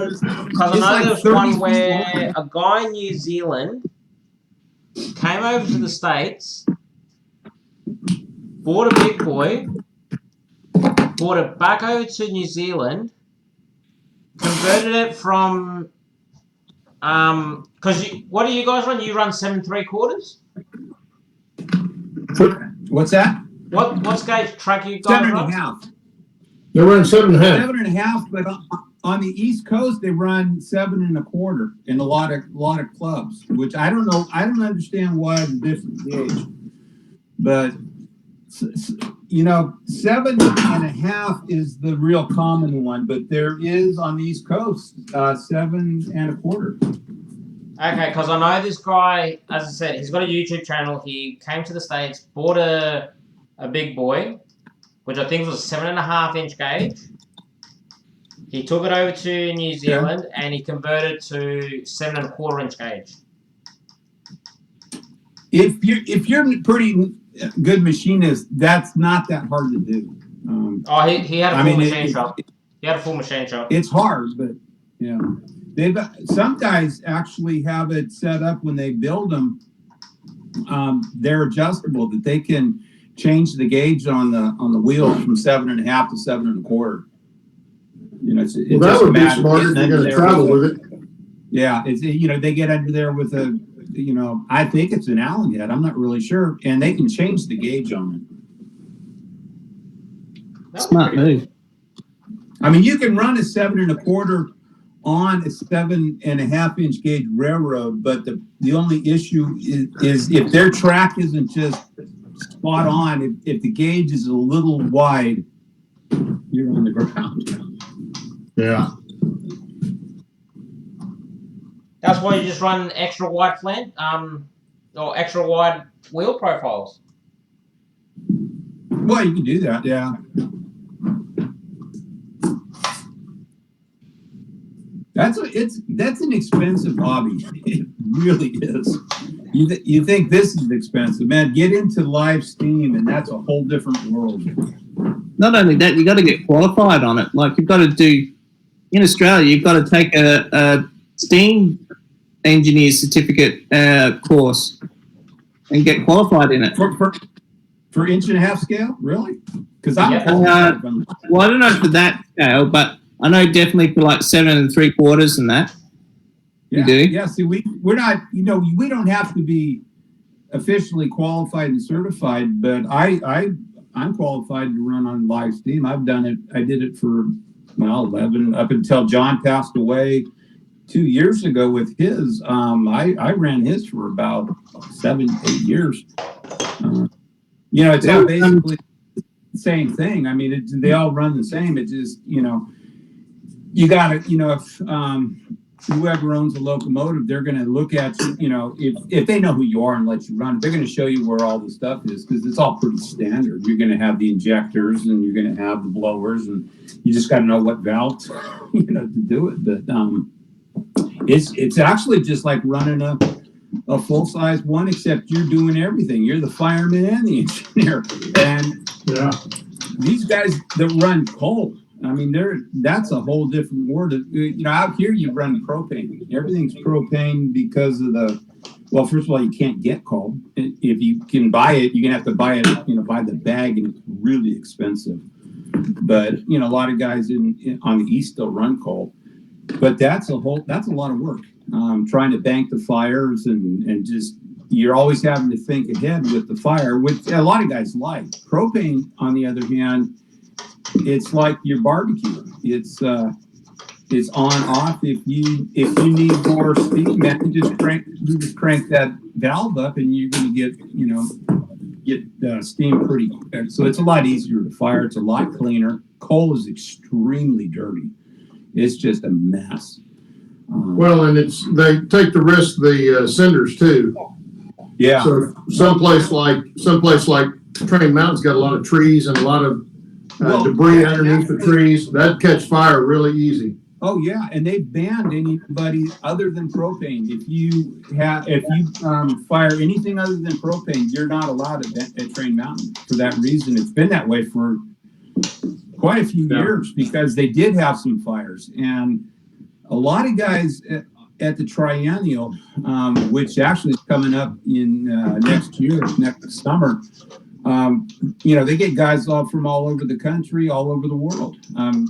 They'll ship, you know, guys from Australia. They'll ship their stuff over here in containers 3 months ahead of time to make sure it gets here in time, so that they can fly in, pick it up, and take it up to Train Mountain. But there's a lot of people that are not happy about that. You know, that they discriminate against people that, you know, fire coal and oil, and it's not that. It's a safety thing. I mean, yeah, it would take nothing to get the fire going up there. They're really good about forest management. There's a incredible volunteers up there that work. And see if I can burn myself with it. But a lot of people don't, you know, a lot of guys are, you know, they're not happy because they can't come to the Triennial because they fire coal or oil. And it is what it is, you know. It is what it is. Yeah. Well, that's the thing. Like here in Australia, you know, I think we still run coal and whatnot, but, you know, I reckon when we're understanding as to, you know, why those rules and regulations are there, because, you know, without all the eucalyptus trees and stuff that we have, you know, it's essentially, you know, gum trees is basically a very, you know, good fuel source with the eucalyptus oil. Sure. Like, a lot of people don't know, but eucalyptus oil evaporates at 150 degrees Celsius, which I think is like 250 degrees. You were telling me the flash point of eucalyptus, and it's like, what was it, 80 degrees had the flash point at 80? Hang on. Something like that? I'm finding it now. It's Googling. I mean, it would... So eucalyptus oil evaporates at 150 degrees into like a gas. And the flash point of the gas is at 113 degrees. Okay. See, I thought it was 80, but yeah, that's, yeah. Yeah, but think about it. That's not... How hot's a fire? Yeah, exactly. Exactly. No. You know, and I thought pine, you know, pine sap was flammable, which it is, until you told me that. It's like, holy crap. But like here in Australia, steam trains are not allowed to run they're only allowed to run in the winter months, because if there's been no rain, it's easy for Sparks members to catch trees along the railway line. Well, what if do they fire propane, or is that coal? Oh no, that's real trains, real steam trains. Oh, real trains. Oh, okay. Yeah. Yeah. There was this guy in, well, he's still there. He's a truck driver trainer actually in Newcastle, and he's got a 7 1/4 inch running around his house, and he taught me to drive 7 1/4 inch live steam with coal. Okay. I didn't officially qualify because he's an actual trainer and assessor, so he can actually qualify me, but I needed to go through the whole course and that, and all he did was give me a basic rundown of how it works and stood by me as I ran it around a couple of laps. That was good fun. It's a blast. It is so much fun. I mean, I love running live steam. The thing I've got, it's a turnkey, man. My 4-year-old granddaughter would run it. It's not that big a deal, but yeah, live steam, it's alive. And that's what I always thought was really cool about it. Was you've got this cold piece of metal, that you roll out, put it on the steaming bed, live, and you hook up, clean it up, and start oiling and get the fire going. It starts to come alive. Yeah, they start breathing. It's like you all of a sudden you get a little steam and you little psst here and a little psst there, and and it comes alive. Yeah, that's what I like about steam engines. It is just so cool. And you can ask the engineers that drive the real ones on any railroad. Each one has its own personality. Absolutely. They each have the best place that they run. The prime point where they run well, and problems that they don't like to deal with as the engine itself. And you can take the same engine. I'm sure it's the same full size, but I know with John's Allen 10-wheeler, which was, pretty simple to operate as far as, it was just really cool. But it would operate differently under different circumstances, different weather, different humidity. So one day you can run it, it would run fine, no big deal. You'd run it another day and it's like you can't get any steam. It's like, and I had one day that I just, I was just fumbling with this thing. And it's like, what the hell am I doing wrong? And I came in and I talked to John because he was really sick at that time. I said, what am I doing wrong? It's like, this was running great. Nothing. Just sometimes it's like that. You're doing the same thing, but the humidity's different. The ambient temperature is different, and the locomotive runs. It's not like you're doing anything wrong. It's just they're temperamental. Well, the RC airplane glow engines, that use glow fuel, they were like that. Depending on what the humidity was, you'd have to fine tune the engine every time you went to the field. Yeah, it's not like the gasoline engines that most everybody's using now, or electric. But for gasoline fuel, the gasoline engines, you don't have to dink with them. Once you get them set up, they'll stay that way for years. Yeah.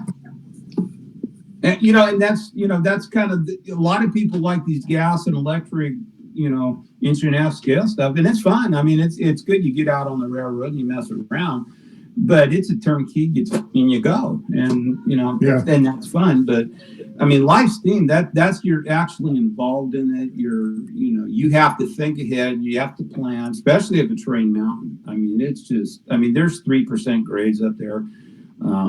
There's 36 miles, I think, of track. If you go up to Hope Circle, which is, you leave Central Station and you want to go up to the top of the mountain, you pack a lunch and a cooler because you're going to be gone for 4.5 or 5 hours. It's a long trip. Oh, wow. Yeah, it's, but there's, the cool thing is there's restrooms, the porta potties, which they keep very clean up there. There's sidings everywhere that you can stop with picnic tables, and so you pull over anywhere. And a lot of the wives up there, they like it because they said it's like going on a hike and you don't have to hike. Yeah. It is just so cool. If anybody can ever get up there, I mean, I'm sad to say that you know, I only lived 2 hours away from it, and I've only been involved with them for about 2 years. And that place is really, unfortunately, it's closed right now because of the showstopper. But, and they had some meets coming up this month and next month that they had canceled, so that's not a good thing. But and that's what's sad. I got that stupid thing all done and painted. I can't take it anywhere, you know, sitting in the shop. But yeah, I think you know, I was thinking we should try to have some sort of a meet and greet if anybody can make it to Train Mountain. We'll go. Yeah. We'll party. All right, guys. I gotta head to bed. You look like you're struggling a bit there, Shannon. Nah. Yeah, I can hear the wife. She's going up and down the house. Bubs is awake, so I gotta give her a hand with him. Yeah, it's like go to Rick Kay's on still. So what? Just enjoying the chat. Rick Kay's enjoying the chat. Rick, man. Yeah, he came back in. That's yours. I mean, I was looking at, you said, you know, we hooked up on eBay. You know, can't say hooked up, but we did. I mean, that's how we became, you know, friends. Well, you know, he sent me some stuff. I was looking for some heavyweights. I'll try and get this thing running soon. Okay. Well, I probably should get going too because it's what, almost 11 o'clock. Oh man, it's almost 11 o'clock here. Holy crap. 2 o'clock. Yeah, I just had lunch. So. You had pizza. I know. Yeah. Yeah. You didn't share it. I got some bones left. You want the bones? Yeah. I'll take some pizza bones. I'll take some bones. Yeah, the dogs will like that. Some of it. Yeah. I do. Yeah. All right, guys. All right. Anyway, for everyone in chat, thanks for joining us. Thank you. Enjoyed it.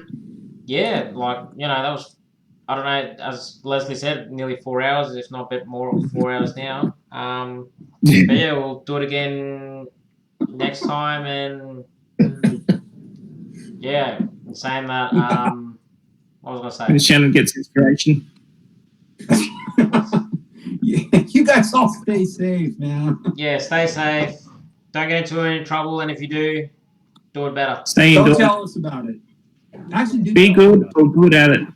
Yeah. Yeah. Either be good or be careful. Yeah. There you go. All right. If it can't be good, be careful. All right, we'll see you Take guys care. again See you guys later. Bye. Later.